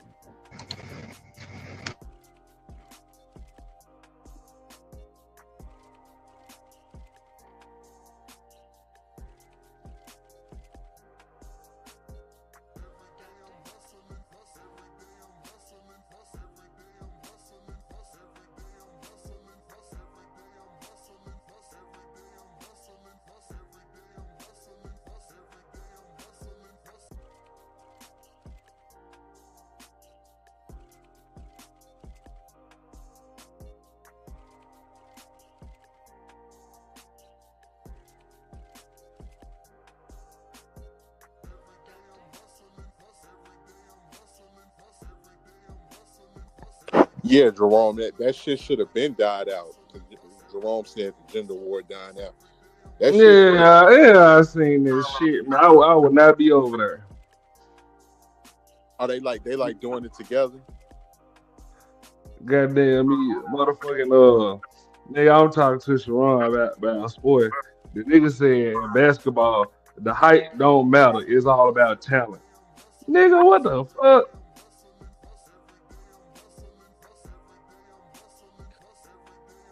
That gender war should have been died out, man. People should get tired of talking about the same thing. Boy, I can talk about this shit every day.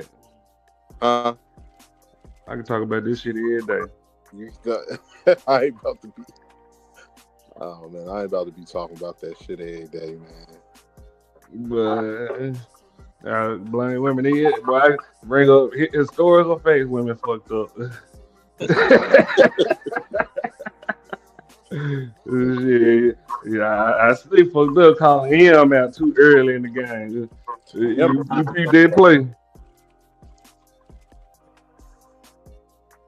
Yeah, M ain't even come back. I don't know what happened. You know, a nigga say something sleep, and you walk off, and then you get to think about it, like, hey, that nigga just play me. That's what it was. You trying to save face. That boy fool. Yeah, I need to get that. I'm gonna get that Black Ops 6, man. Zombies is my shit.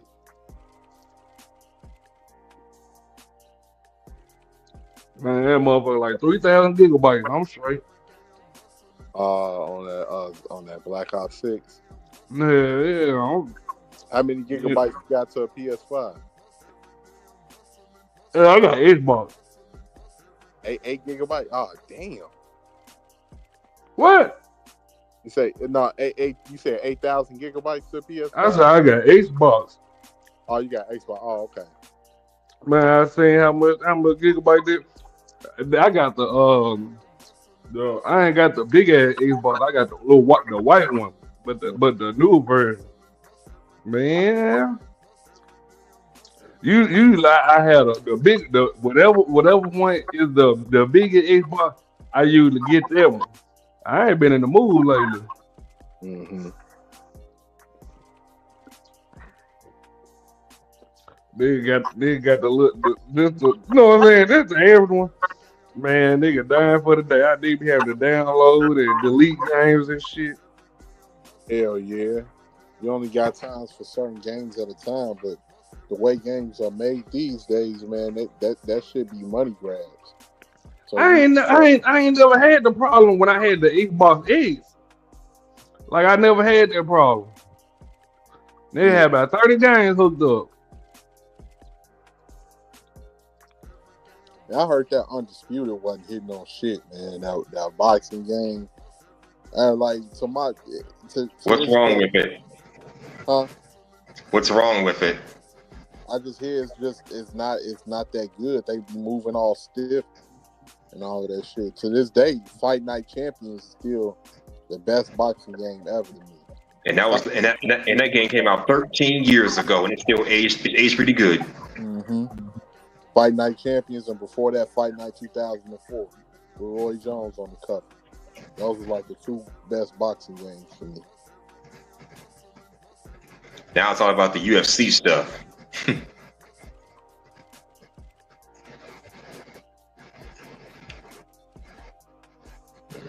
Let's see here, where to Let me see. Live.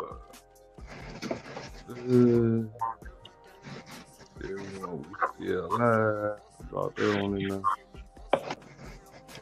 Damn, Drill done went to sleep together tonight. I think Rilla said he was going to go get something to eat. Oh, really? Yeah, he left it in the back chat. Not really going to get a midnight snack.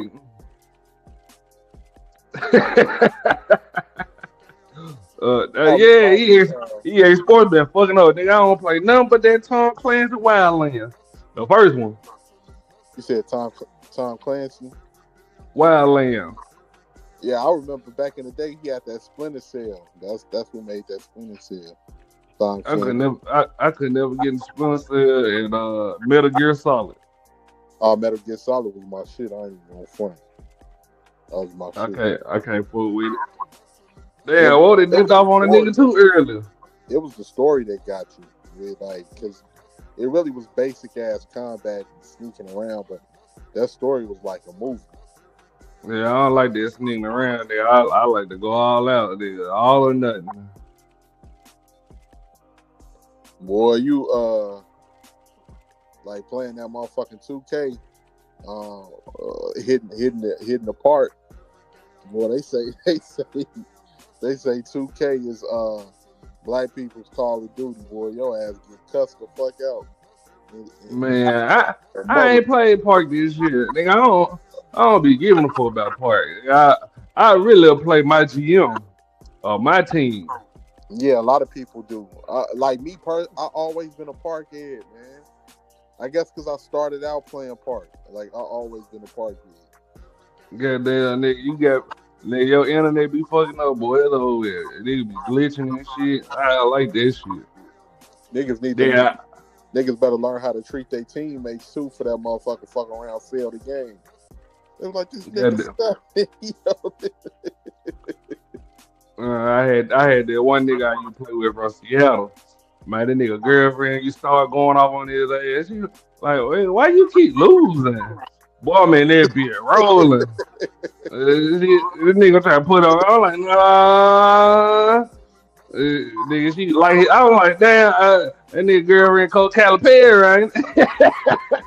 Hell no. Yeah, she was on his ass. Boy, I fell that limb. Yeah, that was my shit. Man, I had my players looking raw as fuck. I remember on that 2K19, I had my boy. He was a playmaking shot creator. I came out. I had the Bulls fitted on. Had that boy in some jeans and some Timbs with the tattoos and all of that. Had shot rack across the stomach. That boy was a monster, boy. I was super quick. You know, we talk about going back to the old 2K. Go download this shit right now, boy. You look sicker than a bitch playing that motherfucker. Yeah. This shit looks so boring. Man, I went back and downloaded. Let me see. Let me go look which one I went down. Whichever one got Giannis on that motherfucker. 2K19, boy, I think it was 16. I ain't gonna hold you. Man, that shit looks so boring to me. I was like, I really used to play this shit. Yeah, I was like, they say 17 was the best, but really, I came in around 18, man. And like, I used to love playing on the park. But a lot of people used to play rec. That was their shit. Like I used to play rec a couple of times, but everybody wanted to play rec all the time. I'm like, man, I want to go on that motherfucking park. Well, I want to do some of the fancy ass moves and throw niggas up at the park. Yeah, Jerome, that motherfucking Def Jam fight from New York was the shit. That was the game. My niggas are hearing me. What's up with the pod, man? What's up with the pod? Man. I sure hear nigga about that pod. My real friend done left me and went and started kicking it with my internet friends, man. I don't like this shit. Nigga, y'all met through me. Hey, no, when going to party to see that be talking without me. Oh, okay. Fuck y'all. I don't like this shit. Nah, when your guys hit you, I remember one of my guys here, he said, "Hey man, go get your glass cleaned. I ain't playing with that nigga Lawrence no more." I was like, "Man, what happened?" He's like, "Man, this nigga makes some dumbass bills. Gonna make a goddamn center with some short ass arms and a point guard with some long ass arms." I make my niggas say I make a point guard power forward. My nigga got a dunk shit. Fuck them threes. Forward, yeah, point forward. Shit, nigga, I dish that. Nigga, I'm supposed to be able to dish that bitch. I'm supposed to act like I'm going in and dunk. Everybody supposed to come toward me and I dish that bitch, nigga. What the fuck? But I will go in there, bitch. I dunk on all three of them. I ain't gonna hold you. Hey, this glass cleaner, man, and that motherfucker was like, I put him in a power forward position, but I maxed out his height and his weight and everything. You know, that motherfucker, I got different badges when you put him in a power forward position. That motherfucker was a monster too, boy. I was the motherfuckers didn't know how I did it in the park. They was like, damn, this motherfucker rebounded every motherfucking thing. But back to Sharon and Aaron. Oh, yeah, Sharon seen it. I looked up. Clay Thompson came back to Golden State Warriors. I look about them. Aaron, oh, what? I hear you. How long they gonna wait?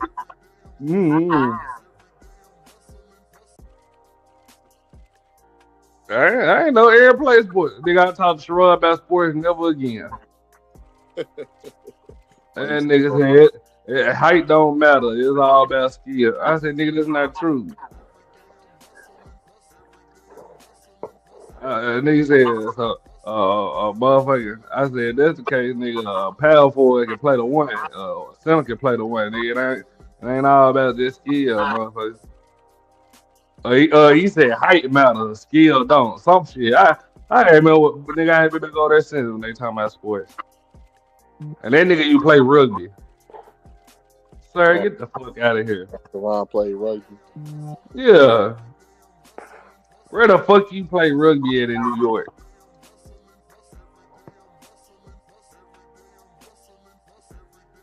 Hustler mother, you play sports.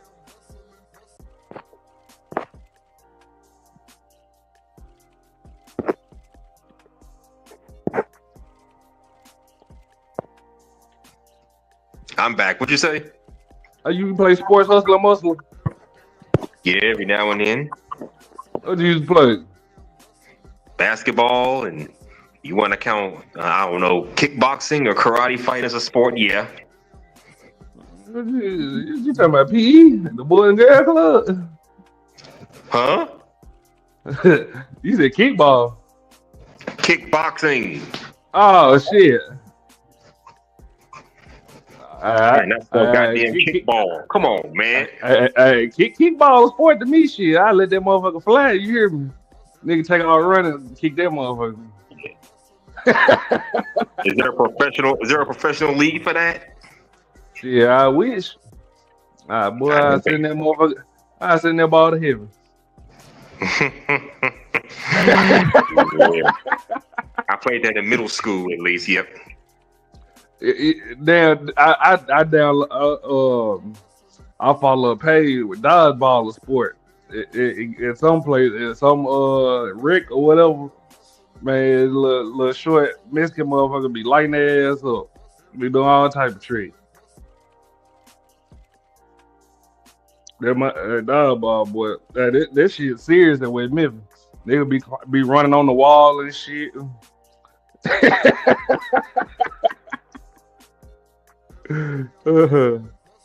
Damn. Yeah, they can teach me about finances. I don't know about I don't know about sports, sir. 2K now you really a player doing interviews. I ain't played Def Jam in a minute. You I don't know if y'all you play that much. I ain't played since the first one. Def Jam Fight for New York was my shit. That was my shit. I remember the first one. That was Def Jam Vendetta back in the day. Nigga, Def Jam, you really a crash out on that motherfucker. You fighting over a girl. The nigga, when you look at it, you really a crash out.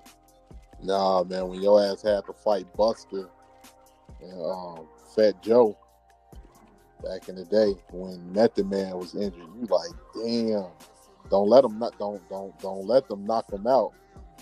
If they knock him out, your ass is done, boy. They just put your ass in. What was that move that the Dudley Boys used to do?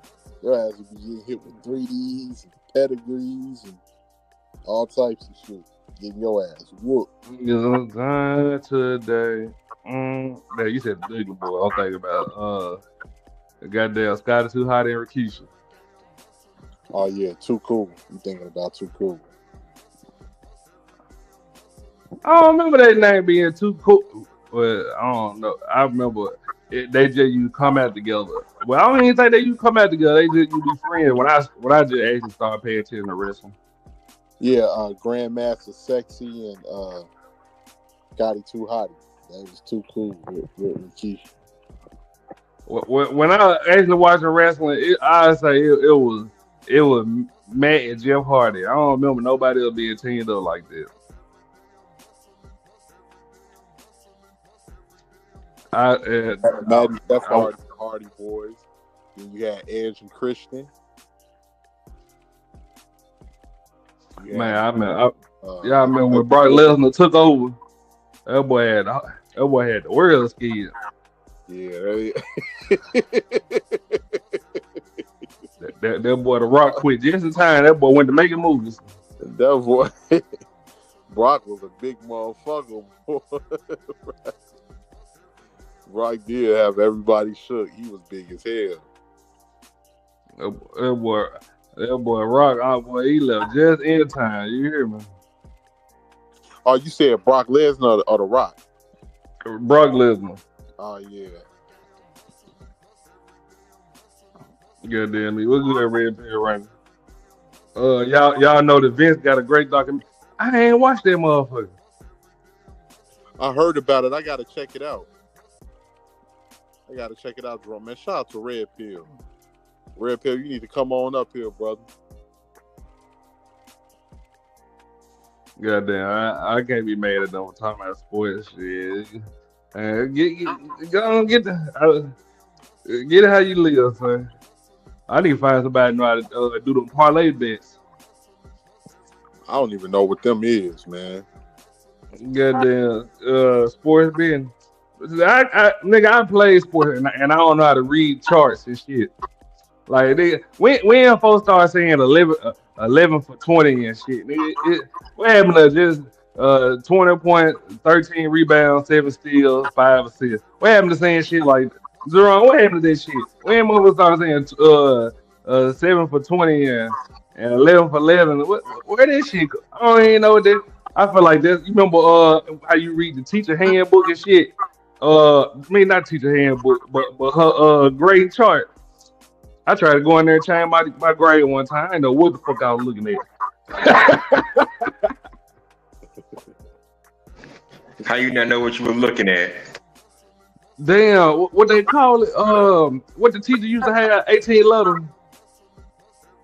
You mean you talking about like the grading chart or something like that? You remember they had where they had all your grades and test scores in a booklet. but it was everybody else shit too.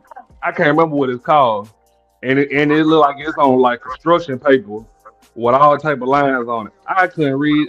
Boy, I closed that woman book up so fast.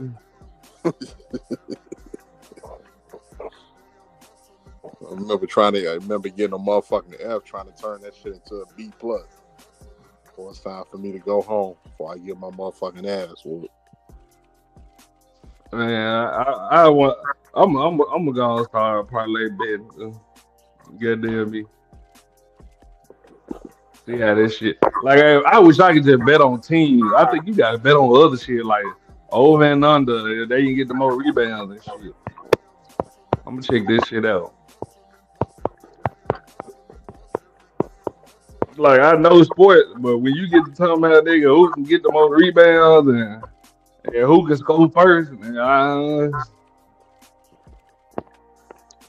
gotta be fucked in.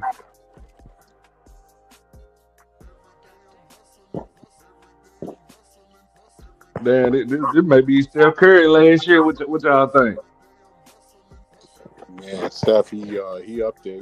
Me and Steph the same age, so he can't shoot that bit like he used to, can he? He still got it, but he ain't got a lot of them pieces like he used to have. I ain't seen it. I ain't seen it shoot that bit from half court lately. Are you? Oh no, not like that. I mean, he still got his three. He can still shoot his threes. Steph Curry, I can't believe that man single-handedly changed the game of basketball. But you know what? I said this. Like before I actually knew the story, I was like, man, ain't no nigga just shoot like that. Ain't no training. That nigga, I used to play with my brothers them, and them niggas was 6'8". I was 5'11" back then. Like nigga, that come from childhood, and then I put two and two together. I ain't know it. Then was in the league. Then come find out you play against Vince Carter. I like, yeah, that where that shit come from, nigga. You had to be in the gym.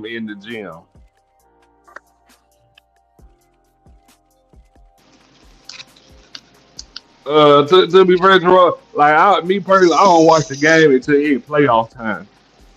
Fuck all that other shit. What you gonna do when it's time for playoffs? Then they got this shit where the courts be looking stupid and shit now doing preseason.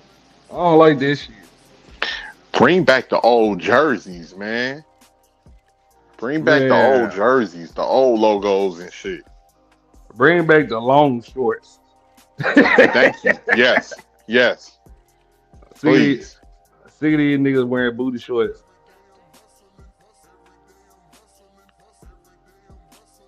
I'm sick of this shit, boy. So happy I grew up in the 3XL era, boy. Me too. I miss it, man. I ain't even gonna lie. I kind of miss it a little bit. I don't give a fuck when nobody saying the 2000s we was fresh as hell. Man, you hear me? Yes, we were. Entering the millennium style. AI was my favorite player coming up. Next to Jordan. Well, next to Jordan and Penny. AI was that nigga. I have to say T-Mac. T-Mac was the truth.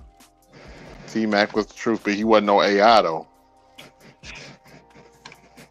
Yeah, what you saying, sir?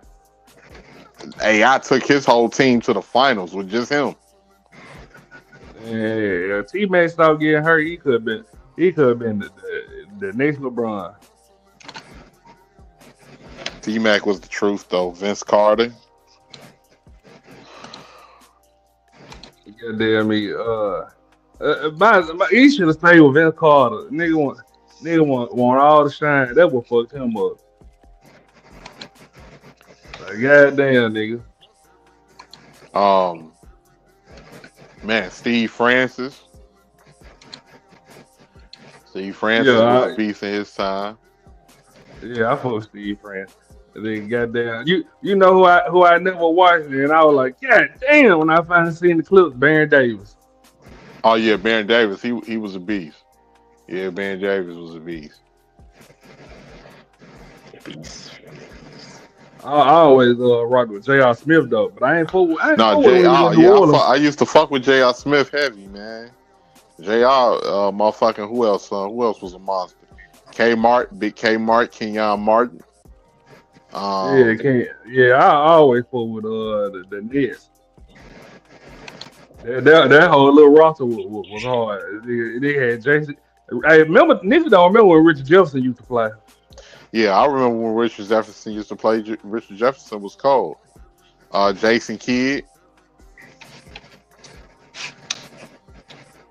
Goddamn, I miss Dante Jones and man, that was my nigga right there. Yeah, Dante. Dante Jones, and I can't remember. I think it was Corey White, the nigga from Cincinnati. I think nigga used to fly like him up. I'd be like a high flyer. Gerald Green, my nigga. Like, man, it was so many people that was more like it was about more skills back then, bro. That's the shit I miss. And I'm gonna keep it real. I missed the mid range game before everybody was launching all of them damn threes and shit. I miss what a motherfucker can shake and bake you and drive it to the mid range and let off in the mid range. Now, here's one thing I'm not sure about, but it seems like it to me. It seemed like they made the 3-point line shorter and took away some of the mid-range space. Because the mid-range space don't seem like it's as big as it used to be like in the early 2000s and the 90s when I was coming up. It seemed like they used to have more room in the mid-range. And the 3-point line was like further out. Yeah, you do got a point. Nigga, you shoot that bitch. Far as fuck, still be a 2. You got a point. I remember this shit, boy. I was a shoot that bitch 50 times, number 2. Like, you gonna shoot the 3? Somebody gonna bring it back. Somebody gonna bring that shit back because everybody's shooting too many 3-pointers now. And they're gonna have to switch that up to, throw them off and shit. Like when they playing. Man, ain't nobody. Goddamn, women y'all are shooting 3s. It's over with. I was never a 2-shoot nigga. I ain't gonna hold you. I was. I hit the mid range. I hit the mid range and hit a 3. Nigga, the only two I'm shooting is a free throw. Yeah, I'm going all in or not. But my jumper soft. Like they are going all net or nothing. I was good on that shake on the post game too. I get a nigga hesitate, give me some space, hit that motherfucker on the fadeaway.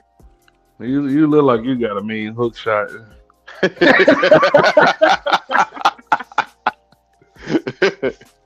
Basketball, my shit, boy. The only thing I hate that I wish I would have worked on was going to my right. Because with me being left-handed, I go to my left all the time. You know what? I'm even-handed. I dribble with my left. I shoot with my right. I dunk with my left. That shit crazy. Goddamn me. I can't dunk with both hands. I couldn't dunk with both hands unless it was alley. Boy, my house was lazy, but them hoes work. Hell yeah. Goddamn me. They say the NBA viewers is down this year. Yeah, and I ain't been paid to go no game. It's so LeBron sitting down. It's so weak now. It's practically no physicality. Like, and I know I sound old and they say shit gotta evolve, but it's just not. It's not entertaining to watch no more. Yeah, bring the cocaine back in the arm, in the strong arm. Shit, bring that Piston Bad Boys ball back. Nah, I just watch them games, boy. Nigga had to kill me. niggas elbow Mike in the stomach one time. They elbowed Mike in the stomach. Mike was curled up on the floor. Nigga, I used to watch this shit, nigga. Boy, hell no, nigga. Look, man, you let nigga elbow me across my face, boy. I'm going straight to that motherfucking locker room. I'm going up. This nigga just put me in the headlock and pull me back down to the ground. Hey, that boy Isaiah, Tommy, that boy has a mean ass assist though. I can't do no belt pad. I can't do no belt pad alley-oop. That nigga, you pop that shit. He barely could do it himself. Come think about it. Hey, so what was the white dude name, man? He was in this man. He was called. I think he was called like White Chocolate or something like that. He was a monster when it came to assist. Jason Kidd. No, that's not Jason Kidd. Jason Kidd. Jason Williams. Jason Williams. Yeah. Goddamn me, that nigga. Is he from Florida? Oh, he went to Florida. Goddamn me. Oh shit, let me check. The muscle sound like a real dodgeball ass nigga. I don't hear him adding in.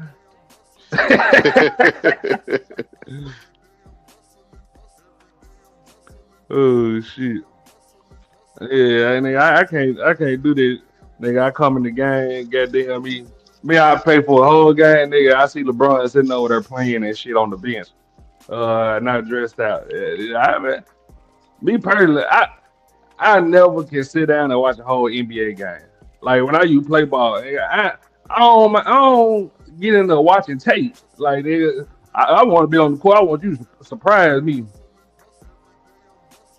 Yeah, I don't want to look at tape and know where you going. That nigga only use his left. Nigga, I want to figure that shit out myself. Oh yeah, they all used to watch film. I ain't never watch that shit. Like nigga, I don't believe in it. Like I feel like that's a cheat code. Like nigga, let me see that shit for myself. Goddamn me, I remember it was one nigga, man, it was one white nigga who shoot me so bad, man. I think that nigga almost tore my kneecap off. I heard it said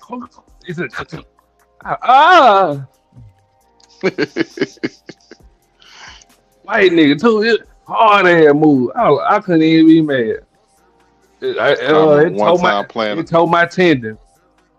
Yeah, I remember one time playing, I rolled my motherfucking ankle. Man, I ain't never told nobody else. We talking about, nigga, my first time training out basketball, boy, you be fat as hell, nigga, full of sleeper cakes. You said full of what, Ashley?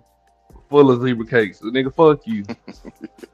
So goddamn, I mean, you know how they be like, they start you off like they be like, shoot the 2s for 2s, shoot the 3s for 3s, and they all shoot straight 3s. So then some drill, I hit so many 3s to where nigga I fucked around and hurt my ankle. I ain't get the finish tryout. Why I still made the team? That's how I know I was letting that bitch fly. And you know, big men couldn't shoot 3s back then. Hell no. Boy, I remember that shit like yo. I was like, man, I know I ain't gonna make the team. Boy, I went and check that paper nigga name on that bitch. See, and that's what I missed too, man. I missed the post game. I missed the big men being big men. You know, I miss all of that shit, man. It just seems like now everybody is just a shooting contest. But some people said they made it this way to so the Europeans, the people that come from Europe, can adjust into the league a lot better. I ain't gonna lie though, them European, I get tired of seeing niggas shoot jumpers all day. Man, where the dunk said? Hey, I'm quick to say that. Where the dunk said, nigga? I don't want to see no. Hey, but Luke was cold though. I ain't gonna lie. That nigga been hooping. He was like, what? He been in actual pro since like 17 or some shit like that. I want to go back and watch them hoes. Sometimes, you know, how you just go back and look at old people highlights and shit. That nigga Lucas shit was clean the bitch. The little shit I saw when he was over there. Oh shit. I think that nigga real asleep on his stomach. That nigga ain't coming back. Could be. Yeah, man. Really been over with the young nigga lately. He must got fired.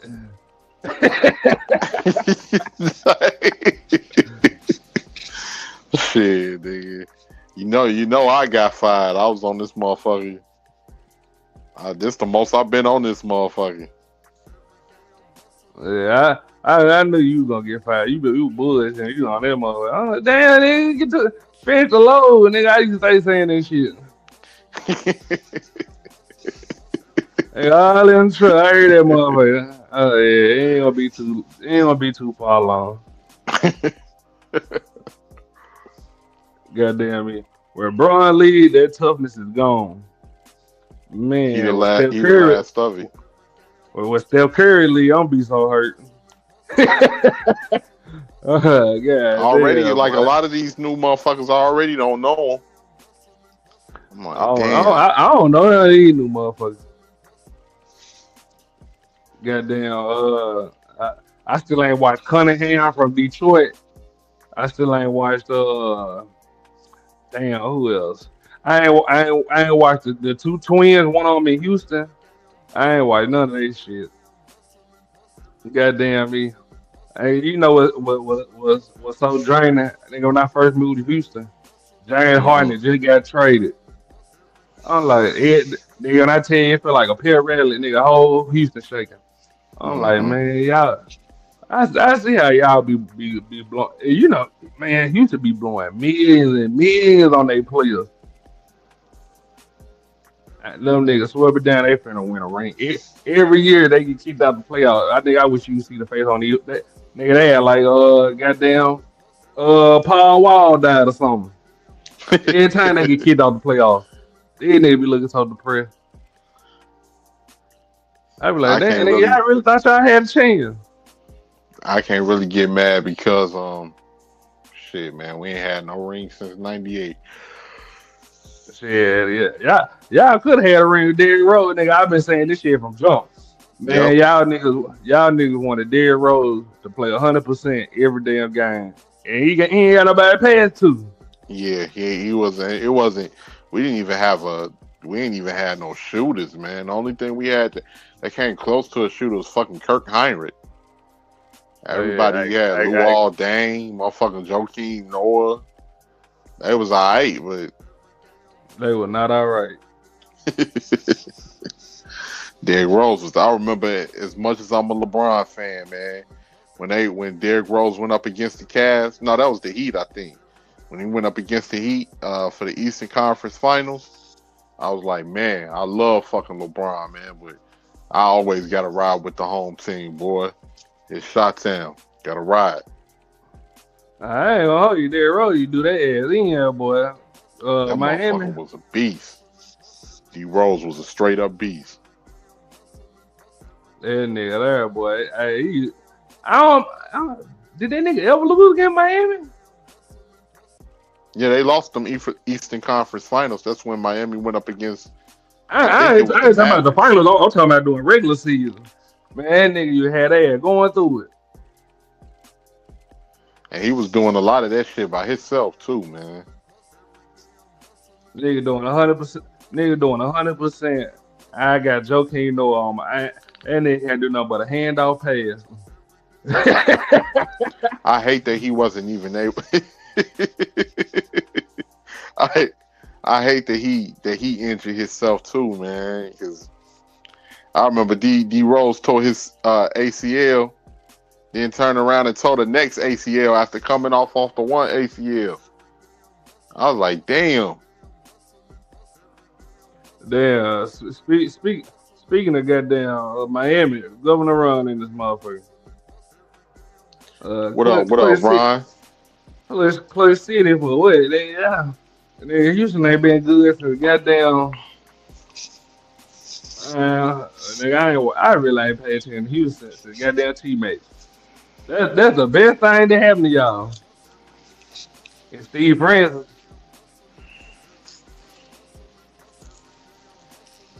Goddamn, man, I ain't gonna lie, that 11 points teammate made in a minute. I guess Spurs at that. Well, you don't get no better. Hey, remember when LeBron decided he was gonna take his talents to South Beach? Man, those motherfuckers in Cleveland, they was like, nigga, you go to South Beach, I'm gonna kill you. Goddamn, Jeff T told a story about how he never beat LeBron. So you remember Jeff T had pushed LeBron into the crowd one time. Yeah, he was frustrated. He was that nigga Jeff T said he got all type of hate mail. He said, nigga, if he hurt, bitch, I'ma kill you.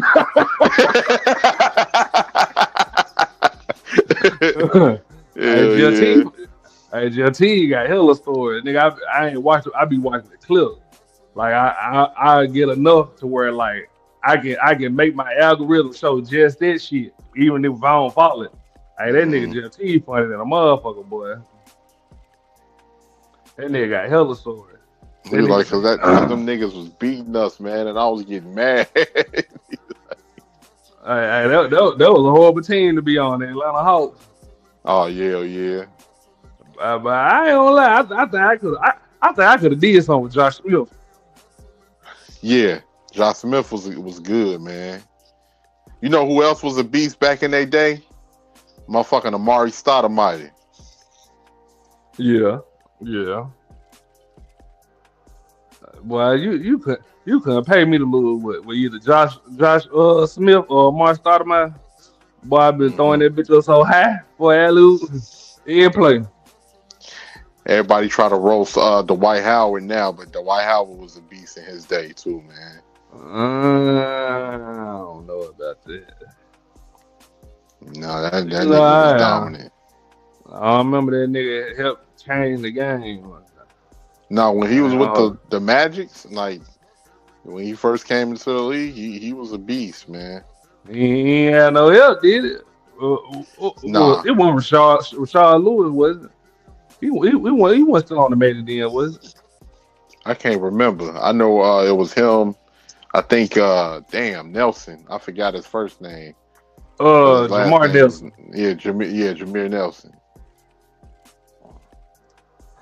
Let me see. You know who disappeared off the fucking face of the earth? Andrew Bynum. I think that nigga went and started farming crop or something. When we lost against Dallas, when LeBron got there, blessings and abundance to the chat. Pool party, Governor Ron. Damn, that was the best decision, LeBron. Man, that wasn't no decision, man. That nigga, y'all think it because he was tired of losing and shit. Y'all think because he was a free agent. Man, y'all remember Delonte West fucked his mama? Yeah, man. I was always wondering, was it any truth to that? But I know ever since then, Delonte West been down bad. He never recovered. Yeah, you would be too, nigga. You done lost the best player you ever. Man, I went back and watched nigga. Darren Miles was hating on that nigga back then. Darren Miles, my favorite player.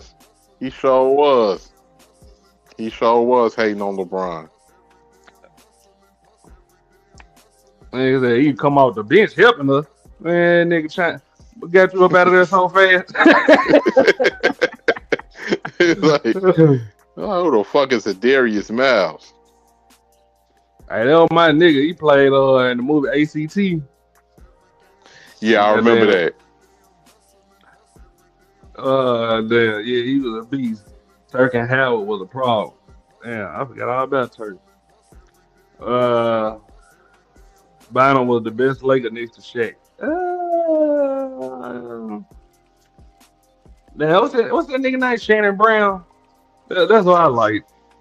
I can't really get into it with the Lakers. Without Bynum, they don't beat the Celtics. Yeah, you got a point. Man, I remember when the Lakers was on like a 5-year losing streak. Y'all remember that shit? Well, a couple going through it. That boy had everybody on that team. Man, I remember I used to be ready to fight my motherfucking cousin, man. Whatchamacallit, every time like we'd be playing 2K10, that nigga picked the Lakers, and I could not stop that nigga. Not the Lakers. He had picked the Celtics, and I could not stop that nigga, man. He'd be raining them threes with damn Ray Allen. Every time that nigga hit a three, he up there Shuttlesworth. I used to be like, man, shut your punk ass up. I was like, I gotta find a way to injure this nigga or something, get him about the game. That's man. Every team Kendrick Perkins be on that, you can't stop that motherfucker. I swear. OKC. Yeah, I used to hate when nigga come off the bench with Dion. What is it, Dion Waiters or Dion Waters and goddamn Jeremy Lamb? Like, damn, I can't beat this nigga. Goddamn nigga come off the bench. Damn, who else was it? Who else he played with? Goddamn me. Fuck the Celtics. Fuck, it was somebody. It was one more team, I think. But hey, nigga, you give me hell with OKC. I ain't gonna hold you. I ain't know who Kevin Durant was back then. Yeah, OKC was a problem. OKC was definitely a problem before they did that fluky shit and broke everybody up, and they could have won the championship. Now Russell Westbrook too greedy. Yeah, Westbrook leaving without no championship. Yeah, it used to be funny as hell when your your family members would start taking shit personal. Because I remember when my uncle was like, this motherfucker screaming at the TV, they ain't gonna scream at me when I came and visit their house. And see, that's why Carmelo ain't gonna get no damn championship ring, because he too damn greedy.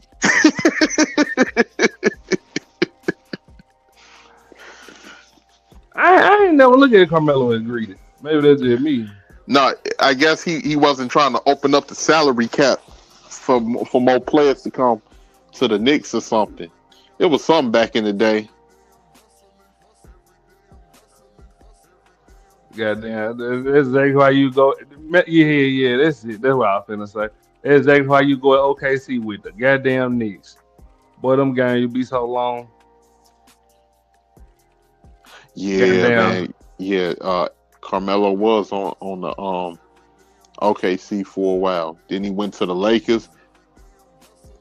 He was trying to gravy train the ring. Hey, I'll tell you who a gravy train ass motherfucker. John Sally. Nah, you know what? Goddamn me. There wasn't no gravy train. You nigga, you remember Powell came? That's why that nigga went to New York. Oh, yeah. Lala moved to New York. That nigga left. Yeah, I'll be keeping up with them dates.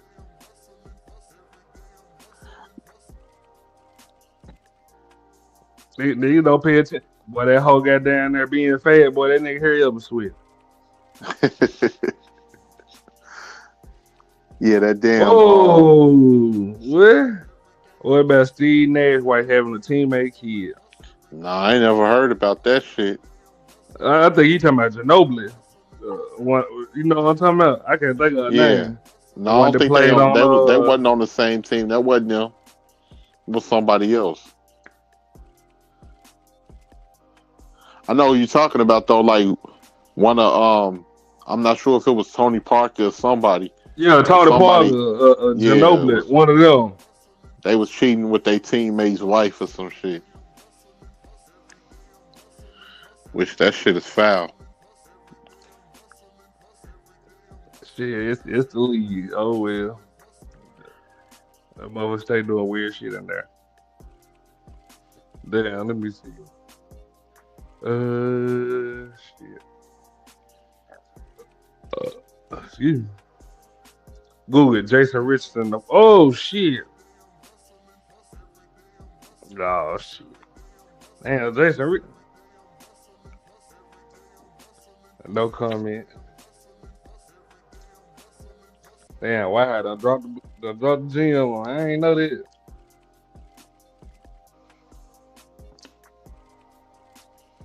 Shit. Damn, I got to hear Brown to see when we gonna start back working together.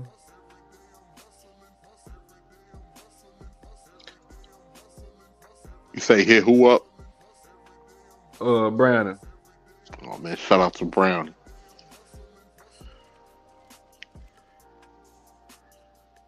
Damn, damn. I'm gonna go ahead and edit this motherfucker so I can go and get the editing and shit. I've been slacking on this shit. Alright, man. Shout out to you, Ash. Thanks for letting me up, dude. My dude. I'm about to go ahead and call it a night my damn self, man. Y'all be smooth. All right, G-Lo. All right. All right. Shit. Really, wake your ass up.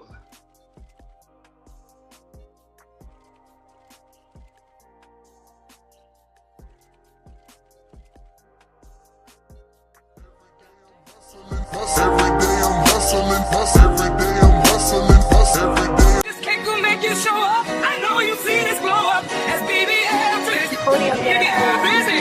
I'm going in, no diddy. Pay me some paper, man. These niggas